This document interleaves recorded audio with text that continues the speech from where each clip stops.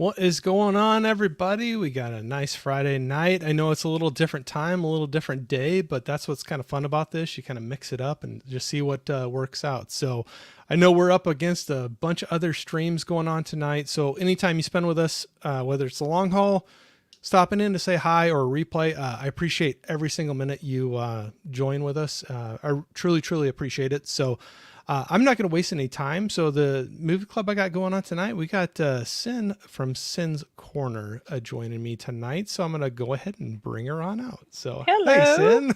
Hello. It's good to be here. Oh, thank you so much. I know it's not your first official time, but it's No, first solo run on my right. channel. So I appreciate you jumping in and doing this. So Please excuse my background mess. Oh my oh, gosh. I need to move this so you don't see the postage scale in the background. well, I was just gonna say, thank goodness my camera doesn't have a wider I know, lens on it it. doesn't see like this. I mean, if I turn this thing around, you'd be like, holy cow. Yeah. If you'll look on the other side. Yeah, no, this is my combination work from home and streaming room. And Same. okay, Same. okay. So we have similar struggles. Yes, this is my office, and I Okay, also stream from here okay, and record my videos from here for the most okay. part. So, and you do more than I do. So I don't have all that going on, but I still have that struggle of, yeah, it's a mess. So luckily you'll only can see this much. Right. Same with me, except you can see like my other computer monitor there. That's And then it. there was, of course, my postage scale, but I try to keep the camera focused on this fun stuff right here. No, that's cool. No, that's very good. So, hey, so I was going to say, so joining on a Friday night, I know that you're super busy with all the things that you have going on, not only just work and personal life, but your YouTube. Yeah. I'm truly impressed. Like, since I started following you, and I'll admit I'm newer to your channel, but I've been enjoying it. But man, Thank you. you put out a lot, like the movie reviews, Yeah. so many different live streams on your channel or Usually it's grouped a with other channels. multicast. Yeah. Yeah. Hmm. So, man, I gotta admit, I feel like I have a hard time keeping up with some of the time I do things, and I don't do anything near what you I know. you do. Well, you live stream quite a bit, I feel like. You're Oh, pretty busy as well. maybe too much. I don't know. No, I'm not saying too much. I'm just saying I don't think you're giving yourself enough credit. Okay. And there are people that do far more that like deleted scenes. He's someone Oh, that I so oh someone my you are god. on quite a bit with. Yeah. Yeah. We multi-stream together a lot, and he is always streaming, and he Yeah. works as well, just like Yeah. I do. So it's like, wow, you are a busy guy. Well, there's like so many times I'm just sitting around. I finish watching a movie, and it'll be like midnight or so my time, and Yeah. get on my phone, and I'm like, oh, sin and deleted scenes, and oh, they're streaming right now. You Yeah, know? like if okay, so that's usually Sunday night, early Yeah. Monday Yep. morning. Yeah, Yep. he has his the other side of midnight. Yeah. And I've been joining him on a pretty regular basis, but sometimes I have to bow out early because I'm like, I don't stay up as late as I used to. I used to be a really like I'm not kidding you, 3 and 4 o'clock in the Oh. morning and sleep until like 10 something in the yeah. Okay. Oh. So I don't do that anymore because I get up earlier because with everything I've got going on, I feel like I'm just more productive. If I get to Yeah. bed a little earlier, get up a little earlier, I can fit in more stuff. So, See, that's where I'm silly. I still get up early. I'll stay up. I used to stay up that late and then still get up early. My oh, I can't body, I just do couldn't that sleep. anymore. Yeah. But then I'm wrecked after that, you know? Yeah, I can only do that maybe one night. If that Right. turns into multiple, no, Yep. can't do it. That happens with me a little bit with, so a couple people I've streamed with before, Gizmo and Anthony. So Video Man Gizmo and Anthony's Horror More over on Gizmo's channel. And anytime, it's kind of funny, anytime I do a stream with them, I say it's not going to be very long, but then nobody believes me because they're like the longest streams I've ever done in my life. Every single time, it seems like Oh they get a my. little longer each time. So Oh my. Well, it's just you get carried away with the fun and the yeah, talking. absolutely.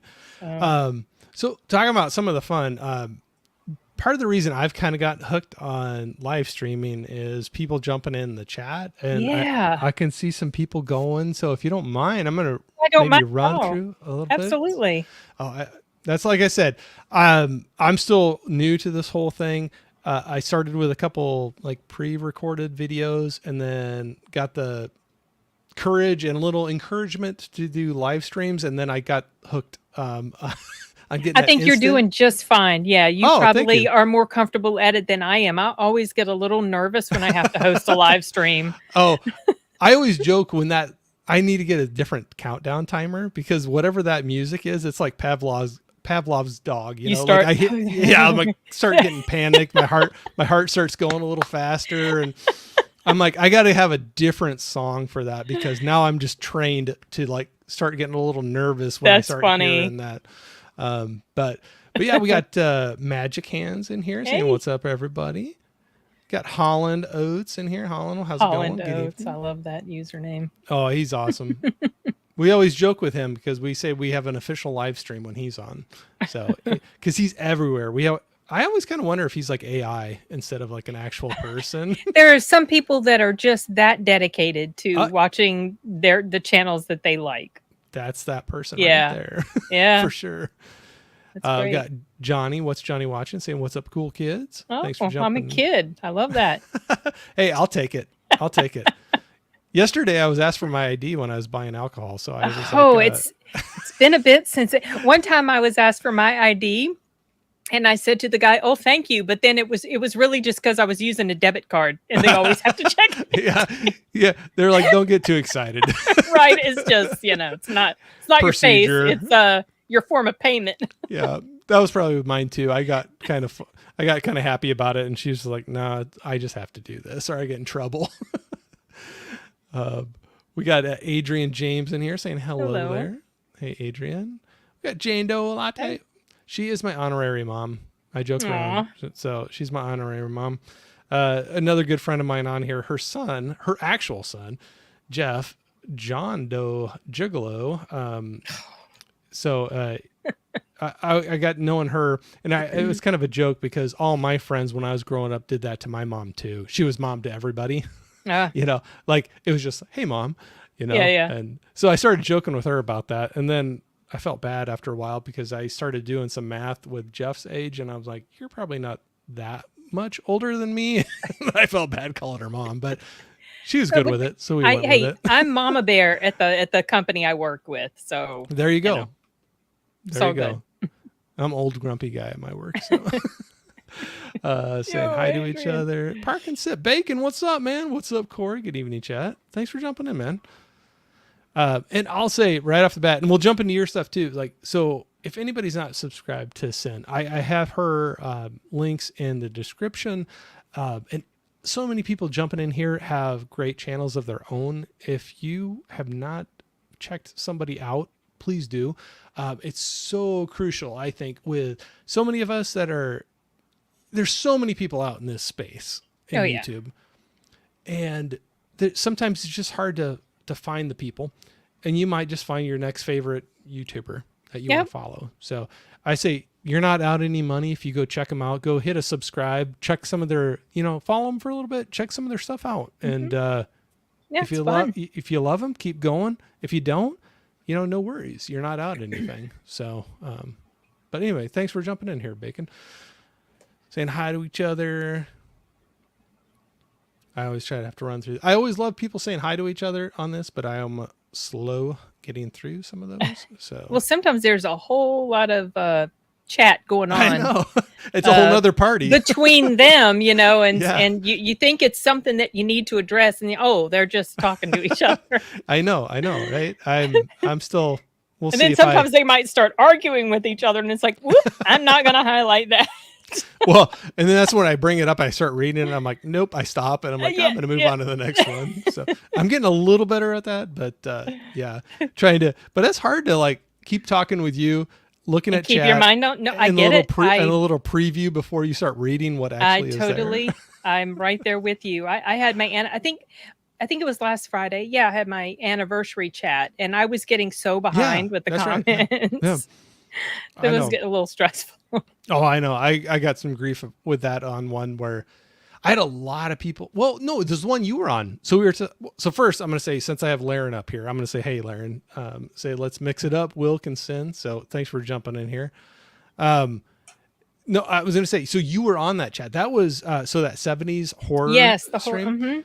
So that was the largest group of people I've ever had Right. in my life. So up until that point, I've either been myself or one other person. Well, no, wait, I take that back. There was one time before, but it was a couple people less than that. Either way, that's a whole nother monster when you got that many people. And Yeah. I don't mean monster in a bad way, but it's just kind of figuring out Well, I how know what you mean. the flow goes. And if you want each person to talk a little bit, so that's where I was like sitting there and I'm like, oh, I started doing math. I'm like, man, if somebody pulls a movie they want to talk about and they only talk like 3 to 5 minutes and there's 8 Gonna take a people, bit. it's Yeah. going to take a bit to get around there. So Yeah. the chat was, I was falling behind on the chat real bad. And each person, realistically, it's going to be more than just 3 minutes because Yeah, right. everybody else is interacting with them about it, and they're all Correct. showing off their DVDs. I thought that was so funny how everybody yeah. would pull up their DVDs It's like, I whenever have it one was too. mentioned.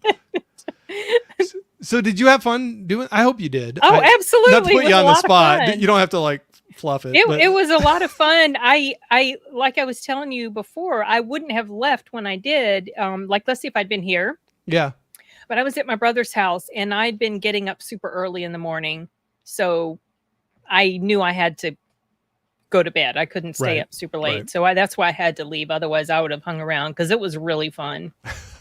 You're It being was. responsible. Well, I just know my body and Yeah. I know what it can and can't take. I know. That's what's funny. We were talking backstage before we came on here. I'm like, I can have a night where I don't party at all. Like, don't do anything crazy. Like, just literally just stay up late and then get up early, and then I feel wrecked the next day. And Well, I'm like, your body needs to sleep, especially know. the older you get. It's I just know. not as easy to bounce back. it's just hard to come to that If realization. I you didn't know? have to sleep, I wouldn't, because I do love life and I love being awake and doing stuff, especially like, stuff, work, and also YouTube and Oh, yeah. interacting. So if I didn't have to eat, I wouldn't stop and make food. I know, right? It's like it's such a waste of time. I know. It's like, how many more movies could I fit in if I didn't have to like? Exactly. So many.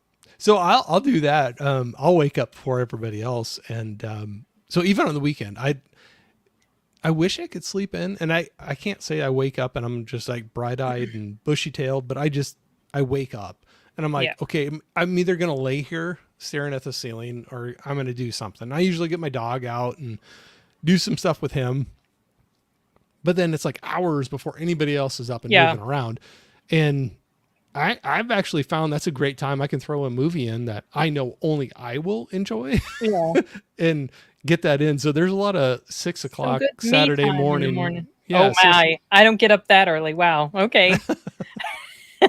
I'm silly. I always joke about that though, where I don't set an alarm on the weekend and I'll still get up anywhere. It's because your body is I trained. know, Yeah. but if I had to get up at that time and I didn't set an alarm, then You would sleep right in. through it. Exactly. This is why if I have to get up at a certain time, like to catch a flight, Yeah. I set 3 alarms. I don't trust myself. No, I do the exact same thing. I literally I'll have 3 different ones like 15 minutes apart or something like that. I have them like 1 minute apart. Oh, okay. I mean, okay. I got it all. Like I have 2 set on my watch, and then I have my phone by my bed set with the Okay. alarm. I just do not, even though I've never had an issue sleeping through an alarm. Only one time in my life ever, and that was when I was in college, Okay. and I had pulled an all-nighter studying. Yeah. And the next day, I was studying some more, and I had to get up to go take an exam the next day early in the morning. Yep. And so I was going to just take a short nap, a short nap, and then wake up and then go to school. And I slept through that doggone alarm. Oh gosh. And I woke up and it was past my class time, and I was just so freaked out. But I went and talked to my professor, and he was cool because I didn't have a track record of just being, sure. irresponsible. So I explained the situation, and he just let me, take the exam like the next day or something when I'd had sufficient sleep. I could see that. Definitely. If you haven't had like you've been like an hour late each time. No, I had never. I was a very responsible student, and that was just like, whoa. I know. I have that paranoia as well. So yeah, especially with early flights, and then you have lots of alarms set. And don't you hate those stupid dreams you have where you have to catch a flight or you have to leave by a certain time and you're having a dream and you're trying to pack, and more you pack, the more you realize you need to pack. Yeah. And it just never ends. And then you're going to be late. Those frustrate me. Those are those anxiety-ridden dreams. Oh my gosh, I hate those. I wake up so stressed. Yeah, I know. Yeah, and then you wake up and like realize you don't have a flight that day, but you still are all stressed out from it. Right. It's crazy. Oh gosh, no, I've done that plenty of times. Johnny was saying, "Yes, Corey, don't waste any time. My milk steak is getting cold." That's inside joke. Inside joke. Yeah, there was a group chat going on today with that went a little crazy today. So yeah, that was one of those. So now I love this. Everybody's saying hi to each other. I'm just gonna run through a couple of these, make sure I didn't miss anybody that jumped in. If I miss anybody's chat, I apologize. I still am claiming to be a rookie with this, so I don't believe you. I think you're a pro now. How long can I lean on the rookie thing? I don't know. Like, did I pass that? As long as you want people to be nice to you about it. Like, please be nice. I'm new. It was like a few weeks ago. I was at a con like early June, and I was on my first panel ever. Oh, cool. And I was so really nervous. And I said my intro was bad. I totally forgot to announce my position with the company or anything like that. I'm just like, I'm Sin. I'm with Jeff. This is my first panel ever. Please be kind. Please be gentle. Yeah, please be gentle. That's how I feel sometimes because I fall behind on the chat so fast. But I'll run through some real quick. Like I said, I just like Tony here. I want to make sure I say hi to Tony, Basement Blues. Thanks for jumping in here. I'll skip through some of the. Oh, we got Mika in here. Oh, hey. They were on the stream too. Yeah. They were on the stream with us echo. too. They were like a little echo in my ear. I loved it. I thought it was so funny. Oh, I loved them to death. They're like, I always say nobody can be positive all the time, but man, every time I run into them, they are. So cheerful. Yeah, and it's so funny when you point that out. They're like, "Oh, we do that," and yeah, they say it at the same time. The same time, it is like literal stereo in your ears. I love them to death. They're awesome for sure. Got Jess in here, Library of Mood Reader. Hello. So Jess just took her step into YouTube. She's got 2 videos out right now. Has a great, awesome. If you can see her little picture there, she has a crazy book collection. Oh, so it's a book channel. It's a booktube. Yep. Okay. Yeah, absolutely. She loves lots of other things too, music and movies. But a great person, her and her boyfriend, I got to meet them in person, and they are very, very good people. And so I was so glad that she took the jump in that, and she's doing really good. Nice. I'm enjoying it. So Mika and possibly Kira. Yep.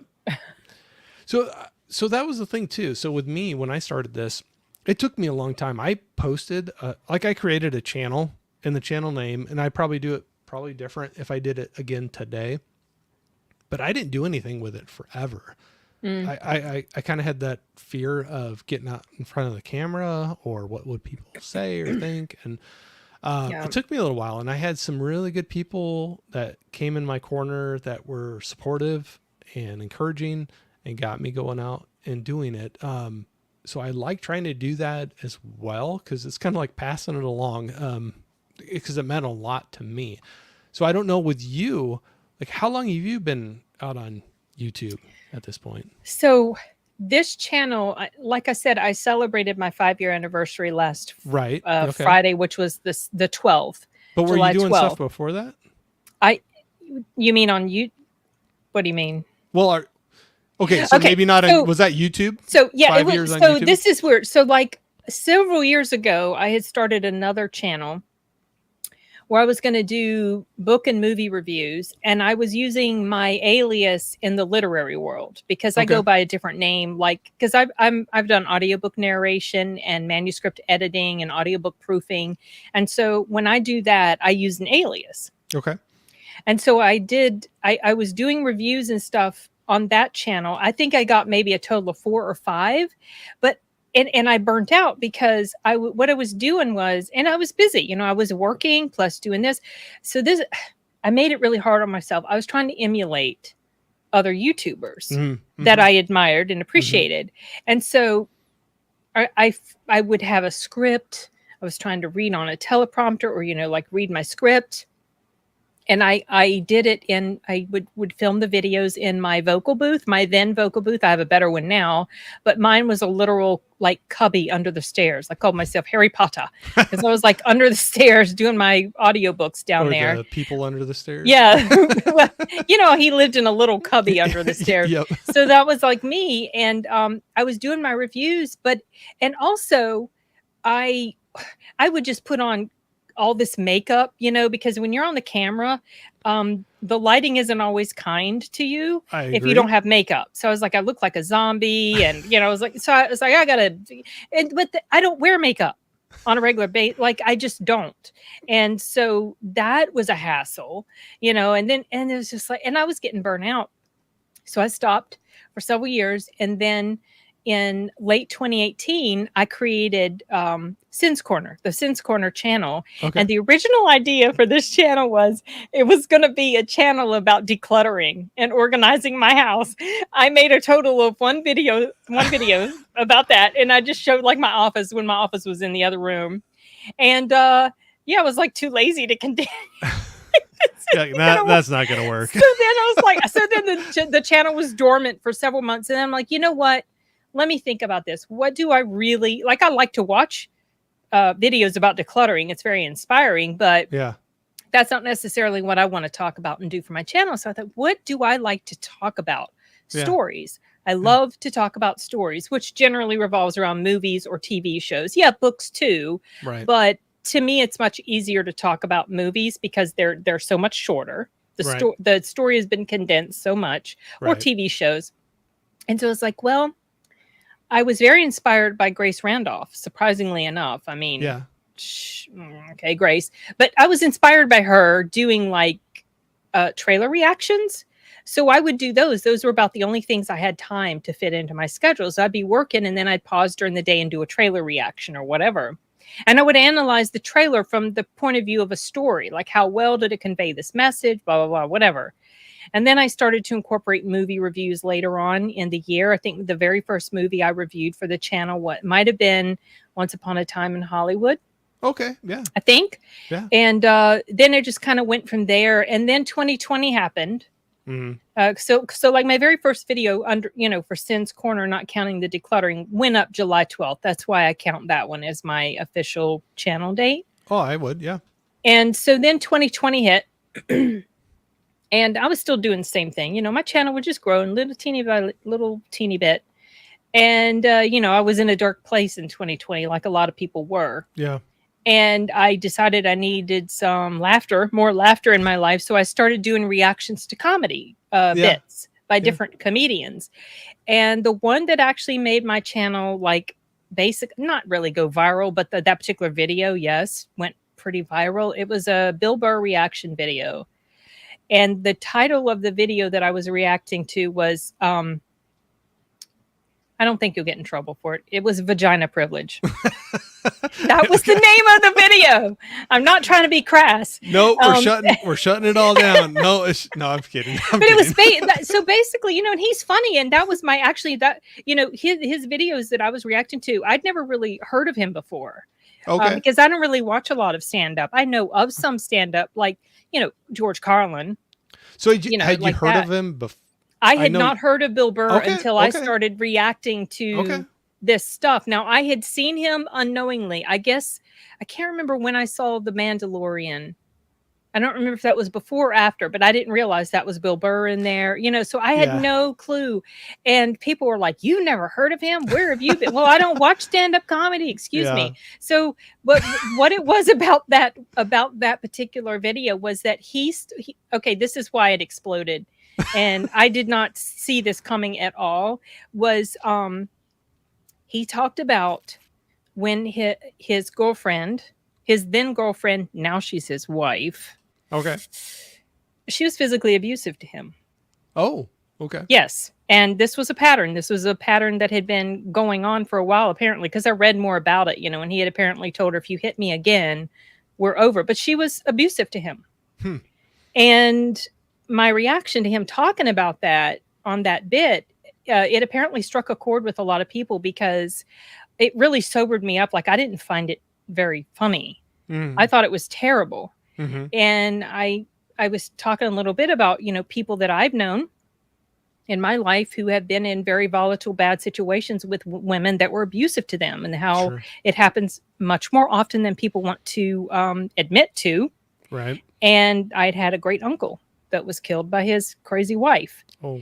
So that made my channel like really take off. Because it was just such an unexpected, like, I really did not know that thing was going to go the way it did, like what he was talking about. And it just sobered me right up. And then I went on a little bit of a rant about the, the situation. And so that's kind of what got me going. And I don't do many reactions anymore just because Right. I prefer to talk about movies. Yeah. But I decided not to get too scripted with my reviews because I don't have time. And I don't do the makeup stuff. I just tried to improve lighting around me, but I just take notes Mm-hmm. when I see a movie, and then I put the notes right up here on my second monitor, and I try to use those to keep me on track. Right. So that's how my channel came to be the way it is now. No, it's funny. I've talked to so many people since I've started doing this, and even though it's a very short amount of time, but just hearing their journey through YouTube, and there's so many people that it started in a different spot where they thought it was going to, but then they just were like, you know what, this is what I'm more comfortable or more happy doing or talking Yes, about. exactly. Yeah. And it transitioned. So you saying that is not like a shocking thing to me. Like, you might look at it and be like, wow, that's quite a transition. But I've heard that from quite a few different people. Yeah. That they started here and ended up over here, but it was just them figuring out what they enjoyed and what they wanted it to do. Right. Yeah. I mean, I always wanted it to be focused around talking about stories / movies and TV. Mm-hmm. Then, the whole reaction stuff to the comedy bits that made it take off. And so I was doing a lot of reactions to that. And so I slid away from it. People have asked me to do more. I've slid away from it because that's not really my passion. Sure. I'm not saying I'll never do it again. And I realized that doing comedy reactions would bring in a ton more views than some of the views I get on my reviews, but it's not necessarily where my heart is. So yeah, you wouldn't have fun doing it. Not as much, no. Yeah, right. No, I can see that for sure. That's where I can see so many things that are like, oh, that took off over there, but is that really me? Is that really what I want to do? Yeah. Not saying that there's anything bad with it. It's just, I don't know if that's my thing. Well, you just got to go with what feels good to you. Like, I have a lot of people in my YouTube buddy circle that they will watch things that they do not like. Yeah. Because and I refer to it, a lot of people refer to it as hate watching. They'll watch things they do not like because they know talking about it is going to bring in a ton of views on their channels. Sure. And I don't want to do that.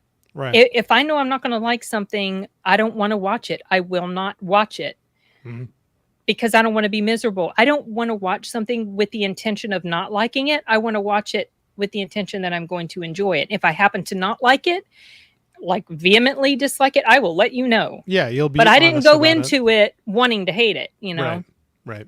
So no, yeah. I can see that for sure. I'm gonna run through a couple more chats here because I know I Nice. fell behind here. Sorry. We don't get carded. Yeah, you know what? There is a point where you're like, "What do you mean you get?" I didn't get carded. You're like, "No, What? sir, you look old enough." No, I've been there. I've been there. I have to go. Oh, Laren, I know that's been a while ago, but thank you, sir, for jumping in here. I always appreciate you jumping in. Having a good one, Laren. Everybody saying hi to each other. I'm gonna go. Tony was saying I get up early 7 days a week. I'm an early 5 a.m. person. Man, I sleep in compared to you. I'm 6 to 6:30. I was 6 to 6:30 when I was at my brother's house. That's why I had to leave that stream. Yeah, you're just like, nope. No, nowadays it's more like 8, anywhere from 8 to 9. Okay. So. Yep, no, for sure. Wild Guys, thanks for jumping in here saying, hey, Corey, hope you're good. Hey, Sin. Logical Spark, hey there. Saying, almost forgot about this. Hey, I am glad you remembered. So thanks for jumping in for sure. We got Jimmy in here, Scottish Geek Guy, saying, howdy, folks. Thanks for jumping in. That's early for you, man. He's actually in Scotland. 5 hours ahead, right? Yep, or 6. Maybe. Is Scotland 6 or 5? Well, probably 5 from you, 6 from me. Oh, that's right. You're behind. You're central. That's right. Yep. Yeah. Yep. So yeah, I think you're right. I'm just thinking my time zone. No, I forgot you were in a different time zone. I'm in the flyover states. In the I look good in blue. Thank you. These are my Panthers, old Panthers jersey. Are you a big football fan? Not anymore. Okay. I used to be. I mean, I still like to watch clips of it because I really do like American football. I just love the brute like masculinity of it. I think it's and some of the stuff that they do is like, wow. But when it started getting really heavily political, I was like, just left a bad taste in my mouth. So I was like, I'm not interested anymore. I don't think you're the only person. No. But I still like my jersey. Yeah, no, that's cool. I always remember my grandpa. I don't know what got him, but he got so hooked on the Carolina Panthers when they formed, when they were a new team. I don't know what it was about it. He grew up and was we were an underdog. We were an underdog, and we went to the Super Bowl just a few years after we were put together, and we almost made it to the Super Bowl like within a year or two, I think, after we were put together. They had some pretty early success. And so I know he got into them. He was from Iowa, but then they moved out to Arizona and lived there for the rest of their years. And for whatever reason, he got hooked on Carolina Panthers. You know what was really fun about the Carolina Panthers? There was these commentators that got kind of famous during like back in the 15 and 16 season. Yeah. When we went to the Super Bowl the last time, there was a couple of Spanish-speaking broadcasters that were huge fans of the Panthers, and there would be these clips that would be put up on YouTube about their broadcasting. Yeah, and it was hilarious, the stuff that they would say and how excited they would get. And one of them had names for the different players, like Cam was the dinosaur, Luke Kuechly was the enforcer or something like that. I can't remember. And somebody else was another name. And it was really, really funny. It is Luke. It is Kuechly. So he would say, like, Kuechly had done something great. And the guy was like, oh, and he was going over, he said, it is Luke. It is Kuechly, which means basically he was just saying, you're Luke, you're Kuechly. Yeah, we know that's his name. But it was so funny. But he was very excited about it. He was just saying a bunch of funny stuff. It was great. Oh, that's funny. Yeah, well, that's what's funny. Like some things like that might not have, you never would have known about before internet and all the social media and everything like that, but then because of that, it got really big. It was a lot of fun. You should go look them up. I'll try to remember to share them with you sometime. But the one where Cam Newton did a front flip into the end zone and got a touchdown. Yeah. Oh my goodness. Those guys just freaked the heck out. He was calling him Superman and all this stuff. It was really funny. Well, I was going to say, that's probably a lot of the calls that got Cam Newton to do the whole Superman thing when he would he would do like that. Pull the shirt. It was fun to watch, Cam. Oh, I miss him. I wish I had a fraction of his athletic ability even now. Oh, it was crazy. Yeah. It's crazy. No, for sure. Scottish Jimmy was saying just back from seeing Twisters was Saw that decent. yesterday. Yep. And I watched your review of that. Oh, okay. So Yeah. um I didn't comment on that one. I think I'm a bad well, no, I'm not bad, but like I listen to a lot of stuff through my work, and sometimes I just don't have the ability to like actually Yeah. sit and make a Right. Yeah. comment on Yeah. something. I do the Uh, same thing. but I listened to that, and so I think you were kind of the same on that. Where like it was decent, It was okay. it I was mean, okay. Yeah. there were some other reviewers that I watched. Like there's a channel that I watch. I've done live streams with her before. It's called Lisa Loves, Mm. and she's from Ireland. Oh, cool. And she she was not as kind to it because she was really picking apart some of the things that I should have noticed too. Like Yeah. like how this one guy, he had the strongest foot in the whole world, that he was able to withstand a whole tornado with his foot. It was really funny the way she was saying it. And it's like, you know what, you're right. I had some issues with some of the stuff in there too, but yeah, I didn't hate it. I was glad I didn't hate it. Yeah. Well, it's like the first one too. There was a couple things that like, yeah, physically you were not going to be able to do that. Yeah. The whole wrapping the leather The belt, strap around your the arm, belt yeah, around the belt, bar, or- yeah. You're like, nah, that's not. That's I not. think that would happening. hold up too well. Jess was saying you're too kind. No, for real. I was so happy to see your videos go out, Jess. It's awesome. I love you sharing your joy of the books and your collection. You got a great collection, and it's awesome to see for sure. Jimmy was saying, Sin saw your Twisters review. Thank you. Do you like doing your reviews? Oh, hey, Tiana. Do I like doing reviews? Yeah, yeah. Oh yeah, because I love to talk about stories. Yeah. So yeah, I Well- love to talk about what I've seen. Maybe that was a weird way to ask it. So you do a lot of live streams and you do a lot of reviews. I see you doing that. Do you lean one way or the other? Something you have more of a passion for So, or more enjoyment for? Live streams are easier in that Yeah. you don't Oh, have to yeah. edit. Yep. You know, you don't have to edit anything. Yep. But I don't always have the time to do like a 2+ hour live stream. Correct. So in some ways, reviews are easier because I can take my time.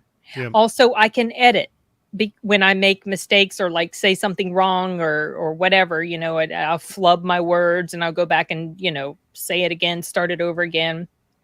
So obviously I feel like my reviews probably look nicer than my live streams, but the live streams are easier to execute. Okay. Yeah. So it's kind of a toss up, you know. I can see that for sure. And maybe that's I like the instant interaction I have with live streams. Yes. But I can agree with you where there's not the work of editing and making it perfect. And maybe some people are a little more forgiving of a misstep in a live stream. They are in live streams, yeah. And some people, that's the format they prefer to watch, is a live stream. Yeah.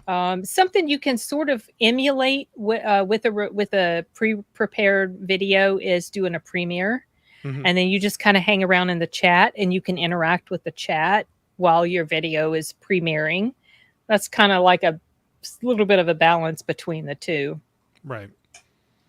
Yeah, no, that's probably some of the reason why I've fallen more that way or with things, but I want to get back into maybe trying some more pre-recorded videos, but just I kind of get hooked by jumping in and having just talking do with what people. works. Do what works for you.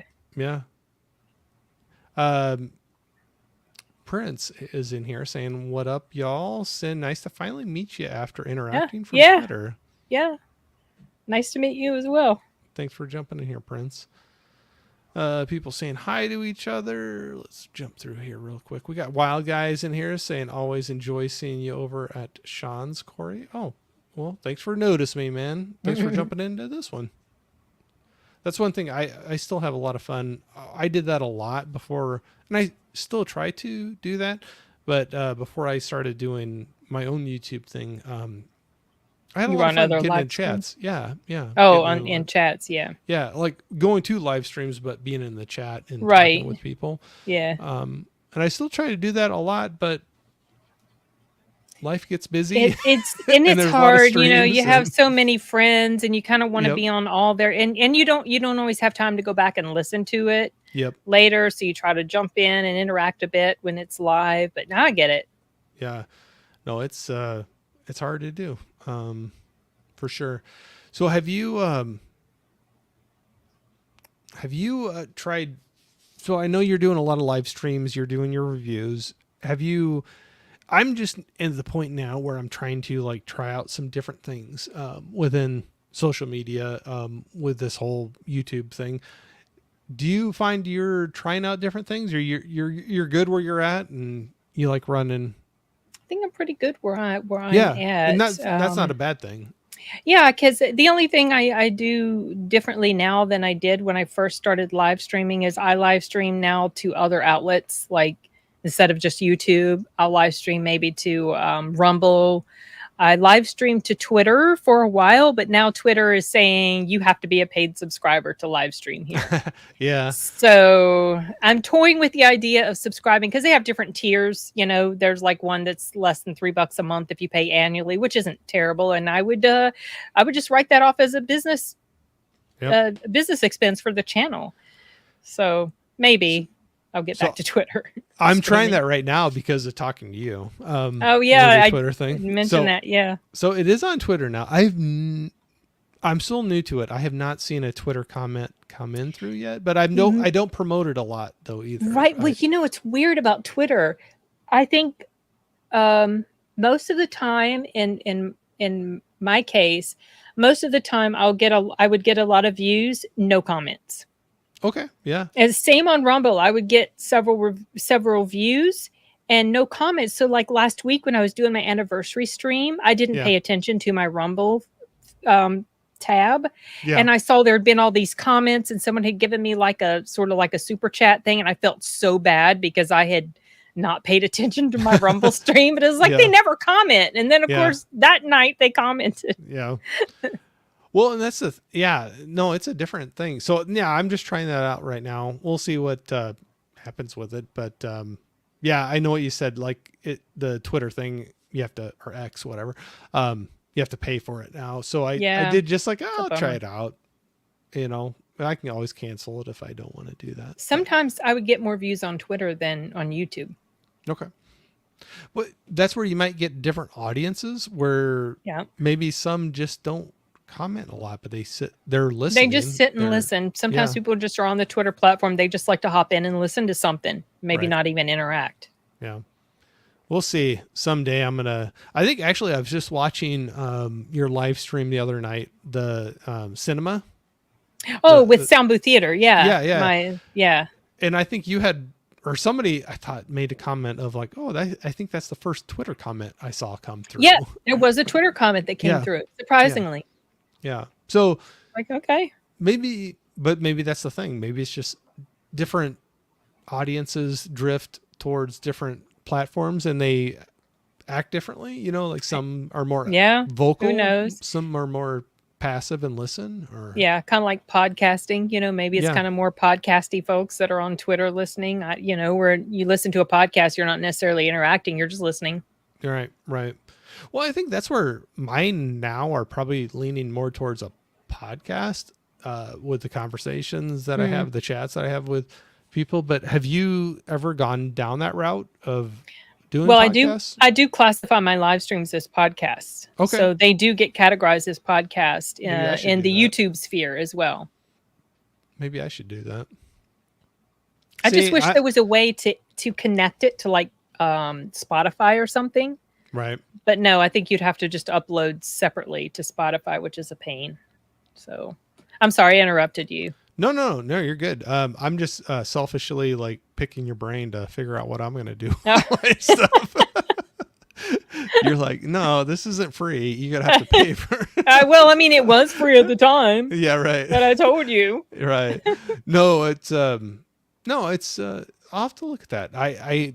I'm so new to it all. I'm just putting it out there as the videos, but I'll have to see if I need to tag something differently to do a podcast, you know, because then those, even people that don't pay for YouTube Premium, they can listen to it without having their screen on then. Yeah, I don't know the ins and outs of that, but it's very easy to create a podcast. I think you can just, what is it you do? Gosh, I don't remember. It's been so long since I did one. I created a playlist and, You gosh, I can can't send you can send me a bill for your coaching session after we're done with this. honestly don't remember how I set it up. It kind of happened automatic. There's like this thing you do, and then it just kind of sets it in motion. And Okay. then I just, when I do my live streams, I just classify it. I classify it as a live stream, my podcast, and also movie review Hmm. and reviews. So I have different playlists for stuff. I have so much to learn. That's a So lot. It's a lot to know. right now I'm just surprised I'm getting on lives. So Johnny was in here saying I always give a movie or film the benefit of the doubt before I cast judgment on it. That's very good of you, sir. To me, it totally depends. Yeah. There are some movies that I just have an instinctive realization that I am not going to like it. Yeah. And so a lot of times what I do is when I was like, I'm not going to like it, I don't want to go see it. I just know I won't. Sometimes I'm wrong, but most of the time I'm right. When I'm like, when I just know, nope, don't want to see it. No, I'm not going to like it. One of those movies was Barbie. And so I read what I usually do is I read the plot. I find out what happened. So I do know what went on in the movie.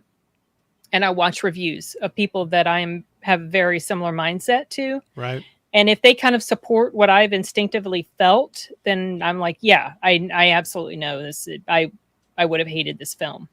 Yeah. So, yeah. So, and then I feel like I know what's the plot. I know what happened. So then I do comment, but I don't do reviews of movies that I've never seen. I just might talk about them, but I don't like do an official review or anything. I never do that unless I've actually seen the film. I was going to say all of them I've seen. You've seen them. Yes, I've seen all of them. Yes. Yeah. Right.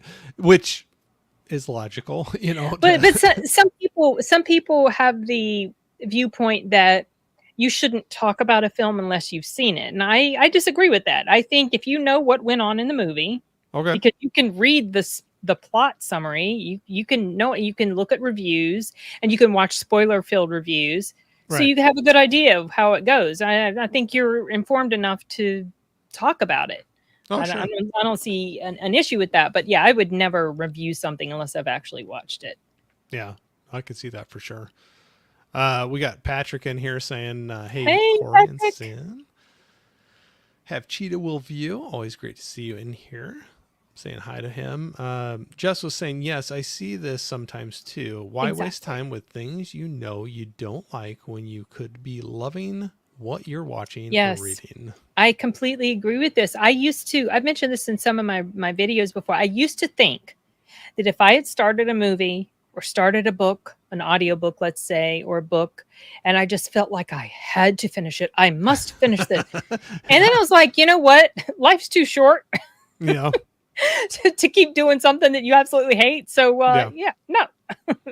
There's I sometimes find it very you're easy to walk away from stuff. Oh yeah. No, there's always some of those where you're just like, man, this has got to take a major turn for me to get back into this thing. Yeah. And you're like, it's not happening with 30 minutes left of it. Bob, hey, how are you doing? Saying, I see a Panthers fan. Old Steve Smith shirt. Yeah. Good old Steve Smith. Hey, Corey. Bob, I might misspeak, but I think you're a Titans fan, right? Or I've seen a Titans fan hat on you. Saying hi to Bob. Let's catch up with this real quick, and then I'll get back here. Lisa loves the Cinema Squad. She loves the Cinema Squad. She absolutely loves them. She wants to be part of them. She's gonna like pester them until they make her official member of the Cinema Squad. I don't know if I'll be an official member of any squad. I'm just out here hanging out. So, Prince was saying, what movie gives you your much needed serotonin boost, Sin, and a movie that gives you the biggest ick? Oh, those are much needed serotonin boost. Maybe like a positive boost. I'm assuming like get you going or a. I guess if you're going to, okay, so basically I am thinking of this as what's your favorite movie and what's the movie you really don't like. That's the way I'm going to reinterpret your question. So right away, my favorite movie of all time, and that has never changed since I've seen it, is Terminator 2.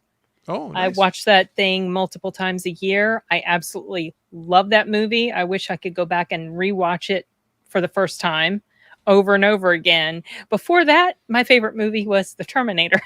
Okay. So You didn't stray far from it. I did not stray far from it. I Well, love there it. are I other love it. movies I really love a lot, but the Terminator 2 is just, I love it That's a so great much. one. Man, Absolutely. that was one when that came out. It was such a powerhouse. The So soundtrack, good. everything, Oh my the gosh. lead up to it. You remember that teaser trailer? Oh Oh, with gosh. him in the factory. Yeah. Oh, so exciting. And my Oh yeah. least favorite, I don't know. I have a lot of different movies that I really don't like. So it's kind of hard to like, I don't have like what's my absolute like number one worst movie. But generally it's weird. I love The Terminator and Terminator 2.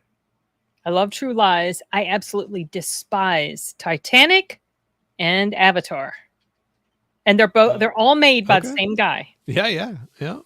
I wish James Cameron would stop making stories about dances with Smurfs and he would get back to doing stuff like True Lies or The That's Terminator. funny. I haven't heard the Dances with Smurfs. I've heard it compared to Dances with Wolves, but I haven't heard this. Dances with Smurfs. I dubbed it that when I saw the first one, and then I didn't want to see the second one, so I never went to watch it. I got the second one for free. I won it from some drawing, and I have not watched it yet. I would turn it. You know what I'd do? I'd turn around and sell it. No, man, I wish you wouldn't beat around the bush and just tell me what you think about things. And you're like, I do. That's the thing. You're so like you hold it so close to the vest. You know, I don't even know what you think about things. I got to work on that. Yeah, No. it's funny. Some people get the biggest kick out of my negative reviews because I can get really animated if I don't like something. Like I did a review for John Wick 4. I was not kind to it. I have that and I haven't watched it yet. Oh my gosh. I was so mad. I like the first one. I like the first I love one. the first one. Yeah. The first one's good. I like the second one too. Third just one, kinda... nope. And then fourth one, oh my gosh. How many times can you fall off a roof and be fine? I can't. Or downstairs. I've heard the downstairs thing, the falling downstairs. It's like, that one. Yeah, that one too. That was so eyeball rolling and cringe inducing. I was like, oh, come on. Yeah. Make it realistic a little bit, just a little bit. He would hit a platform and then he would forcibly make himself continue to roll. It's like, this is ridiculous. Now I gotta watch it. Except it's like 3 hours or something. And I have a hard It's time long. getting back. Yeah. I was ranting about it the whole way home because this is what happened. I was on a live stream. And that was the day John Wick opened, like Thursday previews. And I was on a live stream. It was on Did You See That? Mike's channel. Yeah. Did You See That? Yep. And people were talking about John Wick, and some people had already seen it because they were like, over there in England, UK time or something. Anyway, or maybe they'd seen screener, whatever. Some people had seen advanced screeners, and I was complaining about the third movie, and they were like, well, it's better than the third movie, and there's a little more downtime. And I was like, okay, I'll give it a chance. So I go to watch it. I made a last minute decision to go watch that movie. And at the time, my son worked at the movie theater. So I gave him a ride home because his car had been having issues. So I gave him a ride home after I watched the movie, and I'm ranting about the movie the entire way home. I'm just driving and driving. I'm, oh, and another thing, blah, blah, blah. And then, was he like, no, I'll walk? He thought it was, he thought it was funny. And he was like, and I was like, they should not have called this John Wick 4. They should have called this movie Superman versus Daredevil. Cause that's what this movie was. Just going on and on. And he thought it was funny. He likes to get me going when he knows there's a movie I don't like. Like he'll bring up Halloween Kills and Halloween Ends to me over and over because he knows that just like. I want to get Mom riled up. Yeah, he does that. Poke.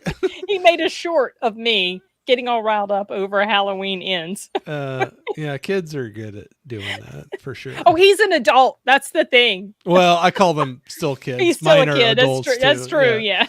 Mine are adults, but it's kind of like my mom always tells me. It's like you're always going to be my kid. This is true. I have said this to my kids as well. Yep. So for sure. No, I've experienced some of those things as well. So Hey. Smirk was saying good evening, Wilkie and Sin. Thanks for jumping in here. Patrick was saying I consider live streams as podcasts as well. Yeah, I Mhm. agree. I just got to like learn the whole like tagging things the right It's way pretty so it can be easy to set it experienced. up. Yeah, It's not hard. not hard for you, but maybe for me. Patrick was saying I'm already pestering the cinema She would be squad. a great addition. I agree. I gotta check that out. I guess So the am I Cinema really bad? I Squad. don't know what Okay, that so is. the Cinema Squad. It's a channel that's made up of multiple YouTubers, and they come Yeah, together on the Cinema Squad. Like they each have their own channels, yeah. but they will come together and do these live stream discussions. And every year they have their own version of the Oscars called the Hmm. Rubber Duckies Awards, I like and that. they'll Yeah. reach out to various YouTubers and ask them to present. Okay. Present for best actor, present for blah blah blah, whatever. So I've presented for years 2 and 3, and we're coming up on year 4. And I hope to get asked again to present because it's always a lot of fun. You Like, just do your video. Yeah, can I please be included? Yeah, this past year I got to pick my okay. category, so I picked best actor, and so I Nice. presented for best actor, and of course Killian Murphy won. And basically they put up a form. It's like a Google form, and they have their audience go and vote. So it's Okay. basically just what the audience likes the most is what wins. Hmm. So what? So did you put up the nominations or what? When you say I hope like to get into that, and I did that, the best actor. So they just reach out to you and they ask, would you like to participate? And say, yeah. And so what you do is you record your video. They don't tell you what the results are for any of the others. You just record your own video Okay. and then you send it to them. And then when the live stream day comes, they have all those videos that they've collected from fellow YouTubers and they bring them up when it's the time to talk about the category. Okay. I And got you. then they have a discussion and then they interact with the chat. So it's just a fun time to hang with people that love movies. Oh yeah. Sounds like my thing. Mika saying Terminator 2, great film. Absolutely. Best film ever. How can you not? I mean, even if you don't think it's your best film ever, it's hard to say that's not a fun film. How could Like, anybody not like that yeah. movie? Like seriously, Arnold is so cool in there, and Linda Hamilton is so cool in there, and she's coming to a con in my area. I'm looking Oh, forward to going to her panel. she was. Sorry, go ahead. Yeah, No, everything. I was just saying. Sorry, I was just gonna say she was kind of badass for that film. She was too. absolutely badass. Like the evolution of her character from the first Mhm. movie to the second. Oh my gosh, she was so amazing. And the physique, oh my gosh. Yeah, Wow. I wish I could have biceps like she did in that movie. Like I'm The I'm not. pull-ups that she could do, she was strong. I'm just saying.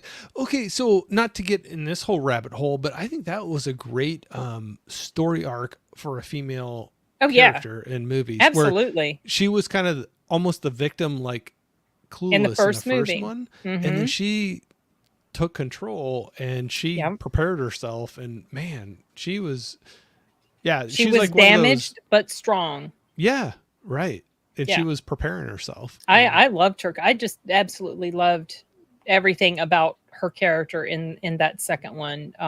And of course Arnold. I mean, he was so cool with that gun. When Mhm. that whole motorcycle chase Oh, that he yeah, was having trying to find John as the T-1000 is going after him, yep, and he's got that shotgun thing that he's like cocking yeah, with yeah, one hand, and they had made that gun especially for that scene. It was like yep. so cool. He was so cool. The whole thing about that whole scene was so cool.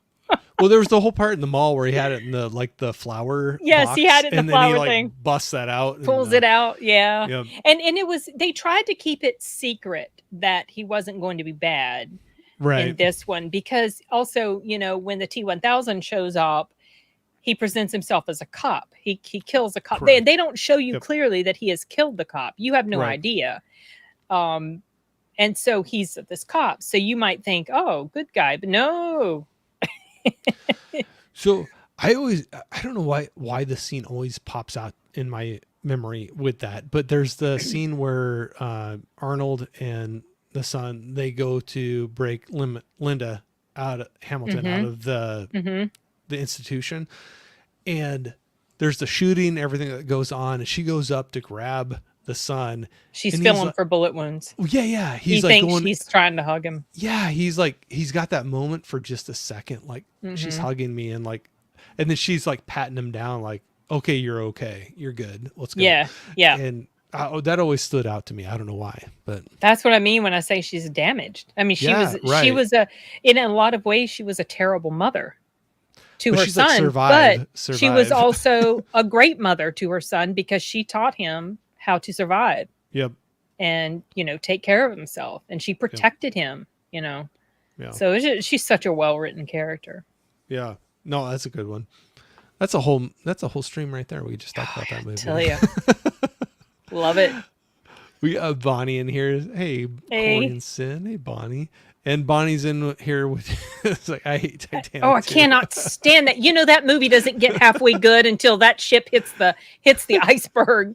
That whole Jack and Rose, I can't stand it. Cannot. And that's like 2 hours stand it. into it before. Oh my gosh. I'm like, let's get to the part where the ship sinks, for goodness sakes. It's terrible. It's a good like how he does the whole thing about what happens to the ship is really very well done.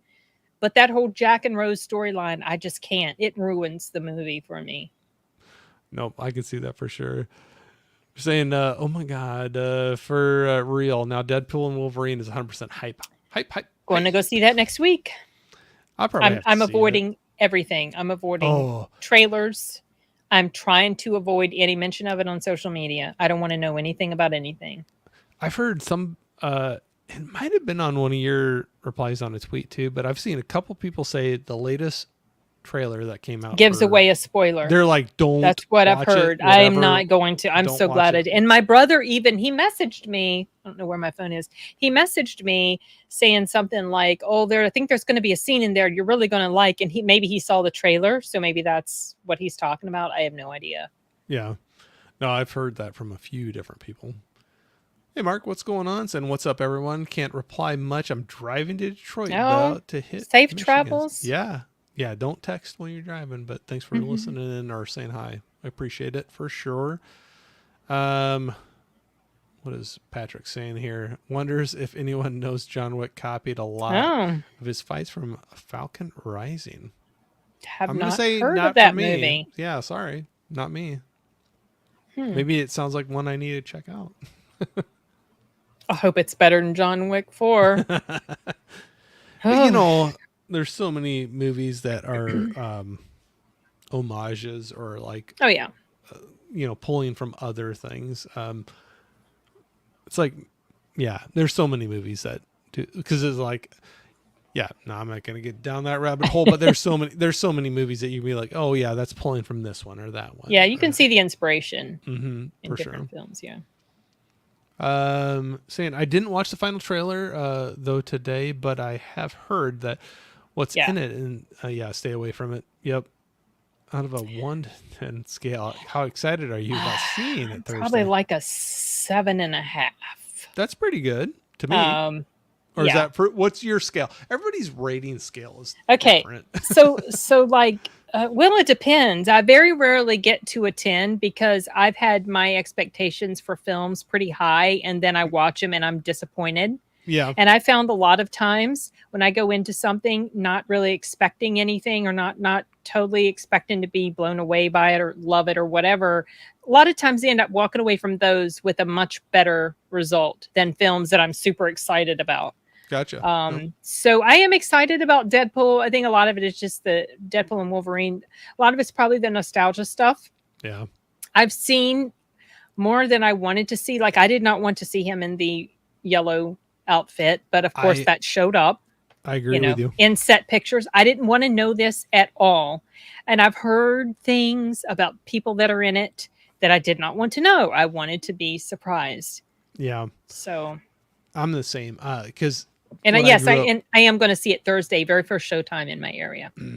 I don't know if I'll be able to. So I'll probably have something spoiled for me. But I'm with you where I wish I wouldn't have seen the yellow suit already.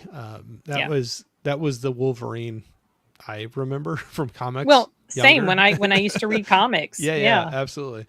That, and then there's so much talk about Lady Deadpool and I've all that heard talk of stuff. that, but I So haven't not that we have to talk investigated. about it, but yeah, but Yeah. there's a few names that were getting thrown out, and I've I'm like, heard some other tell names as me, don't like, tell me anything, yeah. don't tell me.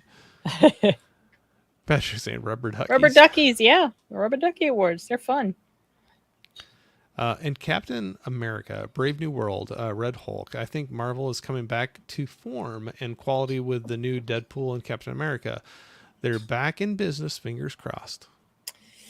I have zero plans to watch Captain America Brave New World. I did not like Falcon and the Winter Soldier, and I don't think that Anthony Mackie can really carry that role.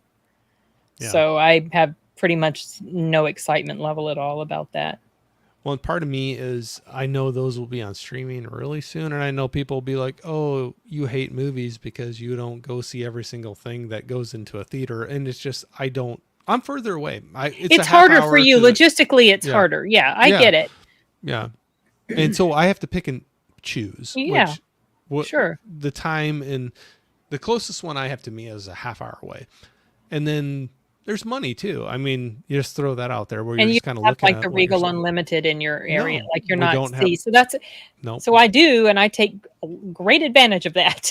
I would see so many more movies if the so AMC used to be in our area and they closed down.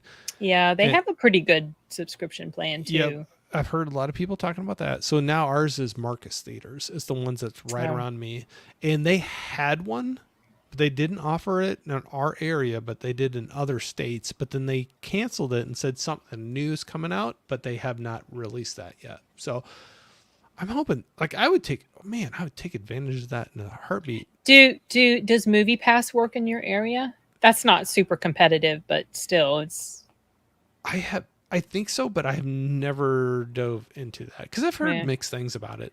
It's not so great. I'm trying Yeah. to use up my points so I can cancel it because I have Regal. I really wish Cinemark was more competitive because I prefer the Cinemark theater in my area to the Regal Okay. one that I go to.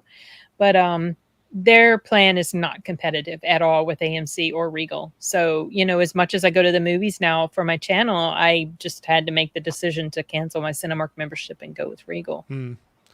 Yeah, I don't get to the theaters a lot. So actually, last weekend I actually got to meet up with a few other YouTube people that I met That's in cool. the space. Yeah, it's been cool. I've been able to. This is the third time I've been able to do that. Nice. And it's a lot of fun. And it's kind of Yeah. surreal at the same time where you're Yeah. like, oh, Yeah. you're a real person, like touch their Yeah. shoulder kind of a Like, thing. wow, you're really tall. I didn't know Yeah. you were that Oh, I literally had that this last weekend with KB Loves Movies. Oh, how tall? A lot taller than me. Oh, And I didn't notice it until I'm like looking at all these pictures we took together, and I'm like, I didn't think I was that short, but I look kind of short. But no, great guy. But there was a group of us that went to see Longlegs. oh, okay. So we were all together. I don't have a lot of people around me that like to see horror movies, so usually I'm running solo to those, Yeah. and so it was kind of a fun thing to do that. That's But cool.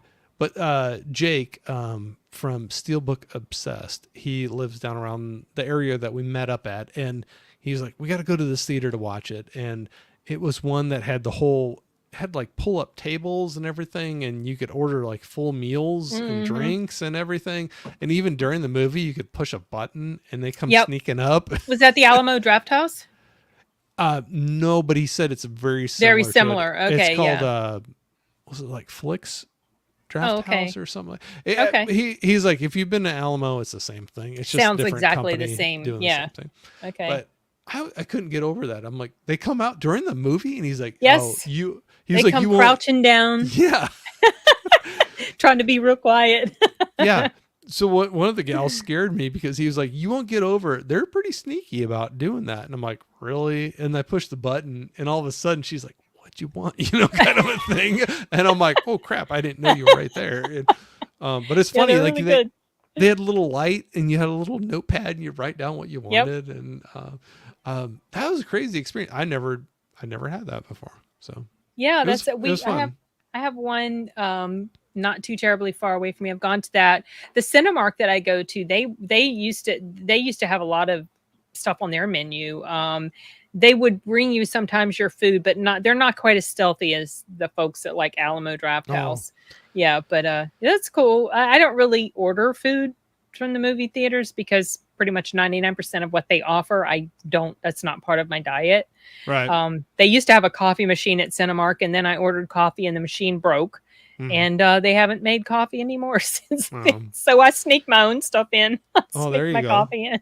No, it was funny. The people that were working at this one, they snuck up on me. I didn't think I was like, how can they sneak up on you that bad? But Oh, they I was can. getting I was getting into the movie too, and you're on these little Yes. platforms, so they're a little lower anyway. Yes, right. And You step up kind of on this little but then I felt area. like a little tap, and I'm like, oh, you're here. It's like, don't press that button unless you're ready to give your order. For Yeah, something, right. but That's it's kind cool. of You funny. got to meet some of your YouTube buddies. I've met a couple of mine. I've met D Movie Man, Yeah. and gonna see him again when I go to Dragon Con. And I've met Chris Gore from Film Oh, Threat, yeah. and I've met him. I met him at Dragon Con last year, and then I went to California to see my brother earlier this year, and Chris invited me to go to their movie hangout thing. So I went there and saw him again. Also got to meet Dante from Verbal Riot Oh, yeah. and met Baggage Claim, and also for the first time, one of the main reasons I wanted to go to the movie hangout was to meet Paulie from the Latino Slant. Okay. So I met him, and he's very tall.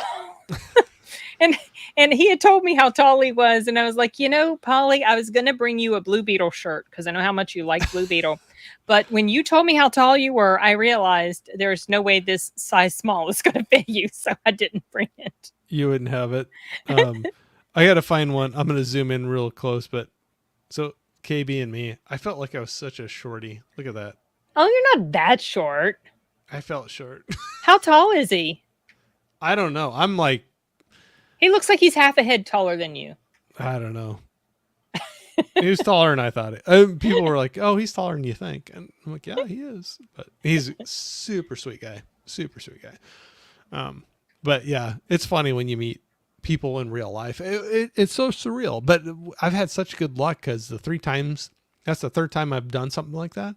I've had such good luck with people just being genuine who they are on YouTube, and they're the same people you meet in real life. Yes, exactly. And so when you It's got so great. that, and I know Yeah. probably not everybody is that way, but everybody I've met so far is like, this is exactly the person that I've been talking to all this time. They're up just the until this same. point. They're not putting on any sort of front or anything. When you No. meet them in real life, they are exactly the same. Like maybe they're taller or shorter than you imagine, Right, but right, whatever. right. Personality wise, Same they're person, though. exactly the same. Yeah.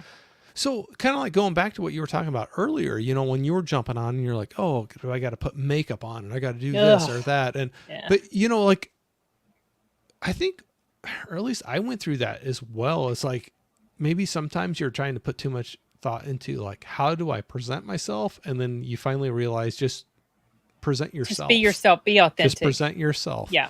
Don't be something that you're not. And I'm not the type of person that puts on makeup, and Right.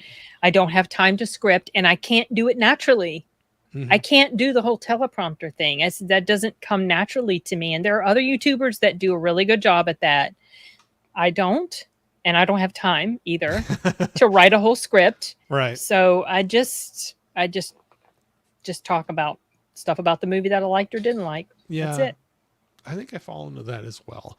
But that's where I think so many people have said this to me before, but I agree with it even more after doing this for just my little time that I have. But it's like, if you aren't genuine and you fake it, it's going to come out. It's going to come out sooner or later. Yeah, it will. That's not you. For sure. But luckily I've had a great experience with all the people I've met so far in person. It's like, man, this is the same person I got to be friends with, through the chats or the live streams. And and you can form some really good friendships with people. I've great. met some really great friends through that. But I hope to do that a lot more in the future too. So you threw out some cons. I've not been to a big convention before, and that's something I would love to do sometime. And that just lends itself to meet up with other people, in this Yeah. kind of thing. But Yeah, so I like to go to cons for fun, but now I go to a lot of different cons I go to now are for the work that I do. So sure. I'm going to Dragon Con and again, and this year I applied to be an attending professional Okay. and I got accepted. And they might put me on panels. So Are you going to have those recorded? Are you going to put stuff out? Can you have content you put out from that? so they will often record the cons themselves. Yeah. I'm sorry, the panels themselves, but I could probably like the very first, the second year that I went to Dragon Con, which was 2022. I did a whole vlog about it. Yeah. I showed like the place where we stayed, and I would take videos when I would go out and about and to the panels and stuff. I don't do that anymore because it's a lot of work. But maybe this year I will do it because I'll be an attending professional. So we'll see. No, that's cool. I didn't know if that was something you could capture and use on your channel too. I think you can. I don't think they have any rules against you doing some filming in your own panels or just filming, when you're there in general. Oh, that's got to be a cool experience. There's one other couple in love with horror. They were going to be on the 70s panel that we had, but they couldn't make it. They're going to be on the next one that I think maybe you're going to be on. Yes. I've got it in my calendar. Oh, so yeah. It'll work out. Yeah, AJ and Christy, they're very, very cool. And I know they had some early experiences that they were sharing with conventions that they went to, that they were on speaking panels. And I'm like, that's got to be, I mean, I'd be terrified at first, but that's cool that somebody wants you there to talk about a certain topic. Yeah, to put you on a, well, I got accepted because, they didn't invite me, but you can apply. But still, so like the big, huge name celebrities, they probably do reach out to them, sure. So they were telling me, we'll get up with you about the schedule and different panels that you might be on. So I think they take a look at your, like what you've applied for. So I applied as a YouTuber, but also as someone in the audiobook profession. Okay. And I don't know what it was that made, like they also accepted Jeff, my boss. So I don't know if they accepted me mostly for the audiobook stuff or for the YouTube stuff. I honestly don't know. So I'm curious to find out what's going to happen. I'm actually mildly terrified at the thought of being on a panel at Dragon Con. Hey, it's not too much different than just hanging out and doing this, right? You just got people in front of you. I have terrible stage fright. Maybe I'll see if I can convince Chris Gore to join me on a panel if it has anything to do with YouTube. Oh, that'd be fun. That'd be fun. I honestly would be the same way too, because I've had some people. I still get nervous about doing what we're doing right now. Live stream, so do I. Yeah, I still get nervous about it. And some people have given me compliments about it, and I was like, I appreciate that. I still get nervous about it, but I think I could do in front of a group of people, but I think it's still different, than what we're doing right now. Well, because you have an entire room of eyeballs looking at you, and right. you can see those eyeballs looking back them. at you. You can't see them on a live stream. You see the comments. Yeah, right. So it's a little different. Yeah, well, absolutely. But I think also it probably helps if you're, whatever it is you're talking about is something you're quite familiar with. Right. So maybe that and something will help. You enjoy too. Yeah. I mean, so that's what makes this easier for me too, is like we're having a conversation about things that interest me and I enjoy. So, and then, or I'm interested to find out your thoughts on it. And it takes the fear off a little bit. Right. Absolutely. Yeah. No, completely. Prince was saying, I badly want to know Crow or Blade. Blade. Oh, okay. Blade. Absolutely. Both are great though.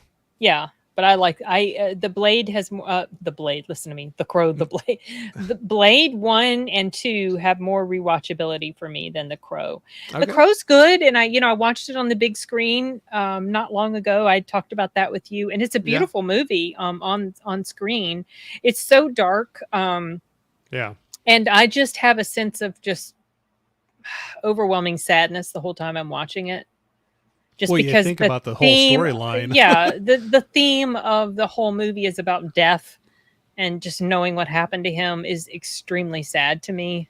So And it's no kind matter of what hard to, no matter what he does, it can't change what right. happened.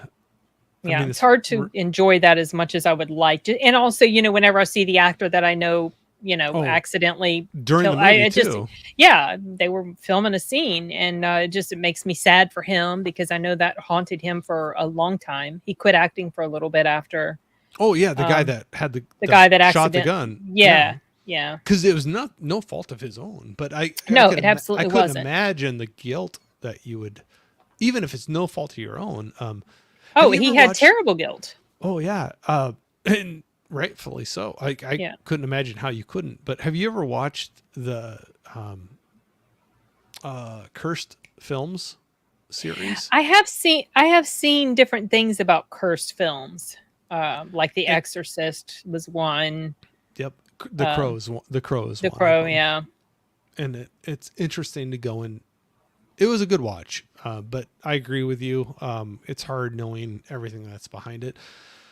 For me, I just had a lot of nostalgia because at that time things didn't get out so fast. So even when the movie came Yeah. out, it wasn't really known. Like I remember hearing rumors that he died, but it wasn't for sure. Oh, Like are you in our head. serious? Oh, I Yeah, yeah. remember I remember the news when it happened. Oh, I'm Because I in a remember when they were small I area, a oh well rural it was podunk oh area. okay. Well it was a big deal when it happened. So yeah, I heard the news about that. And what was also really sad was sorry, my son just walked in. He's showing off his swollen knuckles. Um Was he uh fighting? no, no, he thinks it has something to do with work. Oh, Um what was sad was the year that The Crow came out, which it came out in '94. That same year was a movie that came out about Bruce Lee, the mm, dragon. mm-hmm. So it's just kind of a lot of, oh, that's A lot of sad. weird These two coincidences. movies Yeah, that came out. yeah. Yeah. Another question here: have you seen Linda Yes, Hamilton in she Stranger Things? is. Yep. Yeah, she is. And I'm not trying to look up who she's going to be. I don't want to know anything about anything. Yeah. Something kind of sad about Linda is, her twin sister died a few years ago. So that's sad to I know did that. not Now, know when you that. watch Terminator 2, and you see her twin in different shots, it's like, well, she's not here anymore. No, I didn't know that. And I haven't watched any of the Stranger Things, so am I really bad on that? But, Oh, well, the first season is so good. so at least watch that one. Oh, it's so good. Then you're going to want to watch more. First season is my favorite. Yeah. I did like season 4 quite a bit, but what's her face? Millie Bobby Brown is getting a little bit annoying to me now. Okay. So I'm more interested in the other characters in the show as opposed to her. Okay. But yeah, it's a fun show. I've heard that from other people too. So. Yeah, she's gotten quite off-putting, and it started when she was young too. I think her fame went to her head a little bit, or maybe that was just her personality. It just doesn't. I don't know. Doesn't Well, quite sit well with me. That show blew up pretty. Oh yeah, quick, it did, too. and she was quite young. Yeah. A lot of them were. So. Yeah. Prince was saying, "I'm not rapid firing today." Haha. He's usually good for some pretty With a good bunch of questions. Yeah, yeah, right. Yep. No, I have you? haven't. Okay. Okay, so I haven't. I watched the first season of Cobra Kai and I did like reaction videos to those, and that's a lot of work doing reaction videos to shows or movies. So then I decided I'm not going to do that anymore. I'm just gonna blow through all the rest of the seasons, and then maybe when it's all done, I'll do like a review of the show. So I'm now on season 3. And I try to watch a little bit every day. So I am already behind on the first part of the final season, but those guys are coming to my con as well. So, nice. Few of them, 3 of them. I think the first year I went to this con, Ralph Macchio, the guy who plays Johnny, and the guy who plays Martin Kove, the guy who plays the bad sensei. I went to their panel. I wasn't watching the show, but I went to their panel because I remember them from The Karate Kid. Oh yeah, right. So it was fun. And so now I think the bad sensei and Miguel Sholo Maridueña is going to be there, and maybe Ralph Macchio again. I can't remember honestly, but I'll go to their panel as well, would be fun. Hope I don't hear any spoilers. You're right. Hopefully not. And then or the boys. I stopped watching The Boys. I had watched up to season 3, and I was watching Gen V, and then Eric Kripke opened his mouth and got really political, and was like, "Okay, I'm not interested." And then also, I was hearing that this latest season was terrible. Mm. So I've I only was like, seen the first season of that. first season was good. Yeah. It was a fun show. It's really raunchy and terrible, and it feels Yeah, right. it feels like they really push the envelope just for the sake of it, to see how much they can Yeah. gross you out. And Yeah. after a while, it's like, okay, You're like, I get it. I get it. I don't need to see this portion of someone's anatomy. Thank you Right. very much. Move on. Move it on. Yeah. Give me the story.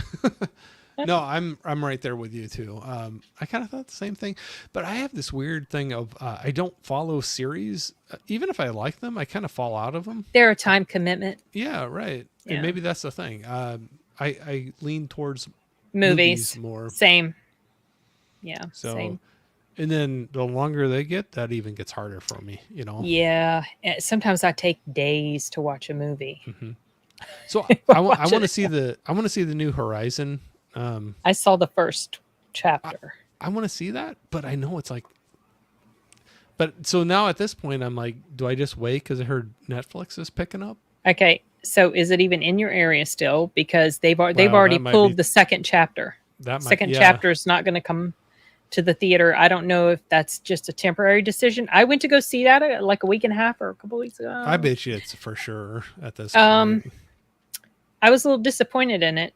Okay. Yeah, there were parts that I liked, but and I haven't finished editing that review. I'm hoping to get that review up maybe next week.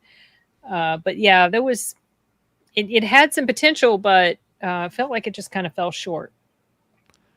They do still have it in my area, at least for this weekend. Well, maybe you should go see it before it leaves, because it's going to leave soon. Yeah, that's what I'm because it's figuring for underperformed. Yeah, get it out and put something else on the screen. Yeah. It's gonna fill some seats, but it's very cinematic. I mean, you'll probably enjoy the cinematography and everything, but curious to hear what you think about the stories.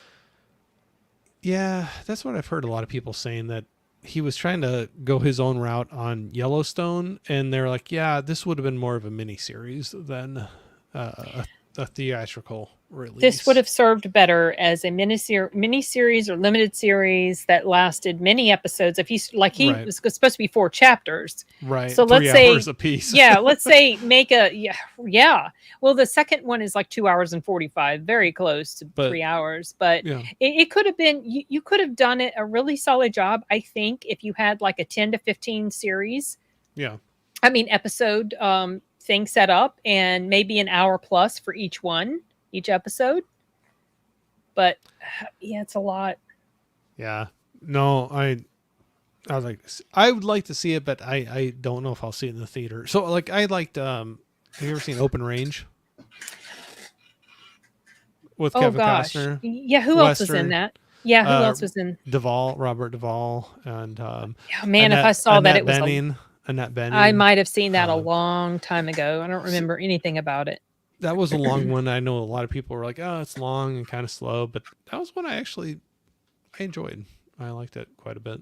So long, sometimes it all depends on the story. Sometimes 3 hours is fine, like with the Avengers Endgame. That was almost a 3-hour runtime. That worked fine for me. But other times it's like, wow, this is way too long. Yeah. Nope, I know. And we were talking, just jumping in here quick too. We were talking about some spoilers, but Alien Romulus, can't wait for that. But saying that, yep, not going to watch that. I mean, I'm going to watch the movie, not going to watch the trailer. Yeah, I got my ticket already. Yeah, they do that so much. It more and more lately. Like way too much. It's really weird. And I mentioned this in my Long Legs review. It's really strange because sometimes it works when they give away a little bit, and then sometimes it doesn't when they do. So I'll give you an example. Abigail. Yeah. I would have loved to have gone into that movie not knowing anything about what was up with that little girl. I mean, knowing something was going on, but not knowing actually what it was. I think it, But mhm. with Longlegs, I went into that not knowing there was a supernatural element to it, and that Right. did not work in his favor Me too. for me. Yeah. So I don't know. It's weird. It's Yeah. hard to No, pinpoint. I'm the same way too. Abigail, I think that would have been a bigger hit if you didn't know I would about have loved not her. knowing. Yeah, and then been like, because I think I would have had a moment in the theater where I was like, Oh, oh, like wow. Yeah, I oh, would have loved I that was shock, oh, right? Maybe yeah, they felt like they had to appeal to fans of that specific genre, but I think they could have given away that there's something horror elementy going on without right, actually giving you the full reveal. right, I think they could have done it, but they didn't. I think that was a foolish mistake. yeah. Hey, we got nerdy film girl in Yeah. here saying, "Hey everyone, hope Oh, thank everyone's you. having a good Friday. Great guest." I agree. So thanks for jumping in here. We got Prince saying Jenna Ortega over Bobby Brown for Mm, me. Period. I I agree. I like Jenna. Here's his questions now. He's got some Slipcover firing off. steelbook. I don't care. I honestly don't care either way. I know You want people the are really big in the steelbook. I don't care. I you just want the go movie? for I look for the movie and what sort of extra features does it have. More and more they're not giving you audio commentaries like they used to. Right. But I look for extra features. Are there little featurettes? Are there documentaries? Is there an audio commentary? I don't care if it's a slipcover or steelbook or neither one. Just a regular old cover. I don't care. And I'm the same way too, but we had this discussion coming up this past weekend about slipcovers. And, some people are way against them. Some people are for them. They will only buy it if it has it on there. And I said, if it's the exact same price and there's two of them sitting there, one has a slipcover on it that's nice and one doesn't. Same price, same movie, everything's the same except I'd grab the one that has a slipcover, but I Yeah, would because you're not. getting a little bit extra. Right, right. But if the only way I can get the movie is without the slipcover anymore, like it's out of the slipcover, I wouldn't stop buying it if I really True. wanted the movie. Same thing. Yeah, Yeah. I don't because I'm not I mean I have physical copies.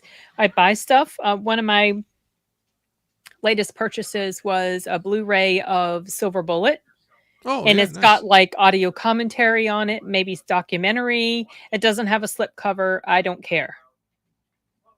I bought it because I wanted that physical copy with those extra features. Same thing with Donnie Darko. We have two different versions of Donnie Darko. So that's interesting. I know you love movies and you see a lot of them, and I know you have a collection behind you, and I know you have physical movies. But Oh are yeah. you big into buying physical movies, or are you pretty selective about what you pick up? I'm more and more selective nowadays. Yeah, Some stuff that I just never watch and probably never like have only seen once or haven't even seen because I don't care. I've got some stuff listed for sale.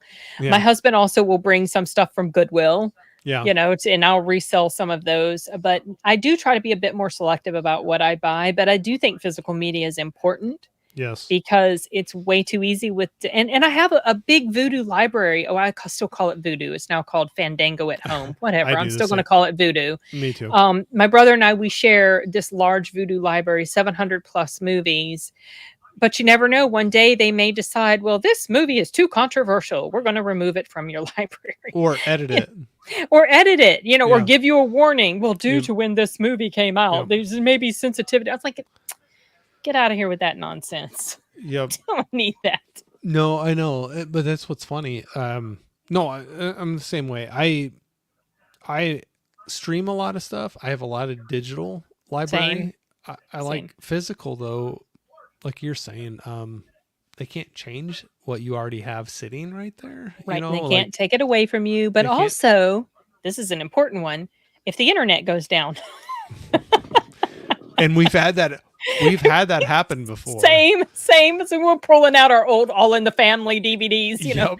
to watch that while the internet's down. Yeah, because we stream everything. So like we don't have a dish or cable anymore. It's Uh-huh. all streaming. So we had one time where the cable was down and everybody was bored, and I'm like, Well, you guys can We pick a do have movie out here physical if you copies back want here. to. I also do have a Plex library on this computer behind me, Oh, nice. and Yeah. so I can access the files on there through the home network. So I can Yeah. still, but it's good to have the physical copies. I think. Come on, Yeah. Chip. Oh, who you got there? A little Chitty. She's joining me. Oh, my Well, dog is about chip, 20 chip. times bigger than that. Don't. Yeah, she's a little feisty one. I love it. Yeah, no, I got like a 93-pound lab. Oh wow, big dog. Yeah, Jeez, he's not fat either. He's a he's a big big frame dog. dog. He's a Yeah, big frame labs dog. labs can be pretty hefty. Yeah, Yeah. it's funny seeing him stand next to his mama. Uh, he's just so much taller and wider, like his frame. And I'm like, how did that come from you? Kind of a thing. But no, he's a good dog, but man, No. I couldn't pick him up and put him on my lap. He's a bull in the That's china shop. that's the one thing I do like about little like before we got smaller dogs, I all we'd had was German shepherds and they can be pretty big. And then we got a medium-sized dog and then we've had nothing but small dogs after that. They are definitely easier to handle. Yeah. They don't Well, make as much of a mess and mm, the food bills aren't as high because they oh don't eat as gosh. much. With everything else going up, we were just talking about that. The dog food that we Yeah. buy for him is a little more pricey to begin with anyway, because it's like to help his weight and some other things. And man, over the last 5 years, yeah. It's really expensive. I buy their dog food primarily or I buy generally the Costco dog Okay. food Yeah. because Yeah. that dog food is okay. It's like mid-range. It's not crap, but it's not like the priciest. Right. But Right. I also found out that Costco's dog food is really just Blue Diamond. Oh, okay. So I buy Blue Diamond sometimes, like on Amazon. I'll get like Yeah. a 40-pound bag or whatever. It's gone up. It used to be only about like 25 to $30 and now it's pushing more like 40 and 50. Yeah. So it's definitely gone up. The bag we buy for our dog is pushing $80 to $90 Oh, now. And that's wow. maybe a little over a month that we Oh, get out that's of a that thing. lot. Wow. I agree. Jeez. um, I remind myself, I love my dog. I love my dog. No, I really do. But that was one thing. That was one thing. He was heavier, and they were like, "Oh, you gotta." There were some foods that we were getting him on to help with that, and especially with labs, they have so many like joint and hip Oh, problems. They're yeah. like, you want to get the weight to a good spot, especially as Mhm. they get older, because some of those problems flare up more Mm, frequently when yeah. you got extra weight on there. But That's true. look at us talking about movies, and all of a sudden, dog food. Dogs. Well, I mean, I have two of my doggies in my lap. Yeah, Chippy and two. then Levi's. I only saw one. Yeah, because Levi, he's over here. He's the little old blind man. This is Oh, Levi. You see his little poor white eyes. oh, well, Oh, poor he's boy. blind. Yeah, so he's like my best buddy. He's always in the chair here with me. You got to have those fur babies. I don't know. I always grew up with dogs and cats too, but I'm like, it's I'm a weird dog not having. person. Yeah, I love dogs. we've had more dogs than. Yeah, But I grew up on a farm, so we always had cats around. They were like always in the barn and stuff. taking care of the mice Yep, yep, and the rats yep, and stuff. Yeah, yep. But man, it'd be weird not to have any right. animals around, or You at least for know me, it would be. But when yeah, the heartbreak of losing one is mm, immense, mhm, and when we're in the middle of it and it's happening, or it's imminent or whatever, you're sitting there, you're holding him as he's passing away at the vet's mm, office. mhm, It's just like I just don't want to do this again. I can't do this anymore. It mhm, just kills my heart too much. And but then it's like, but I can't imagine life without them. mhm. So- We had that. Yeah, we had that before. So before this one, we had a little Karen Terrier. So it was a blonde Toto from Wizard of oh, Oz, and she made it about 13 years. Mm. She was an old girl, but yeah, same thing. We were in the vet office. I was like, "Oh, I'll be fine." I'm Nope. bawling, Uh-uh. bawling away. Mm-mm. Poor the vet tech that was helping us, she started bawling. And then Oh, I was like, I felt so bad because I was like, it's just our dog. It's okay if you don't. And she's and it like must be, bawling but away. I know, but That'd be if a tough she's the pet job. owner, yeah, I don't Yeah. think I could handle that. Yeah. I couldn't. No, that's rough. Because a lot of them have pets themselves and Right. they're And they're animal putting lovers. themselves in your place, and Yeah. They're like thinking mm, of their pet, at that spot. But no, they're not, yeah, it's just so funny because not funny, but I was like, I'm crying, feeling bad. But then I look at her and I'm like, oh, I'm sorry, I'm making you cry. And she's just bawling away. And aw, so, it's yeah, rough. Any, I couldn't see doing that job. yeah, it's hard being a fur baby Yep. parent is they bring great joy, but Mm, when they go you, through stuff and you have to let them go, it's heartbreaking beyond absolutely. words. Absolutely. Black Diamond saying Douglas Fairbanks Jr. Fairbanks Jr. What's that in reference to? I don't know. This is where I might be way far behind, but he says I own about 14 He was Douglas an Jr. actor DVDs from way back when. and want to get more of his. How he was wonderful. Oh, well, I'll Yeah, write it he used to down. play I like a don't know. swashbuckling type of character, I think. A lot of old movies. And by old, I'm not You know talking more like than me. 80s or 70s. I'm like way back before then. Yeah, you know more than I do. I'll write it down. Their Black Diamond, and I'll check it out. I'm not an expert, and I am not afraid to admit when I don't know something. So, Steve was saying, greetings, Corey and Flick friends. Hey, Thanks for Steve. jumping in here. Old Hollywood Mm-hmm. star and the Yep. Yep. 1930s. So, right what you were talking about. So, hey, I know one thing that we kind of touched on a little bit. You working in audiobook Yes. industry, Yes. and I think entertainment things that we consume. There's so many of these things that we can pull in, whether you like movies, books, TV. Um, that was one thing I was going to dive into, and I was just going to say hi quick here too. Cinema Dave Hey. is in here saying so. Dave, thanks for jumping in. But that's something that's interested me. So I have recently in the last couple years gotten into audiobooks more because I kind of steered away from them a bit because I'll admit I don't have any shame saying I'm a slow reader. I can read, Mm, but I am slow and methodical. So like a big book just takes a lot of time commitment for yeah. me. And an audiobook can move along faster for me. And I Because you can can, multitask. yes. Well, or yeah, I don't know if I'm more of a audible, like an taking it in. Auditory. Yeah, yeah, Yeah. that's what I want to say. Than the visual reading. But I know you work in that industry, and that interested me. And I don't know how much you want to go into that. Not that you have to like get way into your job, because I'm like, this is a Friday night. You don't want to talk about your job, I but love my job, so I don't okay, care. I okay, okay, absolutely love my job. okay. So I So, found that very interesting that you work in that industry, yeah. and so do you mind me asking, like, what do you Of do course not. within the audiobook industry? So what I do now is I did start off as a narrator because I love audiobooks. And Mm-hmm. I started consuming audiobooks in the early 2000s. Okay. I remember one of my earliest series that I started listening to was Harry Potter.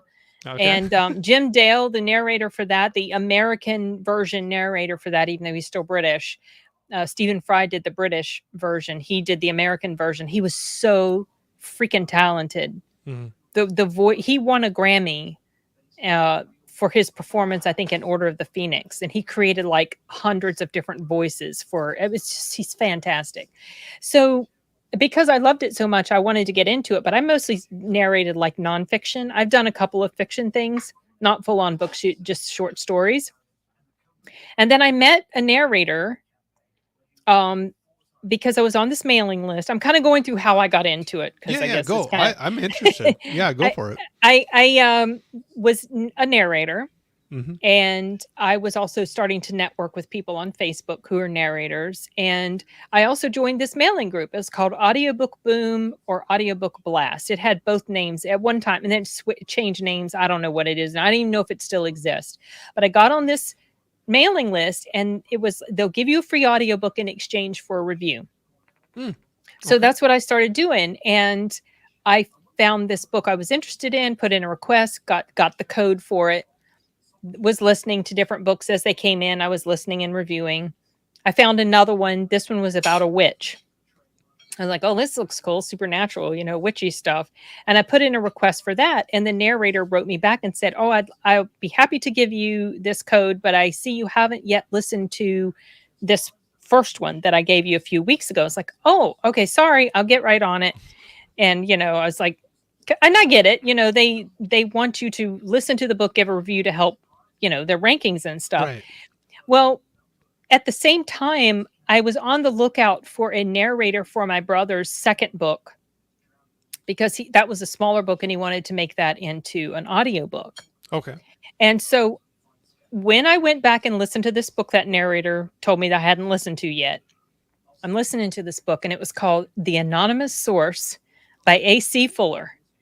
And this is pivotal because if it wasn't for this, I mean, I would not be where I am today. Okay. And so I listened to this book and I'm like, and I knew it would, I mean, I knew I would like the story because it was like a political type thriller sort of thing, whatever.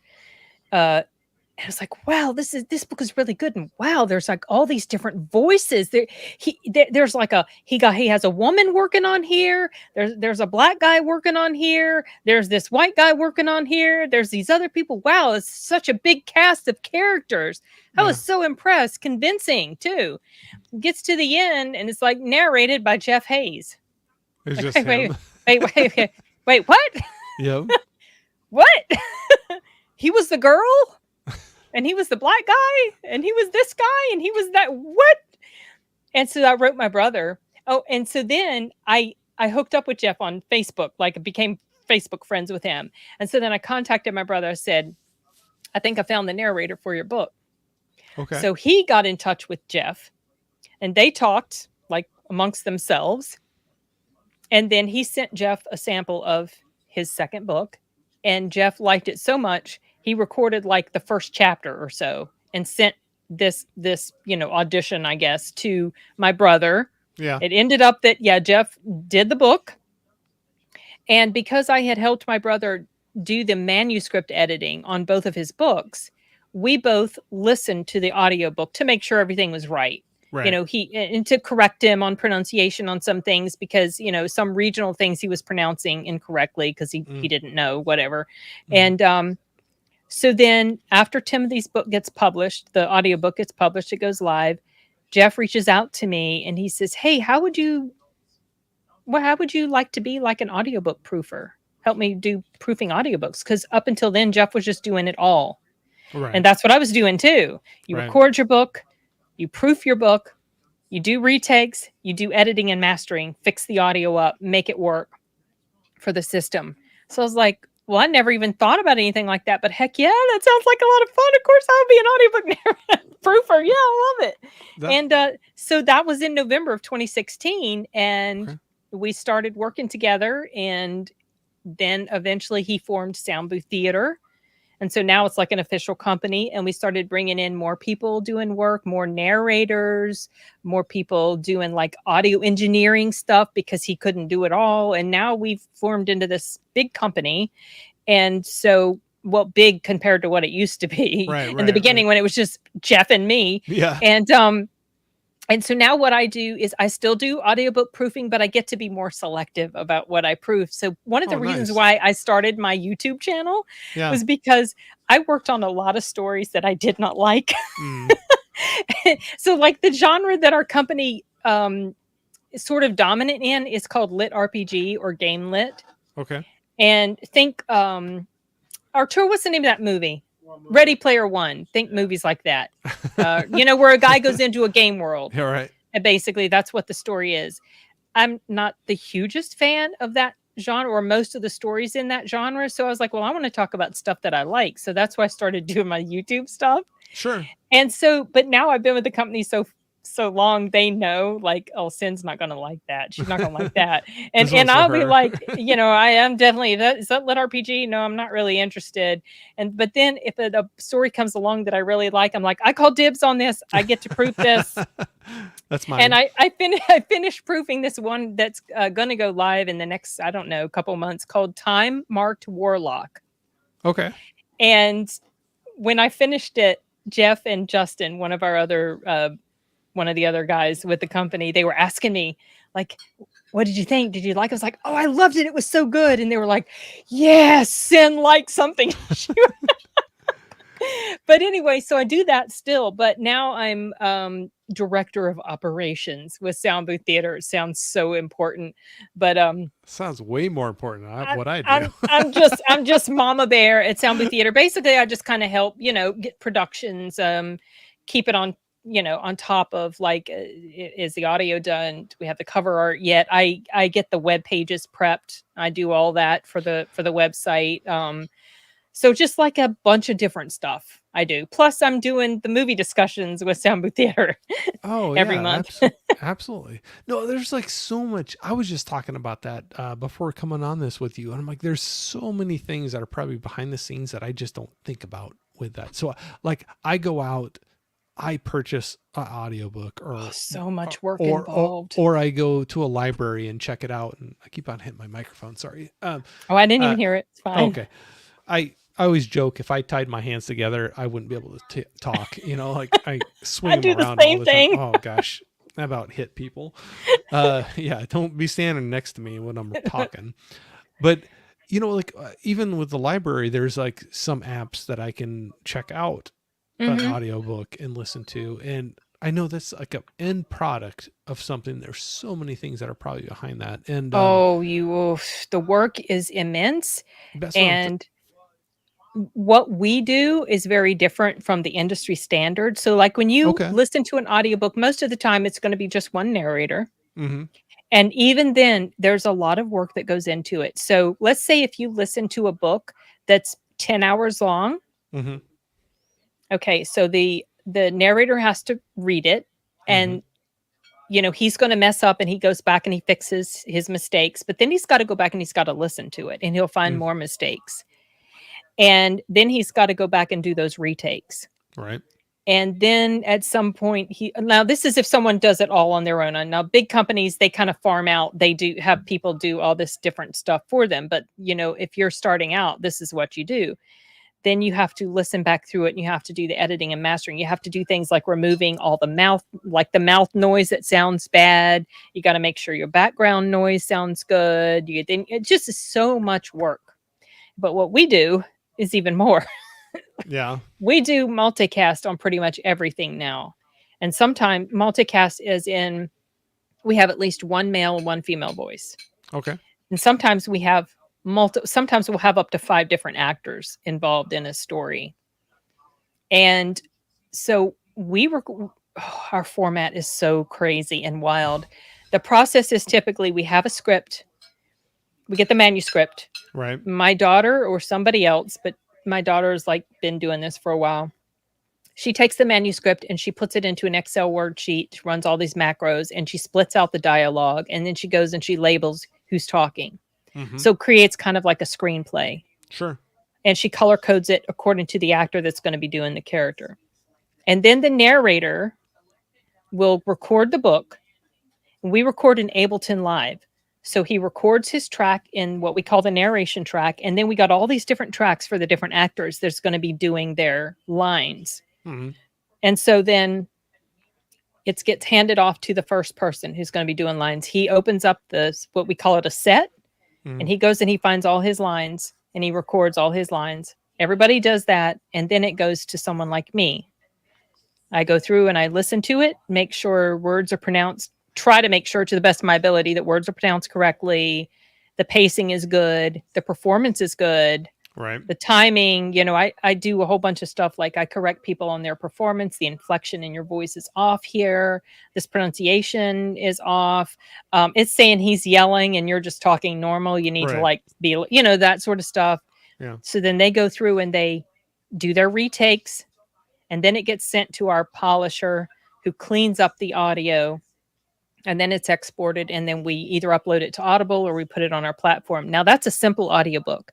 Now we're getting more and more into what we call audio. Well, we call them cinematic audio. So think audio dramas or, Mm, old radio plays sure. with music, sound effects, Foley, and all that stuff. So we're getting more and more into that. So then that adds an extra layer of production work that goes into like the sound effects and the music, and that like we have people that write music for our stuff, our different, we have a lot of musicians that work within the company. My cousin actually is a composer, so I brought him on board. He does some work for us, so it's just a lot of stuff, a lot. It sounds like it.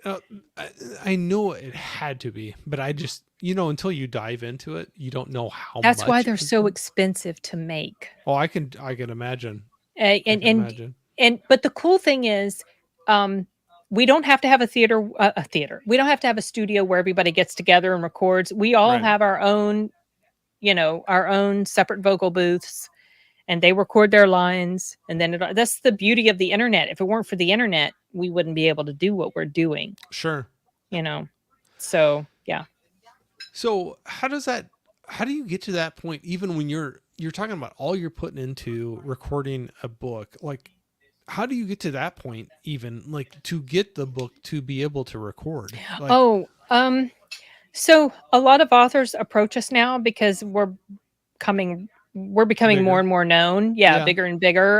We're going to have a footprint at Dragon Con. We're going to be one of the sponsors at a convention called Author Nation that takes place in Vegas. So a lot of people come to us. We have to reject a lot of people, and we accept manuscripts like based on like we look at their sales. Mhm. Are they doing really good on Amazon? If so, okay, maybe this will be a good project for us. Right. Sometimes we will just take something like our biggest product right now is a series called Dungeon Crawler Carl, Okay. written by Matt Denneman.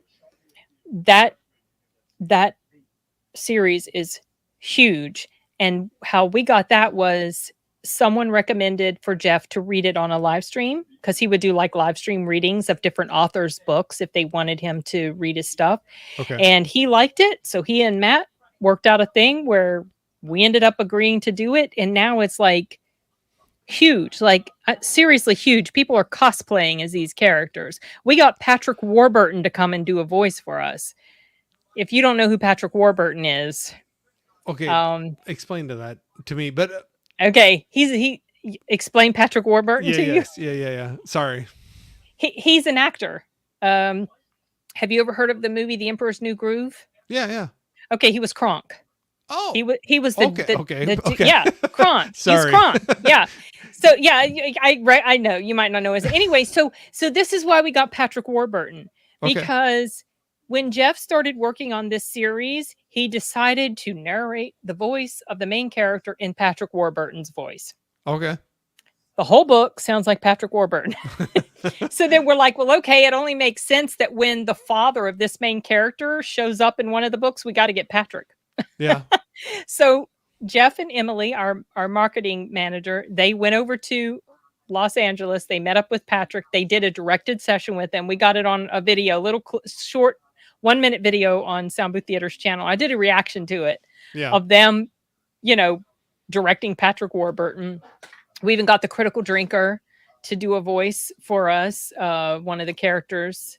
Yeah, Yeah, it's so he's a big YouTuber. yeah, Yeah. yeah. Yeah. So it's huge. So it just all depends on. Sometimes books are accepted based on personal friendship, Yeah. but also if we think it's going to be something that's going to be commercially viable Yeah. because it's so much money to produce it. Sure. And I know I said he's a big YouTuber, but he writes his own books as Yes, well, he's an right? author. I would You're right. love. Oh my gosh, I've read a couple of his books. I was like, I would love if we could do his audiobooks. I've But done I've bought a couple after following him. There was a couple like sales going on in Amazon for the Kindle or mhm. one of the things. But I have the digital versions of them, and I picked them up. But I could almost see him doing the audio of his own books. He's got Well, that voice. I don't okay, know. so I'll tell you about Will. Okay. When he agreed to do this voice, the Yeah. character he played was in book 3 of Dungeon Crawler Carl, and he played an alcoholic Scottish dwarf. which fits his character, right? Because anyway, so Jeff had to hire a studio, Check, check, check. right? All the boxes. So, so Jeff had to hire a studio in Scotland, close to where he lives. Yeah. And then they did this remote directed session thing. Yeah. And the studio recorded it. There's like a Yeah. video recording of it. And I have a copy of that on this very laptop. I have a copy of that recording. Yeah. And I asked Will, because this was back when I was doing more reactions. I said, Will, is it okay if I like react to this session of you, doing the voices? He gave me permission. I just keep forgetting about it. I Oh. haven't reacted to it, but I have seen a really small clip of him that was put up either on his page or Sound Booth Theaters. I can't remember. And it's like, oh wow, he's not a voice actor. You can really tell he's not a voice. He looks so uncomfortable. He's like standing there like this, and he's doing his lines. That's what's funny, because he seems so like laid back or comfortable with his live stream, or his things he does. But it's different. Reviews, it's a different format too. When he does his reviews, he has a persona, right? The character, the drinker, yeah. Yeah. But he's not an actor, and so a lot of times people are like, what do you do to be a voice actor? Well, you have to be an actor. You need to actually be able to act, because it's basically, you're just acting. You're just behind a microphone. That's all. And so he looks so uncomfortable. I just got to say though, he's got like one of those voices that I like, you can listen to. I don't know. Oh, he's funny. He cracks me up. Some of the stuff he says cracks me up when I listen to his reviews. No, that's for sure. I could see that. I'm going to get back to that real quick. There was a couple more chats that came in here, and I'm just going to hit those real quick. But Black Demon is saying it's tough to be famous. Good movie by him. Also, Love is a Racket. Sorry, you can read faster than I can. Oh, so, I'm not sure what movie he's. I don't know if he might be still talking about Douglas Fairbanks. Yeah. I'm sure that's what it was. It was probably a while ago, but yep. I'm sure. Sorry, y'all. Yeah, sorry. We get carried away. I know. I'm bad about keeping. And I've got the screen really big, so I don't see the comments. I got the screen big so I can see you better. So I'm missing the chat. I'm not seeing. It's not your fault. No, I'm sorry. Fault. You have to see me bigger. Oh no, I want to be able to see who I'm talking to. You might not want to. Jess was saying. Great. Yep, I love them awesome. Because they're great for me. The reason I started listening to them is because I used to love to sit down and read. But when you have to adult, it's a little harder to be able to sit down and take that time to read. Right. And that actually made me really sad, because I love stories so much. And so then I did put off audiobooks for a long while, but then I started listening to them, because it's like, well, I can fold clothes while I do. Right. While I listen to a book, I can do the dishes, I can clean the bathroom, I can go for a walk while I'm listening to a story. So I prefer them now to books sitting down. But I'm telling you, the narrator makes all the difference in the world. If you have a terrible narrator, the book is not going to be enjoyable. I have stopped listening to audiobooks. Ron Perlman is one of the worst narrators. He was terrible. It was so bad. I would rather just listen. I would rather just sit down and read a book if a narrator's that bad. But fortunately, most narrators have gotten better. A long time ago, it used to be very cut and dried, not much emotion to the performances, and it's better now. Yeah, no. So Jess here, great book collection. She loves reading. She was throwing out some suggestions to me a while ago, and I think one I started up, I still got to finish. I've seen the movie, but was doing the audiobook of The Martian. I knew you were going to say that. Sorry, in fact, I almost said The Martian. Yep. Nope. She was one like, hey, if you want to start, try that one out, kind of a thing. But he wrote another book that's supposed to be really good, Project Hail Mary or something. I haven't listened to that yet either. Jess brought that one up too. Huh? I have not gotten into that one yet, but so do you have any, whether it's your own projects or other ones, if you're like, hey, these are ones I think you need to check out if you're going to check out audiobooks. So Not to I put you on the really spot. well, okay, so I really like a series called this is stuff that we've worked on, a Yeah, series yeah. called The Feedback Loop. That was the first lit RPG or game lit story that I actually really enjoyed. It's a combination of a guy being stuck in a game and a repeating day Yeah. scenario. That's what Yeah. that story is. And Harmon Cooper wrote it, and he's a really good writer. I like his stuff. Also, Time Marked Warlock, which I was just talking about. Hmm. That's a repeating day story. And it's about this warlock who has made a pact with Kronos, and he can rewind time up to 24 hours. And that's like a mystery, so if you like that sort of thing, that's a fun story. I don't know when that's going to be out. I can't remember what day we've got Okay, that that one's scheduled to, oh. but But one of my favorite the feedback the loop is feedback out. loop. Yeah, that's out. Yeah, I Okay. can't. I think that might be on Audible. We put some stuff on Audible, some stuff on our website, some stuff both. Um, as far as other books, like I really like the Harry Potter books. Yeah. Jim Dale, fantastic, fantastic job on those books. If you like Harry Potter, I didn't start listening to those books until after I saw the third movie when it started to get a little darker. Yeah. So the first two movies are a little bit more lighthearted-y, kind of like the movies. Then it gets darker and more serious. I really liked Stephen King's oh gosh, Salem's Lot. Mm. But it's been years since I listened to that, and they might have redone it with a different narrator. So I honestly don't know. Trying to think of some others. Books by Michael Connolly, Okay. Harry Bosch books. Those have gone through different narrators, but now the current books are being narrated by the actor who plays Harry Bosch in the show. The Lincoln Lawyer, also by Michael Connolly. Those series of books, they're really good. He's a solid writer. And of course, AC Fuller, the guy who got it all started for me. If it weren't for AC Fuller, I would not be doing what I'm doing. He has also rebranded, changed his name to D.D. Black, changed his pen name to D.D. Black, and now we're getting ready to produce an audio drama of a very popular series of his. Gosh, I can't remember. Adair. Oh, shoot. I can't remember the character's name, but the first book is The Bones at Point No Point. And I'm working on getting the script fixed up for the audiobook production of that. Okay. We're hoping to get that out by the end of the year, or at least the first episode. Well, I wrote a bunch of these down. I would like to check those out. You were mentioning Stephen King. One that was thrown out to me not too long ago that I did grab was The Long Walk. I have not listened to that. Okay, so that's one I have not either yet, but that was one that I did grab. 11/22/63 was I enjoyed that. Okay. Also, another author, Robert R. McCammon. I've liked a lot of his books that I've listened to, but a lot of Stephen King books I've listened to, but a lot I haven't. So, what's The Long Walk about? Do you know?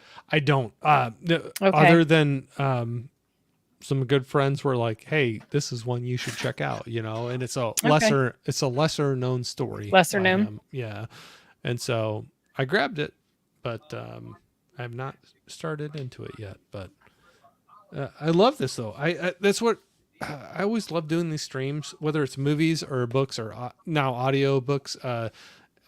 Getting suggestions of things that I've Whole not bunch of come stuff. across. Yeah. Because there's so many things that I might absolutely love, but I have not. I've not gotten. Just don't know about them yet. Yeah. Right. Yeah.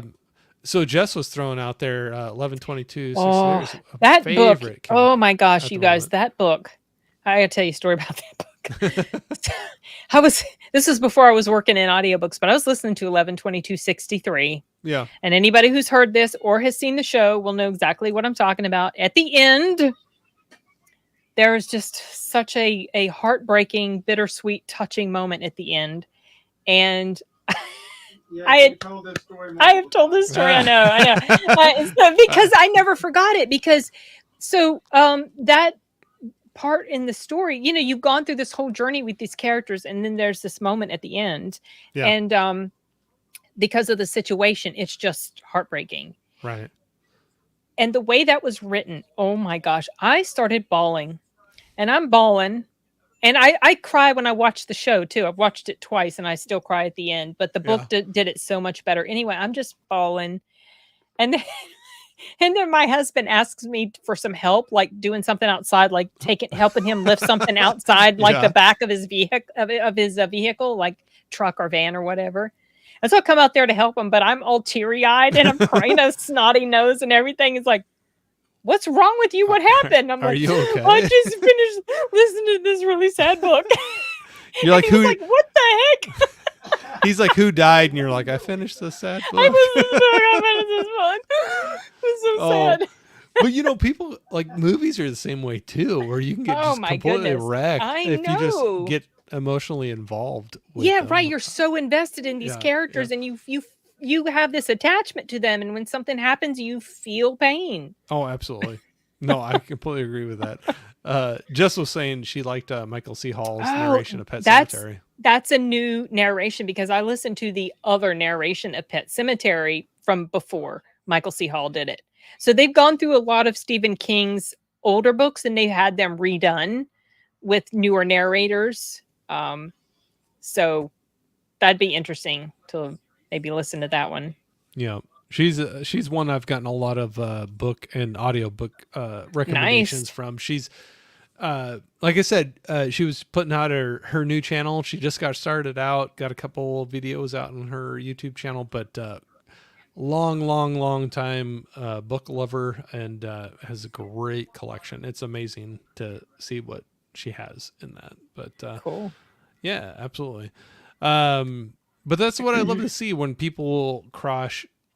I know she loves to read, but she'll go into audiobooks too. And that I kind of lean towards more just because I can get through it a little easier, especially a longer book. Yeah. But then I've even run into some people that will do both. Well, they'll Yes. listen to the audiobook and read it at the same time, and it My helps brother them. my brother does that or he'll have Yeah. it synced up. So like he'll listen and then he'll Hmm. pick up his Kindle and it'll sync with what Yeah. he's Okay. listening Okay. to. Yeah. Yeah. So he can just pick up with where he left off. Yeah. Oh, absolutely. Just help you process it and retain it better. Yeah, I can see it that. can. Yeah. Switching gears a little bit, but Prince was saying, I got to ask you about Oh, your thoughts on RRR because we okay. vibe about Indian cinema. So RRR. Yep. I tried to watch that movie twice. Uh, and I gave up on it after about 15 to 20 minutes. My first stopping Wow. point, wow, 15 I to just 20 I minutes? couldn't I could not and I people love that movie. So I have this weird relationship with Indian cinema. I don't like the song and dance stuff. I cannot Mm. stand that. I cannot stand that. So you brought I that up in a recent review on Kill. I did, and there Sorry, was is it no not to song and interrupt you? dance. There No, was no I know, song and dance. but you brought that up in that That made me review. happy. And Yep. that's actually I think that was actually a I can't remember if one of them was I think Kill might have been a Bollywood movie and it doesn't feel like a Bollywood movie. Yeah. I think that's what someone told me. So yeah, RRR, the opening scene of RRR when there's that old snooty like white British rich fat butt couple Yeah. and they want to take this child and like that whole scene was just it felt so forced and over the top. I was like I can't, this Yeah. is terrible. And the acting was terrible to me, like the British Yeah. couple, it was like, oh, this is so over the top and this is cartoonish, I just can't with this. I was like, okay, I'll go back, I'll try again because I've been hearing nothing but good things. I'll try again.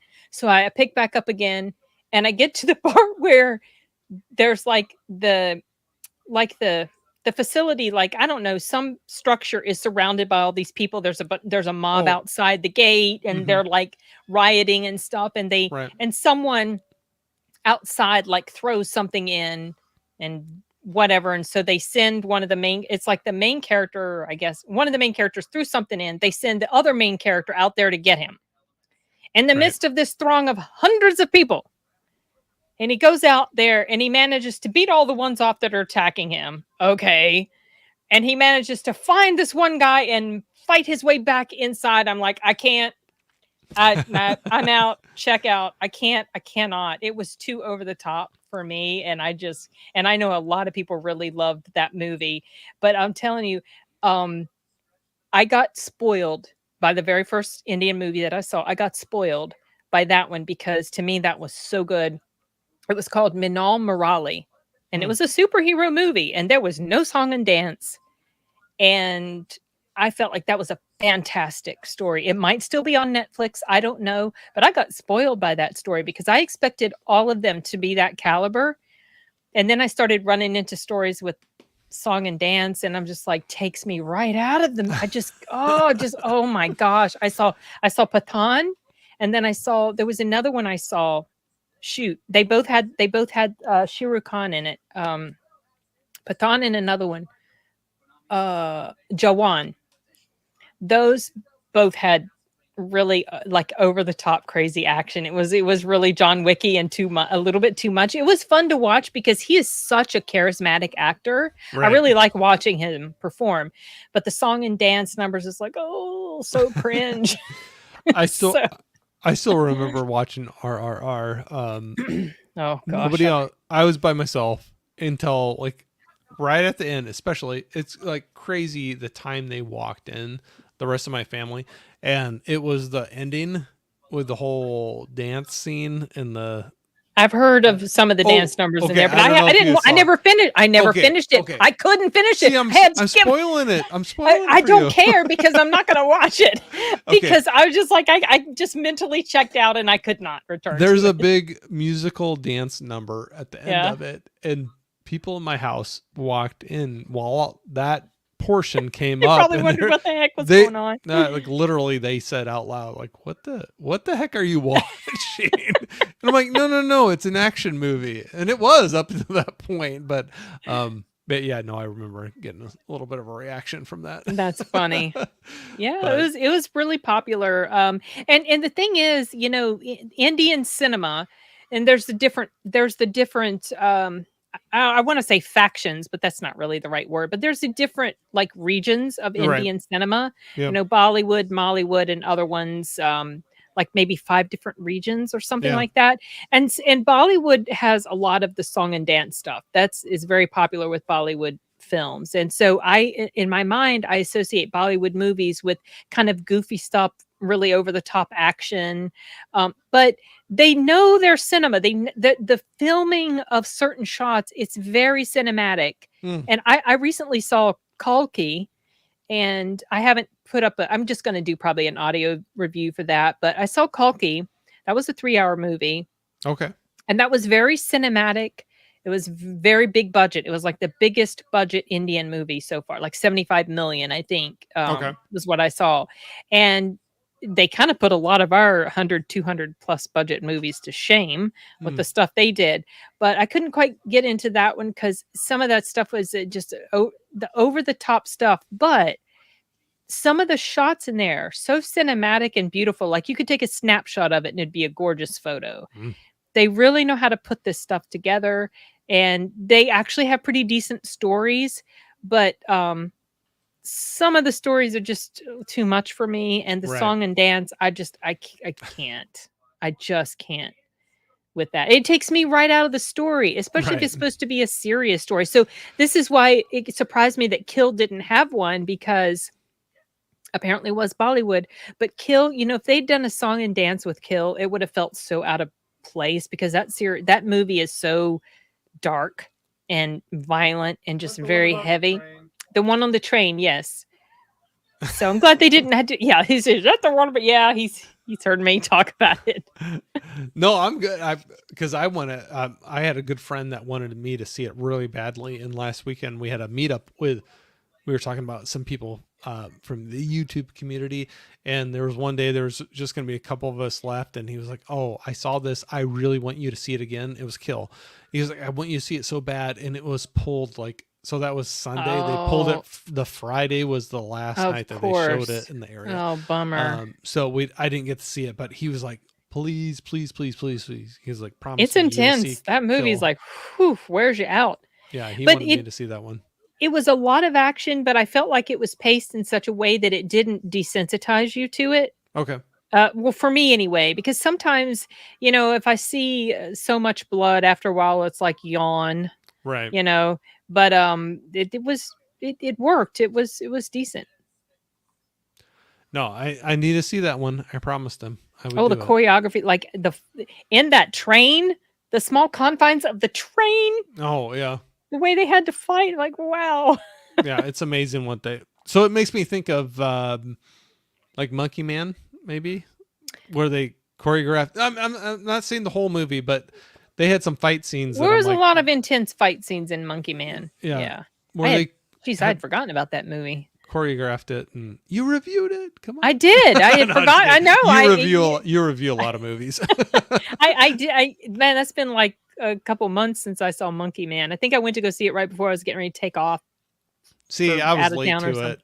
I didn't see it until it was out on. They threw it Streaming. on. Yeah, they threw it on Oh. Peacock or Oh, okay. one of those. One of them I got. I can't remember anymore. There's so many of them. But Oh, no. another good one. Another good Indian one, which is actually a remake of a Spanish language movie, and this one was called. Oh shoot. Oh, what was this called? Crap. It's a remake of Contratiempo or The Invisible Guest. Shoot. It's the Indian remake of, oh my gosh, what's it called? Because I watched both of them and I liked both of them. And that particular one had no song and dance. I thought it Okay. started with a C. Hold on. Let me look it up. Cuz that one was like a mystery type story. That was really good. I like that a lot too. Yeah. Hold on. So if you've seen The Invisible Guest, oh, it's called Badla. Yeah, Badla. And the reason that I watched that is because there's a YouTuber that I follow, and I actually interviewed him on my channel. He's from India. He has a channel where he would do like keto recipes, and his brother played in that movie. So I was like, I'll watch this movie. So I watched this movie, and then I was like, this seems really familiar to me. This story seems really familiar to me. And then I Right. found out it was a remake of the Spanish movie, which I had not watched all the way through yet. Okay. So I watched the Indian movie, then I watched the Spanish movie. They're both very good. The story is exactly the same. The only changes that they made was that they swapped the genders of the main characters. So, like in the Spanish Okay. movie, the main character is a man. In the Indian movie, the main character is the woman. It works both ways. I'm not generally a fan of gender swaps or race swaps in story. I don't generally like that, Right. but sometimes it works okay. And in this case, it did because it gives you a different feeling about the characters. Oh, Because to see this story happen with the guy and then see the same story happen with the girl, it's like, oh wow, that's interesting. that's a good spot to do it, I guess, to give you a reason to watch both of the movies. And Yeah, like you said, if it gives you a little different feel between the it, two of it them. definitely did. Like Yeah. exact same story, but different feel. Right. Because we have a man this time and a woman this time. Yeah. And it kind of gives you a little bit of a different emotion as you're watching it. It's like, oh wow, that was interesting. I'm writing down so many things right now. I'm gonna have to. It always happens. You have a wish Oh list a gosh. mile long. That's the same with me. If I only didn't have to work every day Right. when I Right. I could catch up on all these things. But I love getting suggestions because there's so many things that I just don't run across on my own. Right. And so I love this. I love the interaction, the talking, and getting different things thrown out that I just would not have run across on my own. Did I throw out a couple of movies have I talked to you about The Final Girls and also The Clove Hitch Killer? Did I ever talk about those with you? Because I don't I often suggest those. I don't know if you have, but I know some people have thrown those out before. But so Clove Hitch Killer, I have not seen that yet. I know Okay. that for sure. Um, The Final Girls. There's another movie called The Final Girl, that's what I'm but trying to remember if the one I've I'm seen that talking one or about is not. called The Final Girls, and it's got the sister of Vera Farmiga in it. And it's basically where she and her friends end up in a movie that her mother had made in the 80s. I have seen that. Is that I actually, fun? yeah, no, I actually have that one. I This love one that movie. Yeah, no, that was a fun one. No, somebody else threw that out to me. I don't think we talked about that one, but Very self-aware. yes, oh, absolutely, it's having a good time with it, Absolutely. Yeah. and I had a good time watching it as well. Yeah.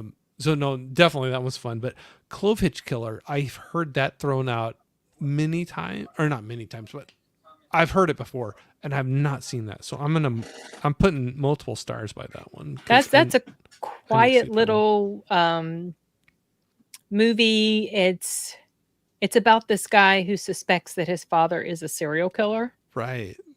And it was inspired by the BTK killer, Okay. basically. But the story comes at it from the angle of this kid. He's not sure. Maybe he's wrong. Maybe what his father's telling him is true. And it's just like the turmoil that he goes through Right. as he's learning more and more about his father and what he thinks his father might be doing. And some scenes in there are just kind of a little chilling just because ooh, Yeah. I don't want to say too much. Well, and that's what I had to look up his name because I was blanking on it. But Dylan McDermott. Yes, Dylan McDermott. I heard he's creepy in that. He is creepy. He is creepy. Whether it truly is convicting or not of him, he just plays a creepy role. He does a good job in there. I felt like everybody was really good in there. Okay. Well, now I'm definitely going to watch that one. I get that. And it's not big budgety. It's not something that's super, okay. actiony Okay. and heart pounding stuff. But it's just telling the story. And I never forgot it after I saw it. I think I've seen it twice. Oh gosh. Okay. I put multiple stars by that one. I got to watch that one because other people have mentioned that one. Yeah, it's before, come up. Yeah. But not a lot. But that's like it's like an underrated. Correct. That's what I'm going to say. Like unappreciated when I say, like, gem. Yes. People have suggested it, but not like so much that it's like, oh, I can't believe you've never seen this. It's like, just once in a while, somebody will be like, hey, have you ever seen that? And I'm like, but no. it's come up enough that you and they're like, remember. They're like, oh, it's creepy. You should check it out. Yeah, for sure. No, yeah, I got that marked down now.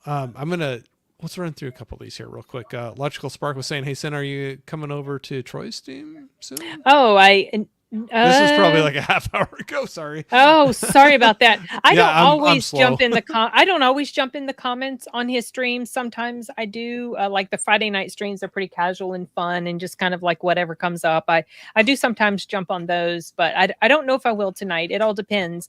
Like maybe after this and I wind down and I'm sitting down, kind of relaxing for the rest of the evening, I might want to start watching something. Or I might hop on YouTube and watch a stream. I don't know. I know. I do that all the time too.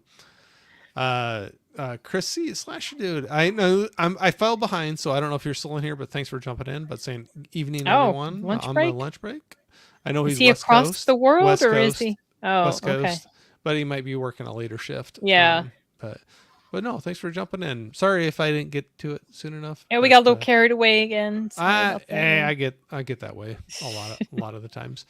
Logical Spark was saying. Oh, I don't want to hear spoilers. Okay. So I might skip out on that live stream tonight then. We get Caprice in here saying hello, everyone. Draculina, thank you very much for jumping in. I'm just going to try to run through quick, make sure I'm not missing anybody that might have popped in. Prince here. We were talking about time. He's just saying 10 a.m. in Philippines, time check. Oh, wow. There's a guy who is often on my streams and on Troy's stream and other like deleted scenes. He's from Malaysia. So he's 12 hours ahead. Yeah. Prince is the furthest time-wise difference from my streams that jump in. There are a few people in the like UK type area, but he definitely is the. Had anybody from Australia?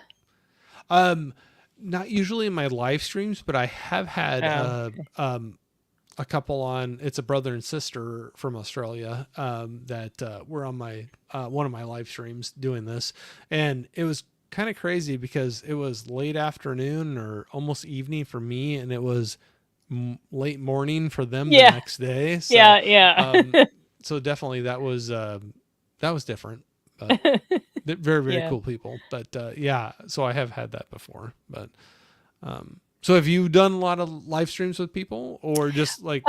Yeah, I've been a guest multiple times on Mike's channel. Did you see that? And obviously deleted scenes. Yeah. I was on Netter's Network, which is Troy's wife's channel. Yeah, I've seen her. Yeah. Where else? And of course, I stream with Sound Booth Theater. I'm trying to think of who I've been on Playtendo Guy's stream before. but multiple times. I'm going to be Yeah. on Did You See That again? Not this Saturday, not this Sunday, but the next, because he's bringing his little Z Talks back. So he's getting together a bunch of people. So it's always interesting. I have to figure out. He says, "Can you be on my 10 p.m.?" So I was like, "Wait, I got to do the math." So it's 10 p.m. It's 5. Okay, I got to be there at 5. Yep, I do that all the time. There's a guy I do some live streams on his channel, and he's out of Norway, and it's always and there's one other guy that's in Eastern time zone. I'm Central time zone, and so whatever reason we always have a hard time figuring out what time we all three of us are going to be on. But we get You always got to keep track of that. Yeah, Jeff is Central time as well. Yeah, yeah. No, it's kind of funny that. Yeah, that's just it shouldn't be that hard, but it seems like we do that all the time. But then we get some people that are on the Pacific, time zone too. And Pacific is 2 hours behind you, right? Yeah, right. Mine. Yep. Yeah, yep. 3 behind me. Yeah. Yep. So, out of your things you've been doing so far with your movie reviews or jumping on live streams, is there anything that you kind of lean towards that you have more fun with? So I probably have more fun with the live streams because I can. It's a direct communication with people about whatever movie, So that's really fun because, like, when you see a movie, and I go to the movies by myself pretty much 99% of the time. When you hey, deleted. Yeah, I was gonna say I threw that up there. I saw him jump in here. when you see a movie and you don't have anybody to talk about in that moment, so you do your review, you put your review up, and then you can basically discuss it with people. Right. So the live streams are fun. Like I do a live stream a lot of times with Deleted when Regal has their mystery movie Mondays. We'll watch that, then we do a live stream right after the movie, so we can immediately talk about it. Right. So that's fun. So yeah, the live stream's more fun because it's just that immediate discussion. I agree. Of the films. I've fallen into that as well. That I really like that. Somebody was asking me earlier, my favorite 2024 movie so far this year. Do you have anything that jumps out or? I got 2. That's I got okay. 2. Yeah. I think one edges out the other, but so far, it's really close. I think I know which one's going to edge out for top spot, but it's really close between The Bike Riders. Okay. And Sing Sing. Oh, okay. I have not seen either one yet. That was the Sing Sing and The Bike Riders both were mystery movies. Yeah. And when we came back and we talked about both of those, like Deleted and then on The Bike Riders also was Paul from Off the Cover. We liked those movies. I like Sing Sing blew my mind with how much I liked it because I did not expect to like it. It's a prison movie. It's based on a true story. Most of the actors in there, Corey, were playing themselves. Okay. And they did such a good job. It basically is telling the story of it takes place in Sing Sing prison in New York. Yeah. And it's about this it's called it's an RTA program, Rehabilitation Through the Arts. And they, like every 6 months, they come together and they put on a play. They start work production on a play. They put on this play, and then the next 6 months they do another one.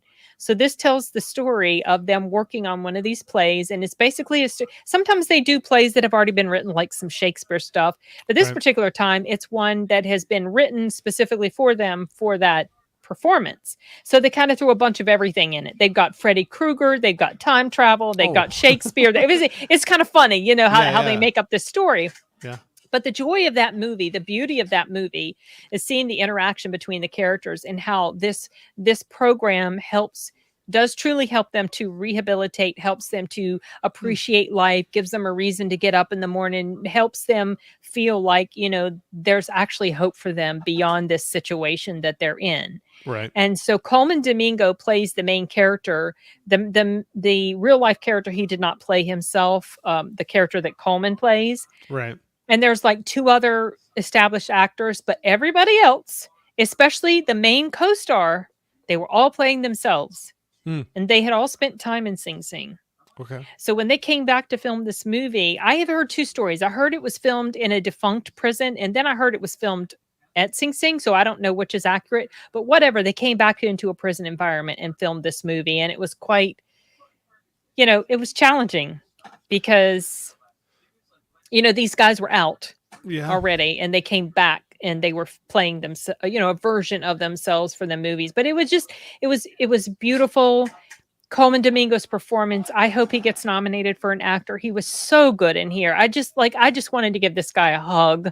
I loved how he played his character. He was so uplifting to all everybody around him. He was such a rock for everybody. And then he goes through a really hard time and he doesn't want to reach out for help from anybody. He kind of All wants to right. shut himself off. It was so well done. And it was like prison is a hopeless place. And Deleted was describing it something like someone had said to him, or someone had described it as a movie. I'm totally paraphrasing it wrong, but something along the lines of a beautiful movie about hope in a hopeless place. Right. Like when you come out of that movie, you don't feel bad. That's why I don't like prison movies. They're so Right. sad and Right. depressing. It's like the whole time I'm watching this movie, Sing Sing, I'm waiting for somebody to be shanked. You Right. But it was just this beautiful little uplifting, sweet story. I was just like, what the heck? I would not have been expecting that. I would not have either, Corey. Yeah. That's why I loved it so much. I just had the biggest, like my heart was smiling when it was done, which is Oh, like, that is not the type of reaction you would think you would have right. about a prison movie. And Right. at the end, they show clips of the real performances that these guys put on. Right. And so, yeah, that was a beautiful movie. I love that movie. And that is not the type of movie I would have chosen to go see. Hmm. Then there's The Bike Riders. Right. I love that movie as well. And I think the reason that might edge out Sing Sing is just because my personal attachment to this story. I My remember you. uncle. Yeah, I remember you saying that Yeah. in your review. Yeah. So both of those are movies I would have never chosen to go see on my own. But they were really good. I'll have to watch both of those. Sing Sing, I heard the name of it, but I wasn't connecting it to Sing Sing Prison. Yeah. I didn't know what it was about at all. Highly recommend. Highly recommend. And it's filmed in a way that makes it feel kind of like almost like a documentary style. It's not done purely like that, but that's the tone that it gives you. You just feel like you're there watching these guys. The acting so natural, the interactions between them so natural. Just lovely. Okay. I got multiple stars next to that too. So, I definitely heard about it, but I did not know anything about it. So It's coming out in a couple weeks, I think. I think someone looked it up and August 2nd might be its official release. oh, that's what's crazy how fast they come out anymore. Yeah, I know. Where you Well, can- I mean, we saw a screening, an advanced screening. yeah. So it's supposed to be coming out on the big screen on August 2nd. I don't know how soon it's going to be I coming to gotcha. digital. I Yeah. gotcha. But Yeah. even then, it's It'll be crazy how soon. fast. Yeah. It'll be soon, yeah. Okay. Well, maybe it's one I can catch on the big screen still if it's still going to be coming out. But that's where I'm in a smaller area, and it's always curious about what yeah. picks they pick up. And what they Right. don't, and- Who knows? yeah. It's not going to be a big blockbustery film, so Right. who knows? I'll have to check that out. No, one I threw out. I haven't seen either of those, so I'm nothing against those. But one I threw out was Late Night with the Devil. That was a good one. that I really enjoyed. That's a good one. So Yeah, definitely. What's interesting about these films is that I'm not sure about the Bike Riders, but like let's say Sing Sing or Late Night with the Devil, these are not big, huge blockbustery No. movies, not big Nope. Hollywood films. So I'm feeling like a lot of the good stories are being given to us from smaller entities. yes, it's kind of the breath of fresh air. Oh, kind of a exactly. thing, Yeah. A different take. It's not a remake. It's not a sequel. It's not it's original. And Yeah.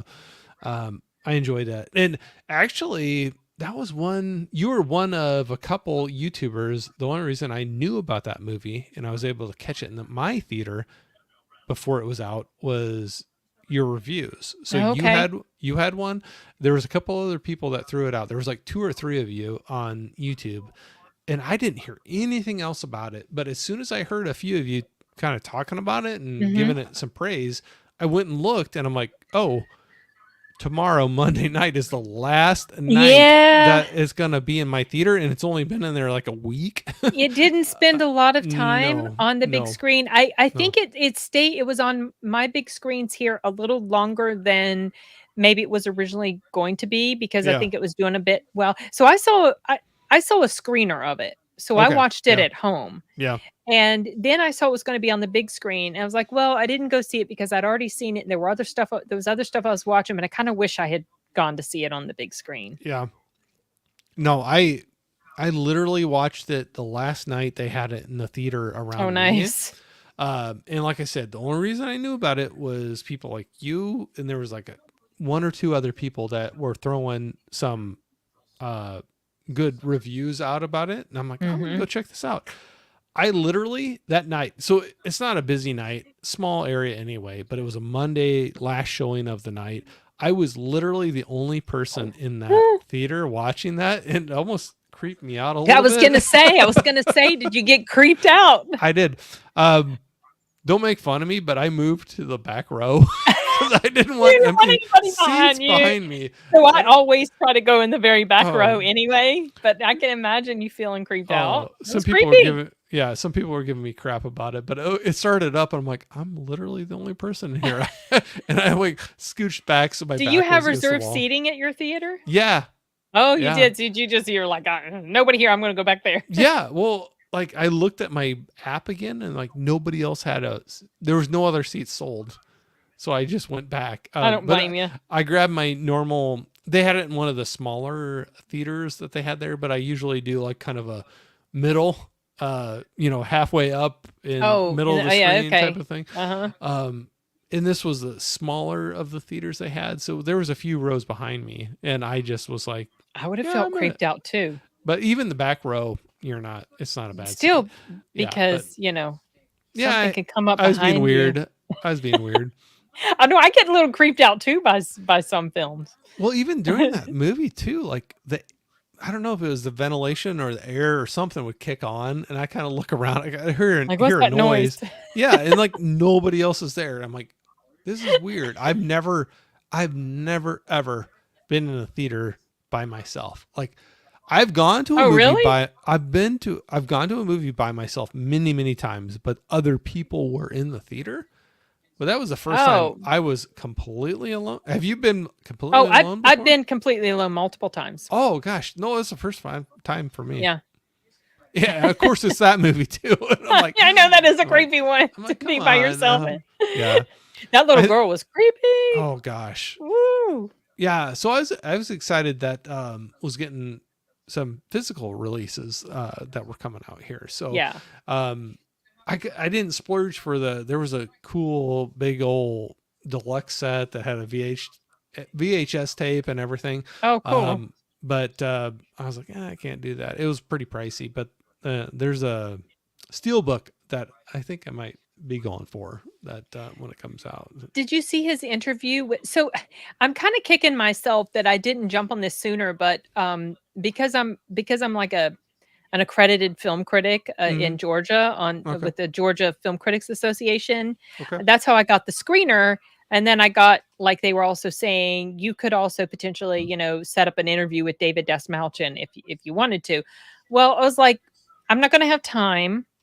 So, I was like, I kinda had to turn it down, and then later I was like, "Look, if he's still available, I could potentially, like, later." I was, like, gonna be out of town. Something happened, whatever.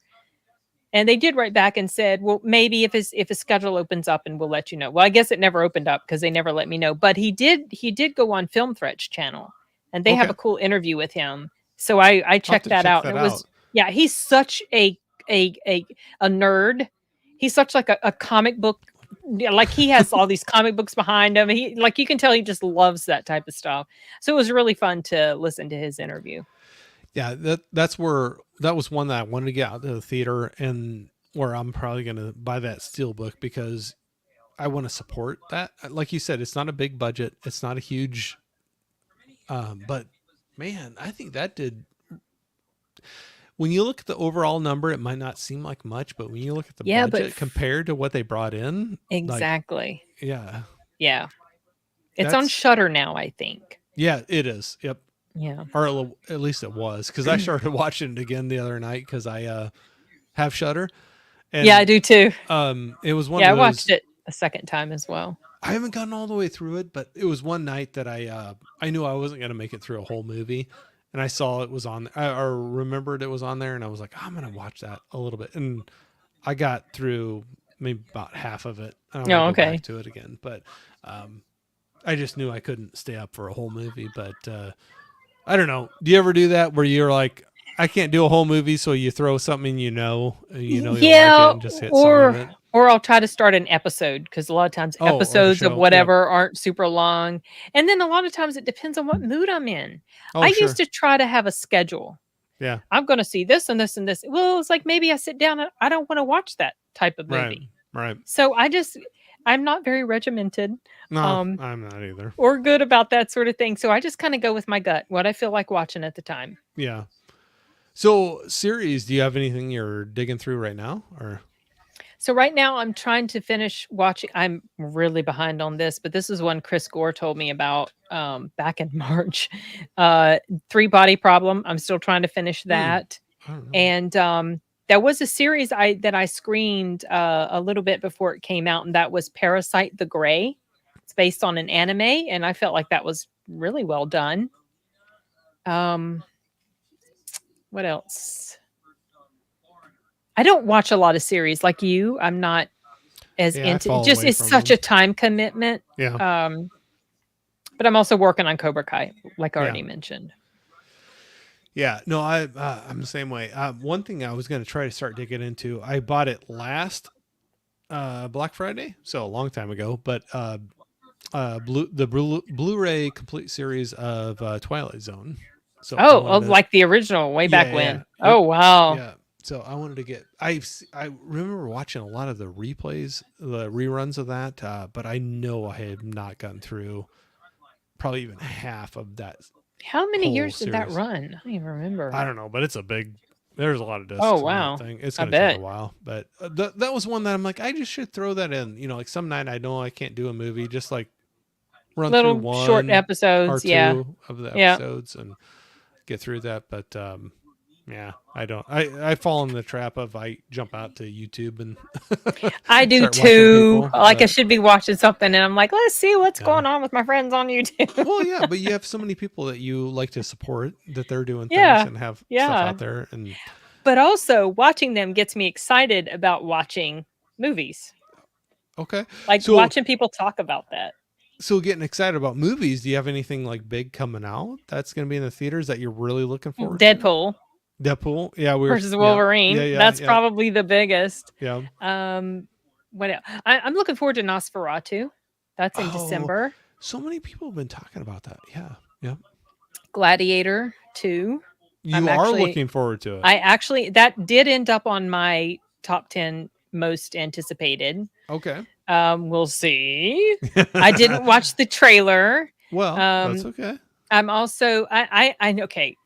I'm interested in Craven only because I want to see Aaron Taylor Johnson in the Okay. role.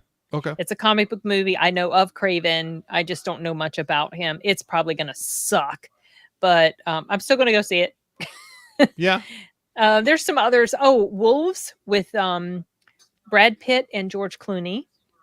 I don't know that one. Looking forward to that one. Then there's been some others that I've seen trailers for. Sometimes I'll pay attention to a trailer if I'm like, I don't care. But if a trailer comes on for a movie that I know Right. I'm going to see, I just won't. But Wow. there's this one of these, like, what are they, Jehovah's Witness? And they go to this guy's house. Oh, the girls. Hmm. Oh gosh. His name's Hugh Laurie. I mean, the character, the actor Hugh Laurie. I don't remember. Anyway, looks Yeah, good. I know what you're talking about, but I can't think of the name of When it. I started noticing that it looked like something that would be a film up Interesting my to you? alley, I stopped paying attention. Like I stopped, like I didn't watch, I didn't listen. But I do know the premise. I think they had a trailer for that one before I went with it. So I was talking about meeting up with some people last weekend, and we went to watch a movie. We went to see Long Legs, and that was They did have a trailer for that. I think that was one of the trailers before Long Yeah. Legs when we saw that. But Really good. I think we fell into the same group on Long Legs too, you and I. And I think we're outliers. At least that Yeah. I feel like it quite a bit on this one. As you But know, I had some issues. yep. I I love Nicolas Cage, but he overdid it in this film for me. Like Mm-hmm. I said in my review, he went for, instead of creepy, he was annoying Yeah. because he was just overacting to me. There was another character. I see. We watched Fallen uh, for Yeah. Sound Booth Theater, and I Yep. was talking. We were talking about that guy who the very first guy that was possessed. Yeah. A lot Cotius is his name or something. He did a much more effectively creepy job Yeah. than Nicolas Cage did to me at like portraying, a possessed type of evil person, whatever. Right. Yeah, I just had some problems with it. Yeah. I was there too. But that's what's weird. I've had other popular movies that I haven't been a big fan of that people Hmm. were, but I feel like this is the one that I'm been the furthest apart uh, Yeah. on some. And I'm not saying I hate it, but I'm like, man, when I see like 5 out of 5 stars being thrown out and people comparing it to Scariest movie ever, comparing it to right Silence of the Lambs. and No. seven and Yeah. like I've heard Silence of the Lambs 7 scariest movie of the year or even ever, and either one of those I'm like I don't see that. Mm-mm. I'm glad you liked it that much, but that's where I want to like maybe I'll watch it again. I don't think I'll go all the way to that other side of it, but maybe I need to watch it again and go from there. But man, it's that's the one I felt most separated from people I know. I was disappointed that I didn't like it more. I did. I Right, went into right, right. that movie fully expecting that I would dig it, Yeah, and it just wasn't working for me. And I those types really agitate me. Like when I'm really expecting that I'm gonna like it. I guess I buy into the hype a little bit because there was a lot of hype about it. That the marketing campaign was pretty, yeah, pretty ingenious, but it didn't carry on. It didn't follow through. yeah. Um. So yeah. We have Larry jumping in saying, "Hey, everybody," and then he was asking, "What movie we all talking about?" And the Long one we legs. just, Oh, yeah, right long legs. now. Yeah, yeah, right, right. I This don't know what we were particular, talking. yeah, this particular rant is about long Long legs. legs. If you just joined in, but I'd be curious, Larry, if you've seen it. Throw out there. You don't have to do a big thing, but whether you're a fan or not of it, man, it seems like we were just throwing out there. There's been so much praise of it, and I don't want to tear it down because I love seeing something original, something different, Agreed. being out in the theater. But man, I feel like I'm way off on what other friends I've seen rating I it. mean, if it But doesn't land for you, it just doesn't it land. doesn't. Yeah, no, and that's not anything against people that it does land for, but it just makes me. I don't know if you ever have Does it that where make you you're just like, question yourself? yeah, like you do you okay, but you reviewed so many movies. Haven't you ever had any, whether it's this one or another one, where you're just like, did I watch the same movie? Well, I mean, not to that extreme. I mean, definitely there have been times where I don't agree at all with, like, okay, John Wick 4.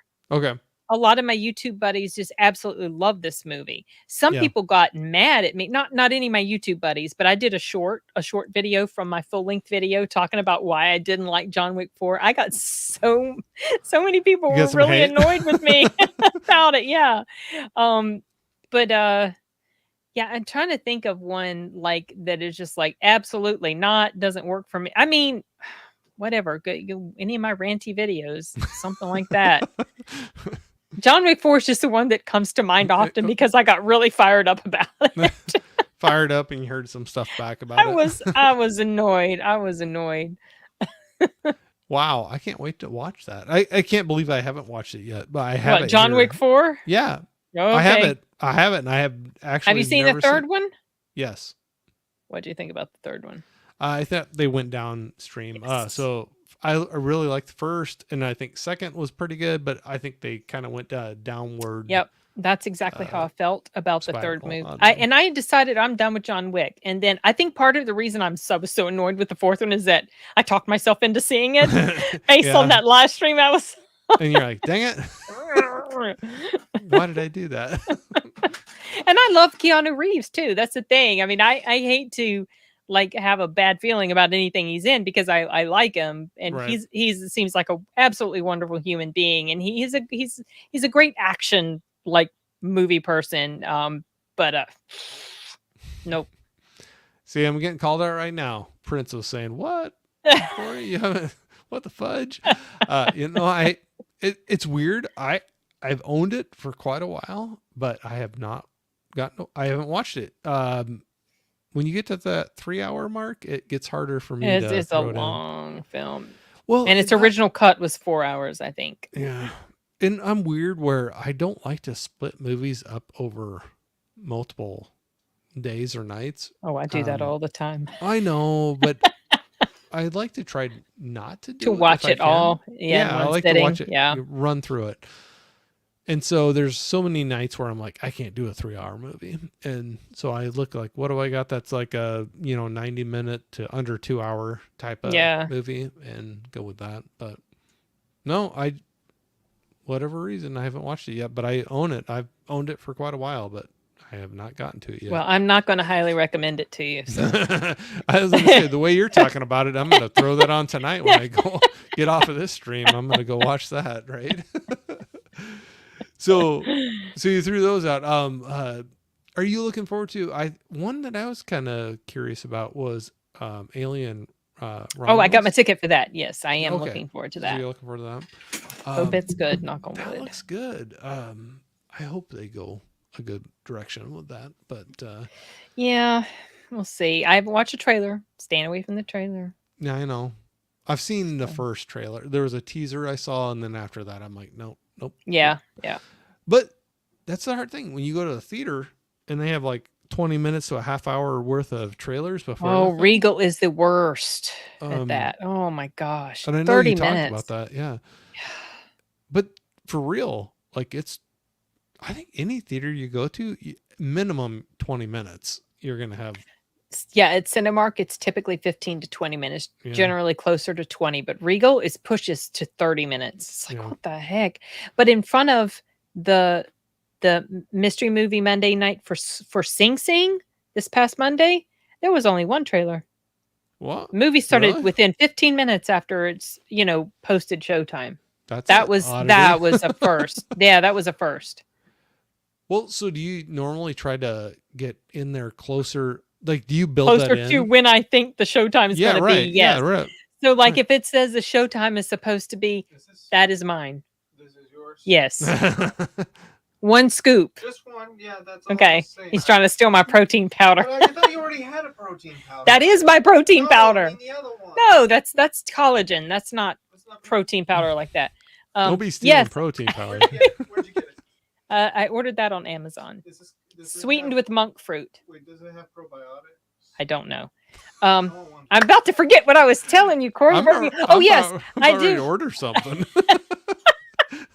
I do time. If it says a movie is supposed to start at 1, and let's say it's Regal, maybe I'll leave 10 minutes to 1, get there about 10 minutes after 1, go to the bathroom, sit down for a little bit. If there's going to be, and then I'm like, okay, I see there's still more and more trailers.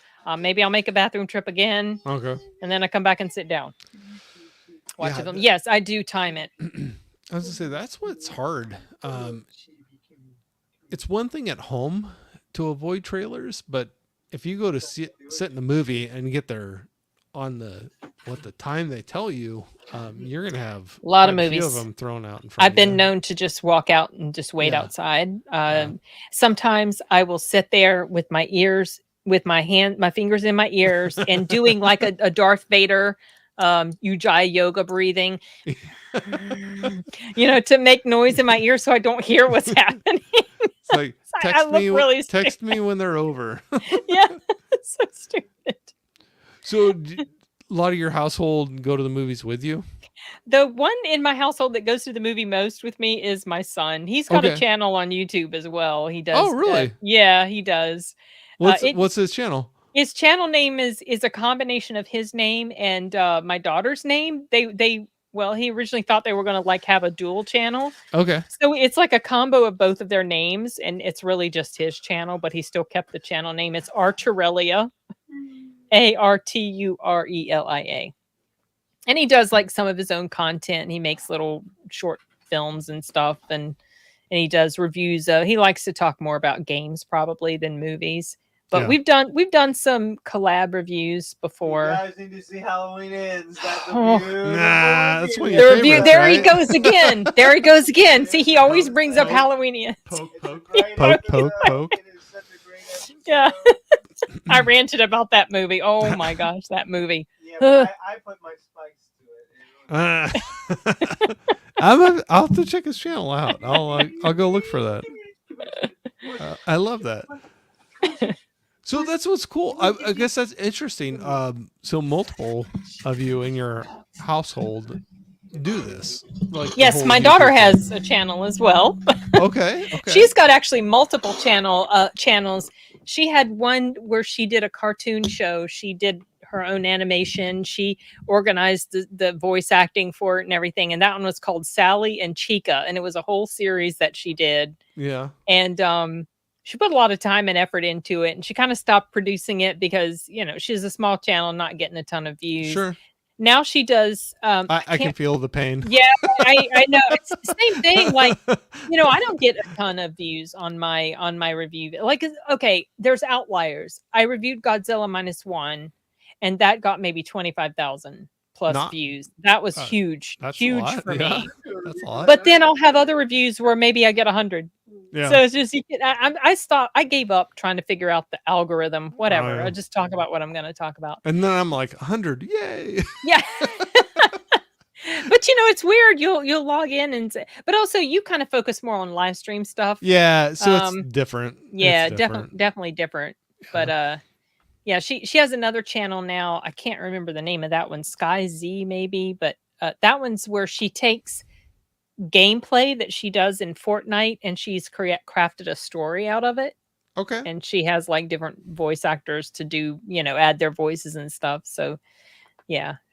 So this is the same daughter you said helps with the Yes, the script. We call it Scripting? script conversion. Yeah. Yeah. Yes. Okay, cool. Wow. So it's like a family affair with the whole thing, like Kind of, yeah.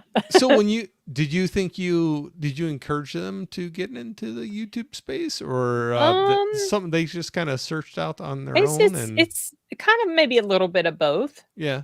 Yeah. It was something that they were interested in and I encourage them. Yeah.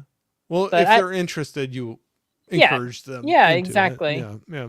Yeah, I feel a little so my son is probably a little jealous of me because and maybe I don't know, maybe my daughter too, but so like I got monetized, I'm not making a ton. I make enough to pay for my Regal subscription and other stuff related to the channel. Whatever. There you go. It's okay. Hey, I that's consider good. it a business. I do, put it on my taxes. I do write off expenses for it.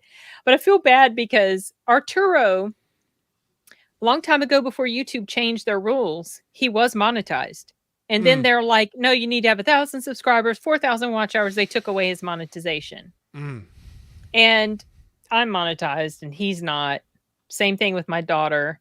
And then they also would say things like, it'd be really cool if one day if we're on a panel at a con because of some stuff on our YouTube. And now here I am. Right. Maybe on panels at Dragon Con. It's like, aw. But YouTube doesn't make it easy for you. No. It's aggravating. And like you said, they change things as they go as well. So. Another thing that's really aggravating that they do, sometimes they'll put ads on his videos or her videos. Oh, when they're not monetized? Yeah. Yeah. They'll put ads on them because maybe they can see analytically it might pull in some numbers. So they'll put ads on them, but they won't. That is so rotten to me. I don't like that. I don't either. I'm kind of like, if you're going to throw ads on it, you're going to be monetized. They should. Yes, I think they should open it up. They should relax their rules. I don't know that they ever will, but it's really frustrating. It's really, really aggravating because he had actually started to make a little bit, Yeah, right. Saw he was doing a little bit and maybe he would have continued to make some money on them. Well, Um, that's where I'm kind of like, if they're gonna make some money off of it, why can't you make a why little can't? Yeah, off of you're the it? one putting the content out Right. there. And the only reason they're being able to show that ad at that time, Yeah. or something. So, no, It's I'm like right the there with you. government. You're doing all the work, but they're taking all. Don't get me started on I that. know. I'm right Don't there get with me you. don't get me started on that. That's a whole nother But it just can kind of of reminds worms. you, like, right, like they're profiting off of the work you're doing, Right. and you're not Right. benefiting from this. What they're taking from you. It's just Right. frustrating. No. Communism. I don't know if that'd be any better, but No, he's comparing it to oh, communism. I is got you. what- I got you. Yeah. I got you. But no, that's good. So what do you got coming up here? Anything I still real need to soon? finish editing my Horizon review. Yeah. I also want to do an audio review for Kalki, the Indian movie, and also maybe an audio review for a South Korean horror that I started watching through a screener, and then it ended up showing up on Shutter before I finished because I took Oh. that long to watch it. It's called Exuma, EXHUMA. I don't really feel strongly enough about both of those movies to do a sit down review, but I did want to do maybe like a short audio review of those. And then of course, Deadpool and Wolverine coming up. Right. That'll be next week. Big blockbuster movie to I would like check to have out. gone and seen that. Yeah, but you're working. Corey told me Is he going to come? he's not going to come down. He'd probably come down way later since I told him. But I told you to tell him if he wants to join me for I the movie. did. Okay. He's like, Sorry. no, he'll just, Okay, he's all gonna right. work. So Okay, I'm still live streaming. Well, It's okay. I don't care. It's all good. He comes and interrupts my stuff. Like sometimes I'll be doing a review and he comes in and talks to me while I'm doing a review, No, and that's I all have good. to edit it out. I'm like, I edit it out and I put sun interruption. Oh. Just say- No, I got it where my dog starts barking, so That's I got funny. so no, it doesn't bother me at all. But so you got those reviews coming up. So what's your normal schedule with the live streams that you're doing then? My normal schedule is, so a lot of times I'm guesting more so than hosting my own. Yeah. So I try to host my own live stream at least once a month. Mhm. And it's usually some sort of theme. We had started off doing like once a month. We started off with the year 1980, and we would just do year. That was my podcast. That was your idea. My podcast. I know. Monetize them. Monetize them. My property. So we That's would about $500. Show me the money. show me the money. So we would talk about movies from each specific year, and we went all the way up to 2009. Yeah. Then we started doing other discussions. So I've started putting up polls to my audience to have them choose our next discussion. So it looks like the winner for this upcoming one, whenever we do it, is going to be like movies that we love that other people like don't seem to care about. I voted. That was films. one of my votes. Oh, Yeah, okay, there you nice. go. Yeah. So my goal is to do that live stream maybe the last week in July, Yeah. maybe the last Monday or so in July, Monday or Tuesday or Wednesday.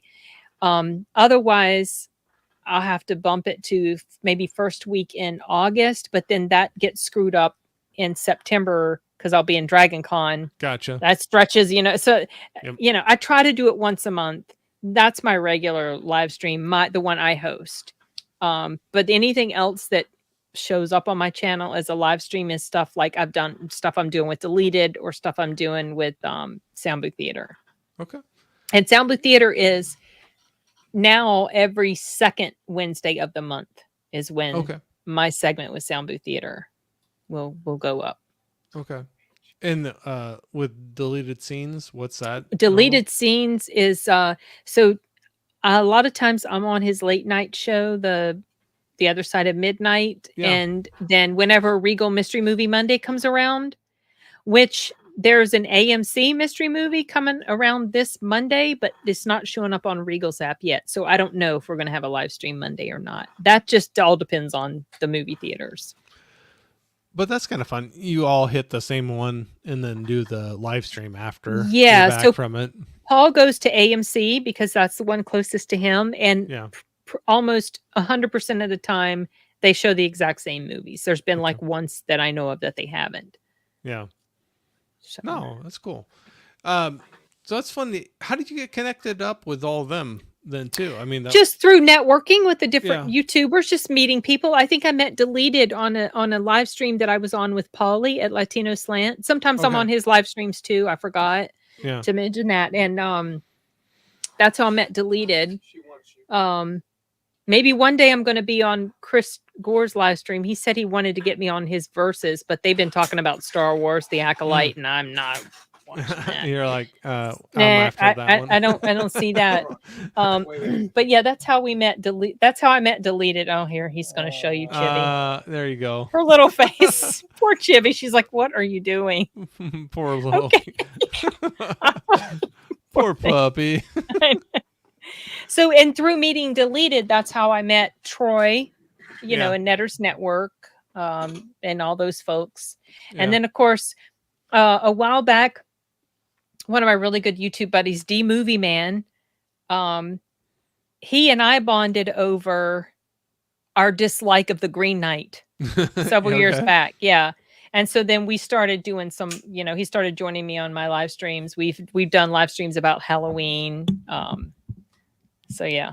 Well, I can't wait I've for that met one. some great people. That was another one I bought really cheap, and I haven't watched yet. Which because of one? Green Knight. Oh, I did not like it. Oh, I can't wait now. I can't wait. Oh, your mileage may vary. A lot of Yeah. people seem to love it, but Maybe I'll me. skip it for tonight. Then. I'll wait till I have more. skip that strength. and John Wick for now. There you go. Yeah, no, I won't do a 3-hour tonight. But Green Knight's not super short either, is it? No, it's not super short. I can't remember, but Smirk was saying he can't wait for your reviews on Deadpool and Wolverine. Yeah, I'm looking if that's directed to me or to both of us. I think you, yeah. I'm definitely looking forward to that. I think I'm going to do a live stream at some point with Paul. Oh, I'm also on Paul's Thirsty Thursday streams whenever Okay. he has his off the cover. I think we might do a Deadpool discussion. I'm might coordinate with the folks at Movie Burner Entertainment. They're over there in Scotland. Okay. Maybe we'll do a live stream about Deadpool and Wolverine. I'm not sure when, because that's coming around at the same time as a con I'm going to be going to. So I don't know about live streams. I'll know it whenever we can get it coordinated. You'll know when you know. I'll know when I know. Absolutely. Smirk was saying he's not a fan of Green Light. Thank either, you. So. So you got some company. That was there. such an obnoxiously, Oh, I don't know, man. arrogant film. I just felt like it I felt can't wait. so. I don't know. It did not work for me at all. So are you a late night? So this is one thing I know it's even later for you than me, but I'm kind of a night owl where I'll throw in a movie. Like I'll watch a movie still tonight. It won't be a 3-hour movie, but I'll throw something in there. When do you usually watch your movies? Do you? It's a have mixture. Okay, so typically I don't feel like watching anything in the morning, obviously, because Yeah. I'm getting started with my day, and Right. I have my day all regimented out. Usually I'll watch them, and if I don't have any live streams happening, or if I'm not going out to see a movie, Yeah. I'll watch a film here in my office, or like, let's say when I'm getting ready to settle down, for the end of the night, I have a laptop in there. I'll watch stuff on there. Yeah. Sometimes I watch stuff while I'm exercising, just kind of Yeah. fit it all in. Yeah. Well, when you're watching that many movies to review and everything, you gotta throw it in I when you have can. to. I do have to, and especially like when I have to do things for sound booth theater, I have to make sure I get these films done. And then, of Right. course, when I go to the theaters, I typically try to go early afternoon. Okay. So when Thursday previews come out for movies, I love it when they have a showtime as early as 2 and 3. Sometimes they don't. Sometimes it's not till like 5 or 7. Right. You can have a bit of your day still left after you watch a movie. Yeah. Yeah.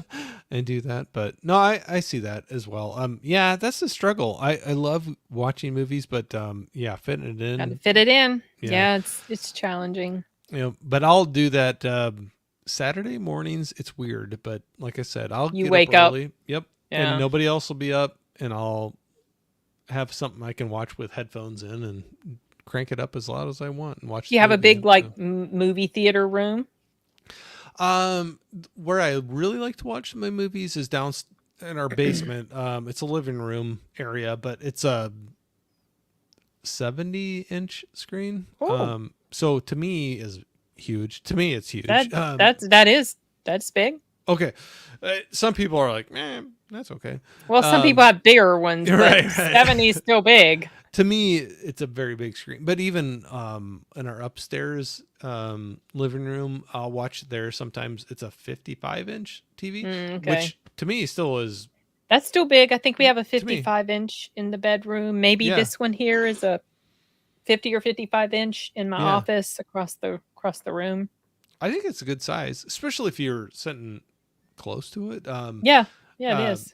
But no, the basement is kind of that. I don't have a crazy sound system, but I have a in the basement. I do have a speaker system set up with my turntable. I have a little bit of a vinyl collection, so Okay. to listen to music and everything. So I have that going through the same thing, but it's not a full Atmos, crazy Yeah. surround sound or anything. Well, But I think it sounds good just wearing the earbuds. oh gosh, yeah, I'll do that.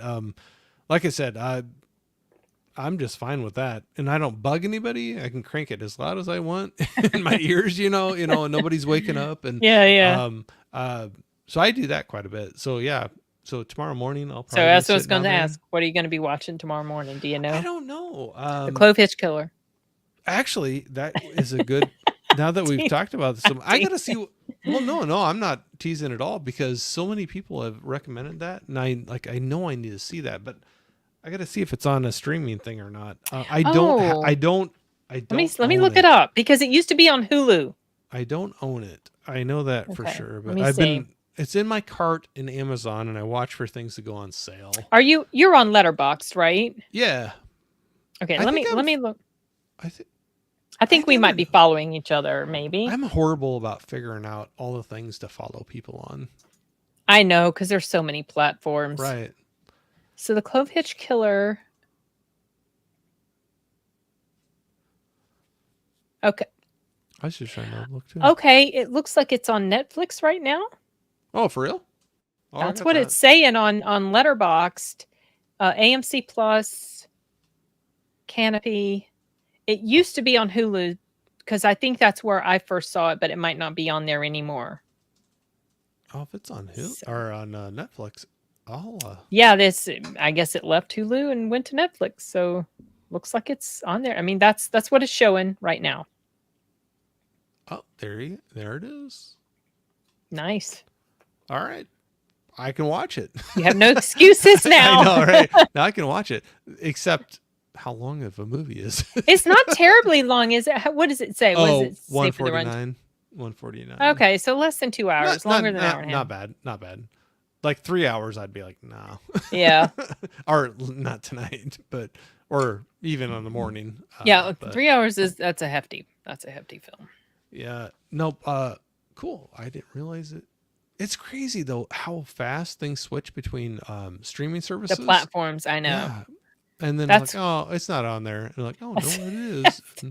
That's why I like things like Just Watch or Yeah. Letterboxd, especially if you put there for them to send you notifications Yep. about the films you like or that you want to see. That's one thing I've enjoyed about Letterboxd, Mhm. having the notifications and doing the watch list, and then they'll send out and like, hey, this is on your watch list, and now it's on Yep. whatever service. And Yep. I'm I like oh, that. that's cool. I also I use that to just keep track. I also am on Criticless, Okay. but they don't have as many features know on that there. Yeah, it's just another movie review play, Criticless. But I like to create lists in Letterboxd of films that are my favorite and my least favorite, so I don't forget. Right. So I just go to put them in whenever I feel like I've got one that's worthy of the list. Gotcha. I know I'm going way off topic here, but when I looked that up, I'm just looking at other things that popped up on Netflix, and another one, but I do have that's on Netflix that I have not watched yet that people recommended, and I was going to see if you've seen it before, is The Autopsy of Jane Doe. I have seen that. What do you think of it? It's okay if you don't like it.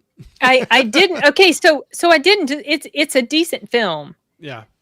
Very effectively creepy. There's definitely some supernatural stuff. So just to let you know that that's it, supernatural stuff is going Right. on. A lot of times in horror, I love horror. It's one of my favorite genres, but a lot of times in horror, things don't always end up so well for the protagonist. Gotcha. Most of the time. Yep. Gotcha. And it's very rare that when that happens, it works for me. Because usually I want them to win. I want them to get out of their situation. And most of the time they don't. Right. So that's, Kind of with that you one. know, kind of, you know, it, yeah. And that's just a me thing though. Some people, they love that. They don't mind that at all. Right. But a lot of times whenever I see a horror movie, it's like, oh, usually it's because, Again? well, dang it. Again? They, yeah. But it often is recommended in horror lists and stuff. And it's Yeah. probably worth watching if you like things like that. Yeah, we'll see. I haven't checked it out yet, but Smirk was saying he's going to watch Michael Caine, Harry Brown. Oh, I saw think. that not long ago in preparation for one of my live streams for I that haven't year seen that the that. movie came out. Yeah. What year was it? Gosh, Or what was it decade? 2007? Okay. Maybe, or didn't even- 2007. I don't, let me look it up because I don't remember. It's okay if it's not exact. I didn't even know what even decade. we were talking about. 2009. Okay. Well, you weren't far off. Prince was excited here, saying Sin follows me on almost all my socials.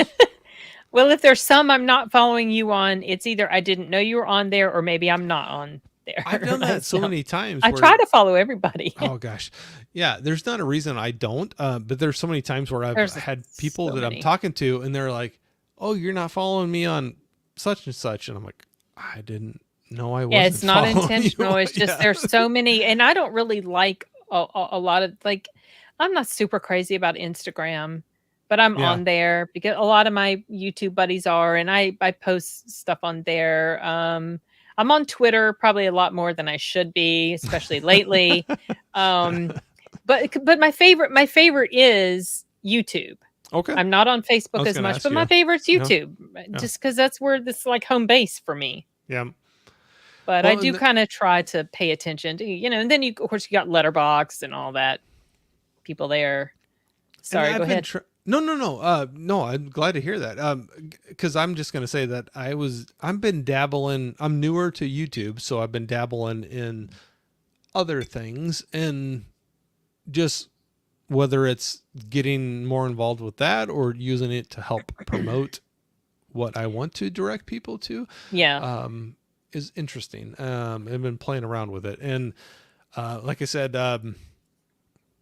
the X Twitter thing is new to me. From you threw that out one time, or just like, hey, Yeah, something to streaming check there. out. Yeah. Mm-hmm. And so I started doing that, and yeah, I really haven't gotten into a lot of different ones, but that's where like, if you're gonna do this a little more, even if you're like semi serious about it, like whether you dip your toes into a few different ones to just, Well, they're if like nothing else, vehicles yeah, to right. try to drive people to your channel. Yeah, if it's a funnel to Yeah. get you to something. But no, I can see that for sure. It's But- always something you got to like, oh, I got to post on it. Because some of them, they don't There's so necessarily many. transfer. right. You know, like I can set it up to where when I post a video on YouTube, it will immediately go to my Facebook page. It will also go to nice. Twitter, but I can't set it up to post on Instagram. And I also post on Rumble, and I have my YouTube channel integrated with BitChute and Odyssey. Oh, And okay. also it used to be integrated with Rumble, but YouTube, Don't want to play nice. they don't want to play nice because Rumble is their biggest competition right now. And Gotcha. so YouTube removed the ability to sync my channel with That's Rumble. And so Interesting. now I have to physically upload all my videos to YouTube. Now, when I live stream, if I choose to broadcast to Rumble, then, you know, that's all taken care of. But my videos don't transfer anymore. They don't port anymore to Rumble. And that's super, super annoying because Rumble's probably, you know, it is the closest to YouTube as far as being able to potentially like make anything on there. I Gotcha. had made kind of a bit on Odyssey before the US government decided they wanted to crack down on that crypto or whatever that coin is. So anyway. Interesting. So are you hitting all of them then? I'm trying to. I mean, I was Yeah. on Minds as well. I used to have my account linked with Minds. I don't even know that one. That's how Yeah, little I that's know. another one. Like I was trying to expand, my reach just in case anything with YouTube fell Oh, through. gotcha. Yeah. And Yeah. so Rumble is the most viable, but I get a lot of views on BitChute, Okay. surprisingly. Okay. But I also get a lot of hate on BitChute.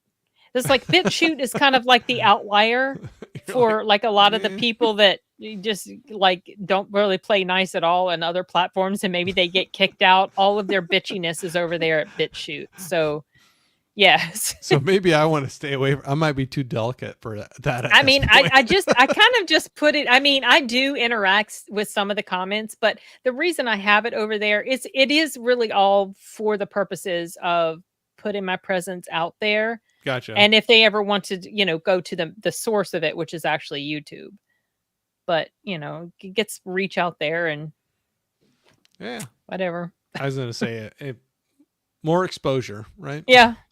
Yeah. That's where I was like, I'll try that out.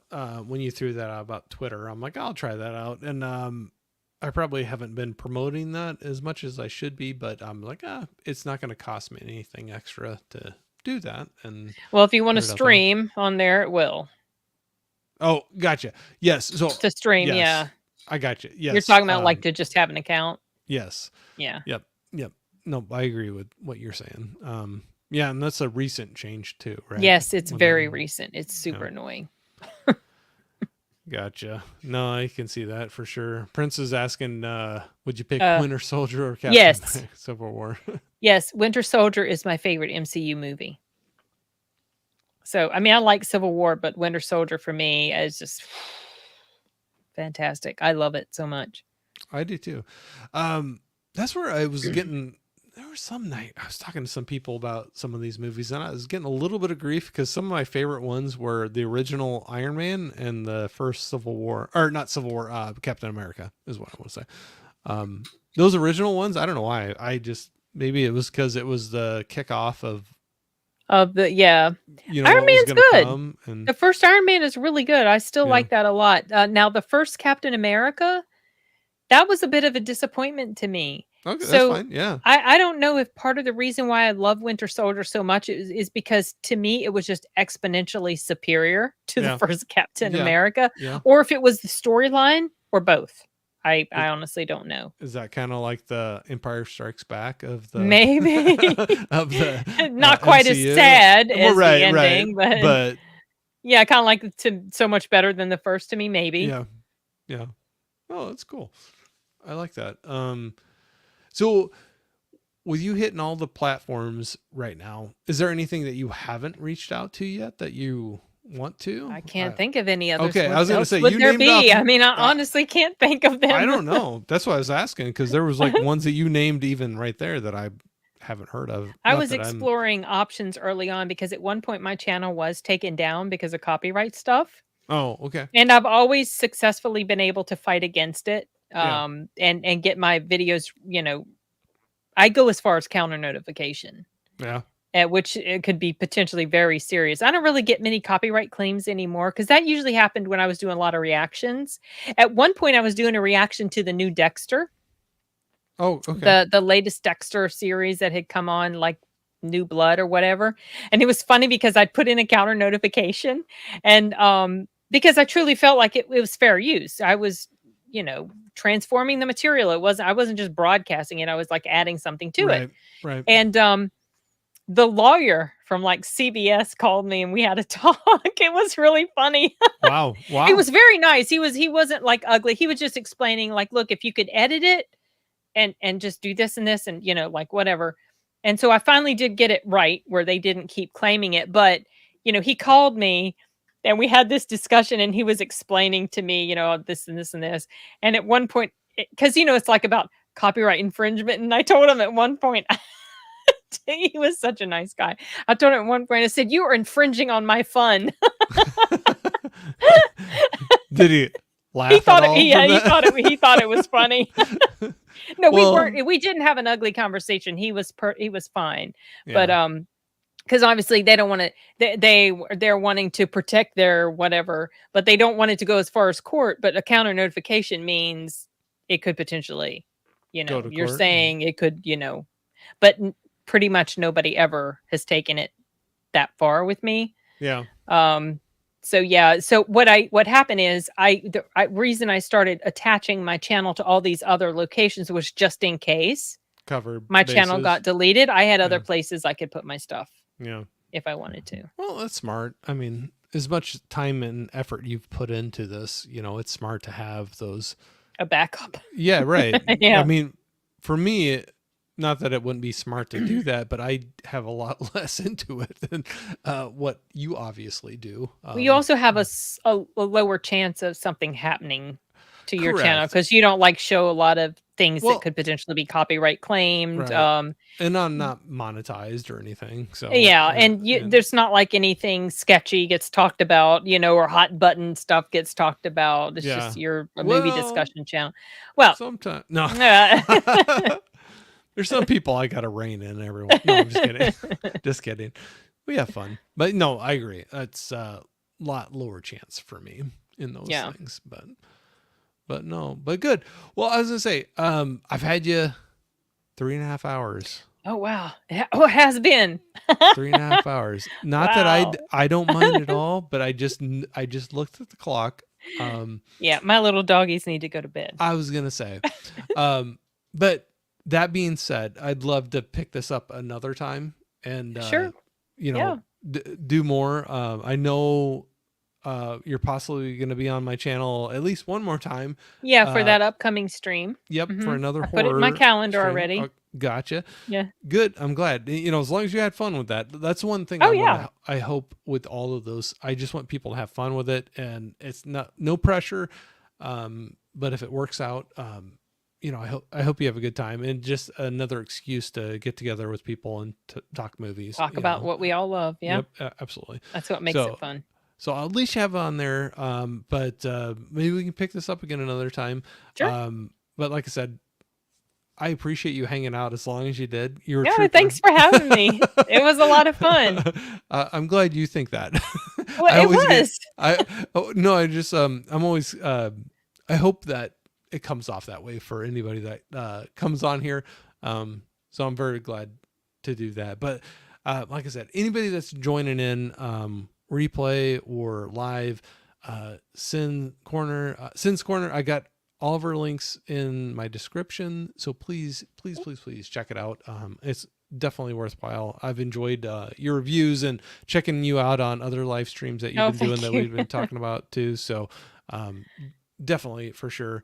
Before we go, we got Larry chiming in. Ragnarok is one of his favorites as well. My favorite Prince Thor must have said that too.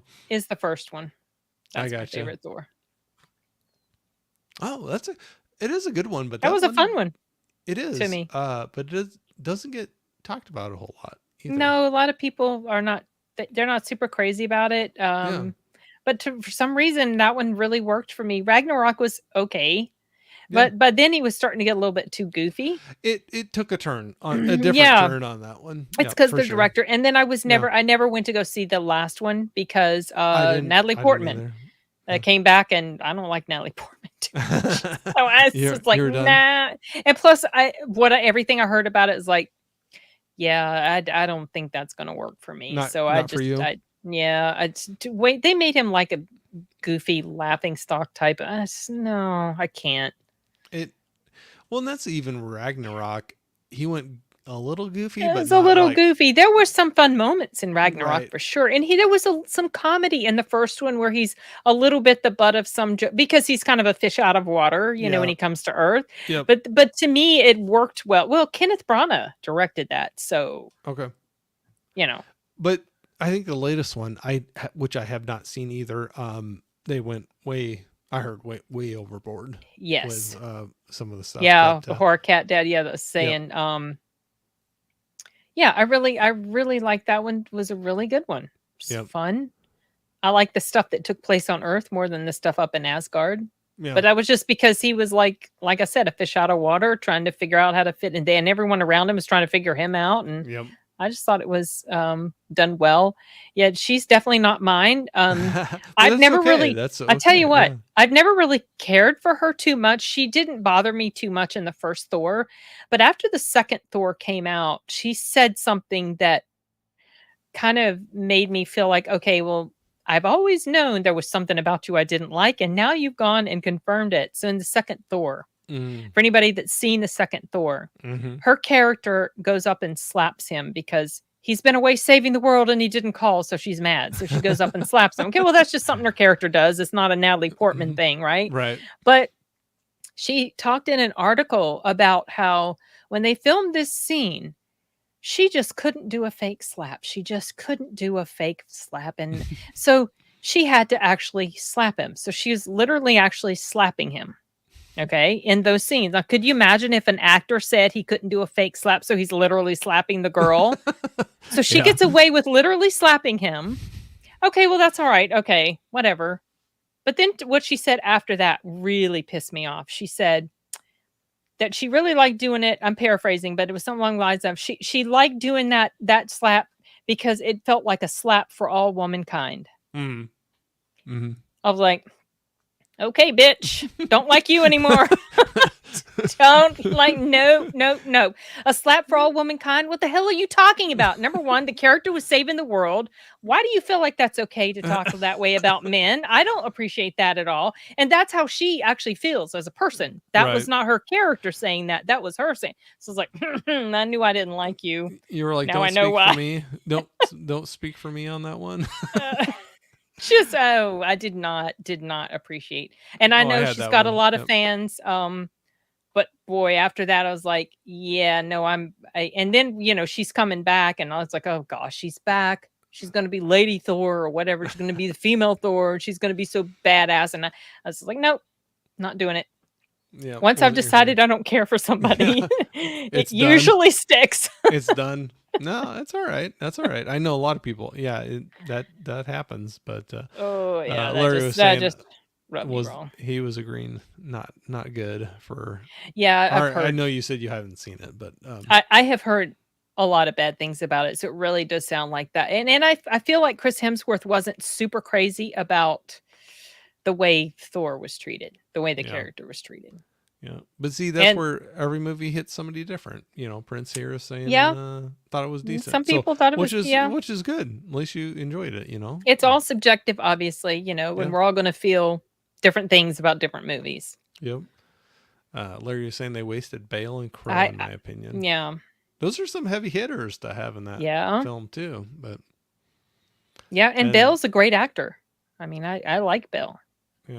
Closer is a crazy. I've heard good about film. that, but I don't know never if watched it because Natalie Portman. Just wrote her off. No coming back from that one. It's like, oh, and whenever I've seen Thor, okay, so she's in it, but she was okay to me in that. But yeah. Yeah, and yeah, Prince was saying, yeah, no beef. Yeah, no, Yeah, of course not. that's where everybody Oh, you absolutely just not. realize that it's just like we Mm-mm. were talking about Long Legs earlier. I have so many friends that are like 5 out of 5 stars, greatest, scariest movie ever, and I'm just like, With your friends, you can have these disagreements. You're right, I've right. never had issues with any of my YouTube buddies. Never. The Yeah. only time there's ever been an issue with someone disagreeing with me about a film, it's usually been someone commenting on my videos and they're not anybody that I know. right, Or right. someone trying to, argue on Twitter, and they're not anybody that I don't really get into any fights or disagreements with any one of my fellow YouTube movie reviewers. That Right. just doesn't happen. Even if we disagree, it's all respect. Yeah. Well, it's like, okay, that's your Yeah. opinion on it. Yeah, that's cool. And sometimes but- you're genuinely sorry. It's like, wow, I'm sorry you couldn't enjoy it, Yeah. and I'm like, I'm sorry I couldn't enjoy it. I really wanted to. honestly, just I was that way with didn't happen. Long Legs with some friends That's what I where felt too. that I'm like, I really wish I liked it as much. I'm not- Same. That's what I'm I've not said. making fun of you liking it or saying you can't, but I'm like, I wish I was at that level with it. But Oh, I'm so sure. apparently you I'm- can't watch Closer then. Larry's like, well, then you hate her even more. So apparently she has a great character in that movie. then Apparently probably- her character is terrible. You're just like, yep. So if you want to take your enjoyment of dislike. her, to another level, watch the movie. If you don't watch it. Oh, also something else I didn't appreciate about her was when she worked on Black Swan. Oh yeah. She went so there's a lot of marketing push that goes on with trying to buy votes from the Academy. And I know this as a movie reviewer because I got so much so much stuff from the movie theaters, the movie studios that were trying to push their film to be voted on for your consideration. Right. Like so much stuff I got. Yeah. And so this happens, but they're trying to market and push, and they were trying to present her as if she did all her ballet stuff. Yeah. Oh, how excellent. What a great job she did. She learned all this ballet in such a short amount of time. No, they plastered her face on an actual ballet, and she went along with that lie nonsense, taking credit for something she didn't really do. So I didn't like that either.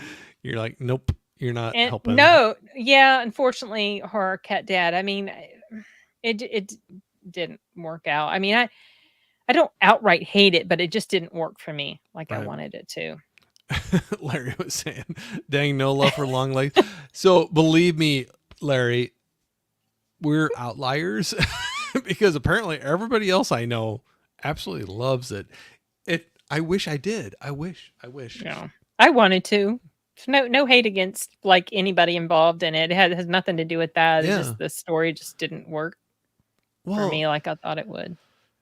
And it definitely was creepy, but man, when I heard what you're talking about earlier, comparisons of, like Silence of the Lambs or Seven or, things, I'm like, to me, no. And that's not a slam on this movie. I'm just like, those are stretches to compare to. Absolutely. In my mind, movies. Yeah. Like that, yeah, for sure. But if you love it, I'm not going to make fun of you at all because apparently there's way more people in your camp than my camp because that's what I'm seeing. We were talking about Letterboxd. The friends and people I know, and we've had recommendations of movies back and forth, and I really know what they like and don't like. And there's a lot of them that I'm more on your side than not on things you like. And that one, I'm just like, wow. I feel like I'm missing something. I mean, it's just not going to land. I was watching some other movie reviewers who were echoing my thoughts. These are, and I mentioned them. I think I mentioned them in my review. Yeah. What's Deep Focus Lens? She wasn't super thrilled about it either. Fish Jelly Reviews, they both gave it favorable reviews, but they had issues, very similar issues to the stuff that I did. And there was somebody else as well.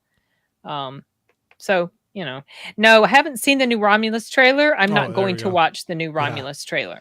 I don't want to be exposed too much.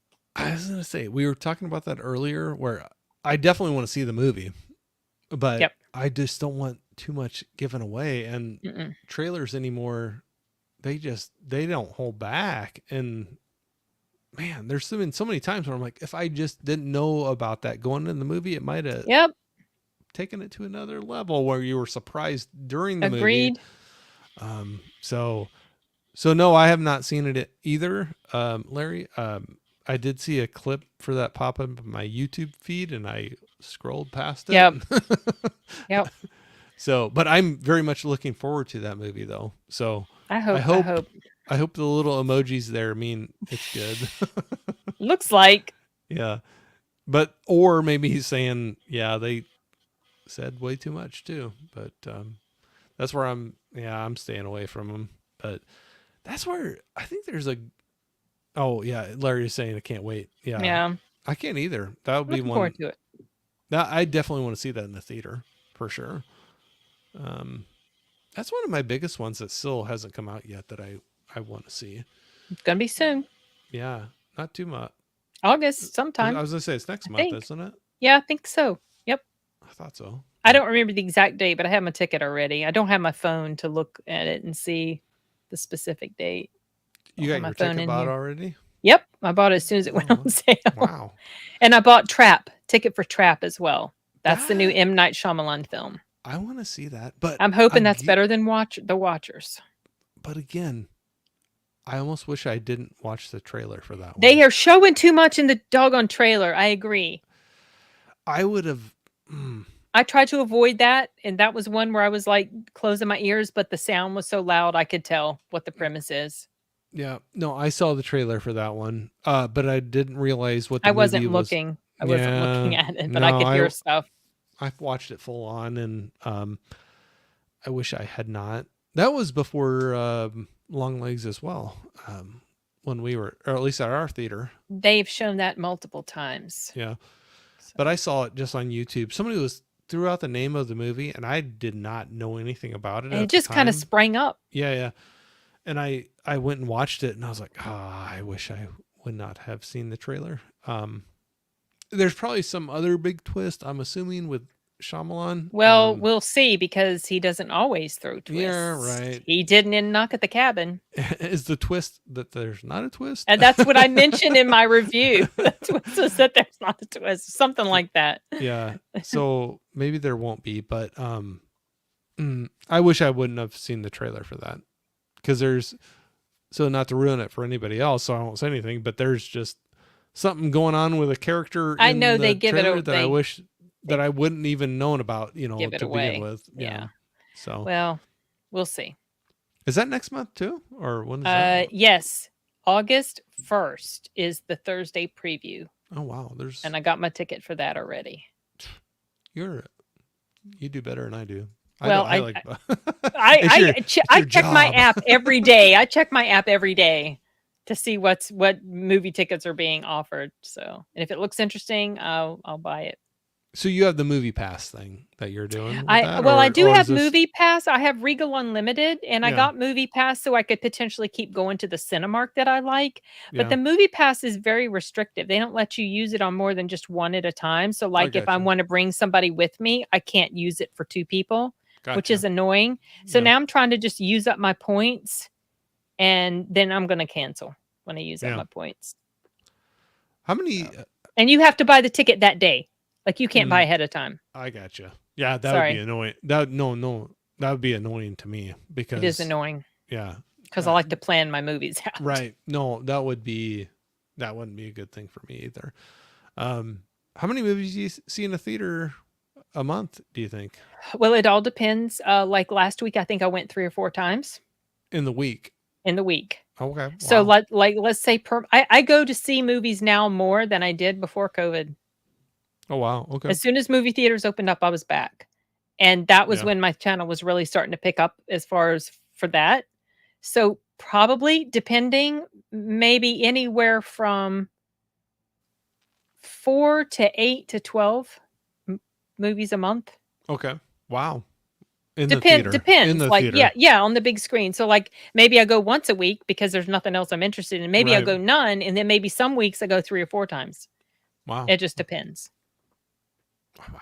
I wish I had a movie pass. I have a really close, my theater is not far away. It's like 12 to 15 minutes away. So it's a really easy trip. And sometimes I go back and I come back home, then I go back out. I try to sometimes just do a double feature. Yes, but sometimes the times are too far apart, and I'm like, no, I got to go back home and like eat or whatever, and then I go back out. Sometimes I go to a Cinemark, sometimes I go to the Regal in the same day. It just depends. But I also have to work, so I got to figure all that out.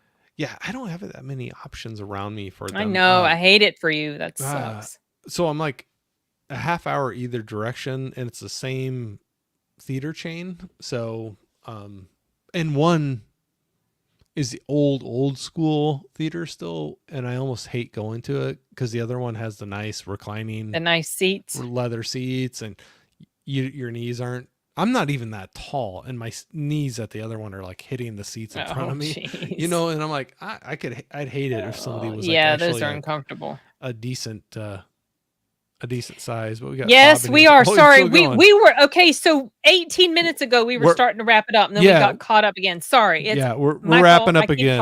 No, I do it too. We're doing like a Southern goodbye. Bob knows. He hung out with me. I talk way too much too, so he knows. But no, it's so I don't even like going to that. So I'd like literally have like one theater to go to. That really sucks. I would be miserable. but You need to move. You need to move. I know, right? That's what I'm saying. But he's saying that's awesome. We're still going. Don't apologize. I can listen to Corey for hours, and you have. But no, I wish we had more. There we are supposed to be. They've been talking about it, but it's like going to be like probably a 10-year plan. But there is an area where they're planning on putting up a new theater complex, and it's supposed to have an IMAX theater too. So I'm pretty excited about that because we don't have that close to me. I have to go probably hour and a half to 2 hours away to hit To IMAX your closest now. IMAX? Ugh. Is hour and a half to 2 hours, depending on which one I go to. The really good one is 2 hours about. Oh, wow. You really are far away from civilization. I'm in the sticks. It's like, why do you still live there? I don't know. I don't have a good answer for that. I don't have a good answer for that. But yeah, like literally that. So Bob was jumping in here. The last weekend the group of us, he was part of that group that we met up with and did some movie shopping, and we went to see Long Legs, and that theater there. I was like, I wish I could have that around home. It was crazy. It was one of those that had they'd bring the full meals. The menu. We were talking Yeah, about. yeah. We were talking about that earlier. Sorry. But I'm like, that is just the craziest. Like I was talking about, like I could not believe that like you could push a button and during the movie somebody would come out and like bring you something to eat or drink. And yeah, sorry, we were talking about that earlier, and I'm like, You're still blown away by it, aren't you? I am. I'm like, I can't believe, like literally, like after the movie starts, you'll come out, and they're like, yeah. And I didn't even need anything, but I wanted to push the button to see if they'd come out. Like, would they actually do that? You know, like I wanted to see if they would actually do that. But you're playing with them. I know, but I ordered something when I got a refill when they came out. But Prince was saying lunch break cinema is postponed. Well, I'm gonna do that again. I was doing some Friday afternoons. I was doing I some of remember. those. I saw you didn't do it today, and like. Well, I didn't last week. because we were gonna do this tonight, and I was like, I was trying to get work done, and trying to be responsible, trying to adult. I know, gotta do that. It sucks. They're not going away forever. The week before, I didn't do it because I was traveling to meet up with all those fun folks for that meetup, and then today I didn't do it because I was like, oh, we're going to be doing this so soon. And I was trying to get some stuff done before this. So Prince, I will be back just for you because you're the one asking for it. You better. No, I will. It's kind of a fun thing to do. It helps break up the day a little bit as well. Yeah. Pop Culture was saying, I only have a Cinemark and it's not good. Then IMAX is 3 hours away. Okay. Jeez. It costs $40 a ticket and 30 for parking too. Lord. So wow, $70 you got to drop to. Wow. Oh, that's ridiculous. At least the one that. Okay, I got to go 2 hours.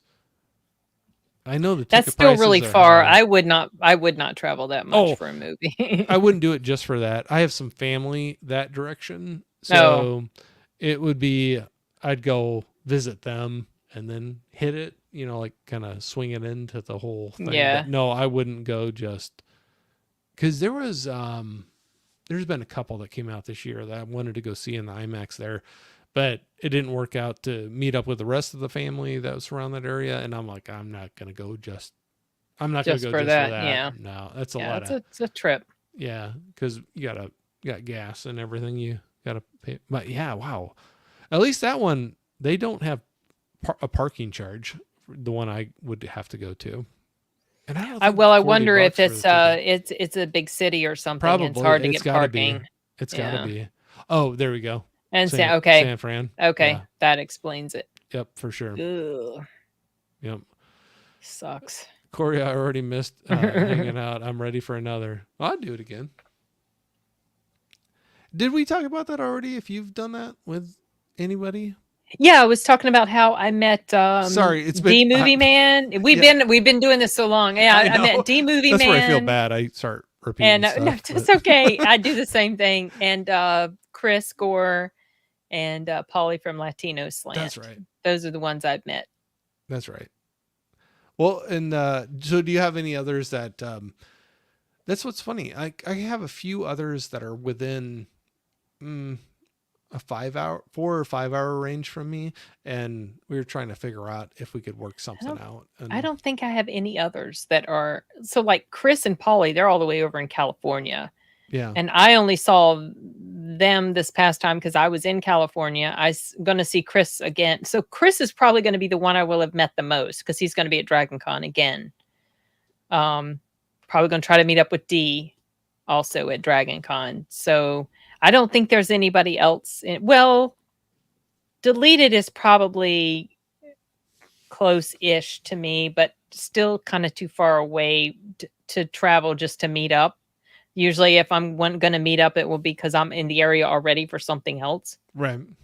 So No, it's fun to do. I wish we could do it more often. That's where Bob was jumping in here. There's another group of us. We're trying to figure that out again. Maybe next year where we're going to try to do something. But yeah, it sounds like fun. yeah. So we did one earlier this year where we went to Tennessee, and there was a bunch more people that were close around there. So it was a little bit of a haul for me, but there was so many other people that was a closer thing for them. So we had a big group for that one. It was a lot of fun. We actually got an Airbnb and stayed for like a weekend, and it was the coolest time. A lot of fun people in that. So that's been one of the best things about YouTube.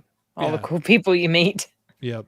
Well, and that's what's funny though too, is that could have gone a completely different way too, but everybody just meshed so well together. But we knew a lot of us knew each other at least a little bit from live You get a streams feel. and chats. Yeah. You get a feel for people. I mean, you know, yeah.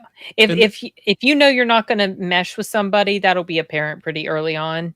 Yeah. In your interaction with them online. Yeah. So. Yeah, and then I have my son that's older and out of the house texting me. It's like, Dad, text me too if you need help, or and he's like joking. He was like sending, like, he was being a smarty. That's funny. But he was just like, are you okay? He's like, yeah, text too if you need help. And I'm like, oh, okay. But it was kind of funny because I've always told my kids, I'm like, yeah, don't go meet up with people. Be careful about people online. Yes, and then I'm going I and know. spending the weekend. I know. I've done the same thing. I've met a couple people online like that I knew from Facebook. But you can just kind of tell. Some people who meet scary people online, they're not being smart. Yeah. It just right. You can sniff out the people that are legit. Yeah. So. Yep. Bob was saying, the prices. I think he was talking about that is crazy. And Prince was saying 24 likes and counting for Despicable Me Stat Corey. Yep. Thank you. That was a little joke apparently that Bob started putting on me. Oh, okay. Despicable Me. Okay. And then, so in one of his videos, we got pop culture. So many of this group live on the East Coast. There are a couple on the West Coast, but not many. Yep. I'm in the middle. Almost exactly. Yeah, smack dab in the middle. Yep, almost. I have met a lot that are, my groups that I'm talking to as well. A lot of East Coast or like Southeast, it seems like. Yeah. Yeah, I'm Southeast as well. Yeah, but there are a few on the West Coast, but not quite as many. I'd like to go out to see them, but that's a long trip. Yeah, for sure. But all right, final wrap up. Here we go. Are we for sure? For sure. No, not that I mind. I just feel bad if I'm keeping you way too long on this as well. But maybe we'll wrap it up for tonight. But I would love to have you on again because I could keep talking to you. That's the thing. I could keep going. Anytime we're talking about movies and stuff, I can go and go and go. I know. So we'll table it because I'll want to have you back on again for sure. But again, Sen, I appreciate you so much coming on and spending. Thanks all this for time having with me. It was fun. It was a lot of fun. It's what's crazy. you sit like this and I'm like, man, it does not feel like it's been that long I that know, it we is hard to started it. believe. Yeah, going on 4 It went hours by now. really fast. Oh, Yeah. and we were talking about, "Oh, I don't know about the 4 hours stream." It was like, Yeah. "Oh, Yeah. look, here we are." Yeah. And then I'm like, oh, I've had you for 3 hours. Maybe we should start wrapping it up. And, but no, I kind of fall into that a little bit, but it's okay. It's We're easy having to do, fun. especially when you get to talking. Yep, for sure. So everybody that's spent any time with us tonight, long Yes, thank haul, you. checking in or replay, thank you so much. I appreciate it.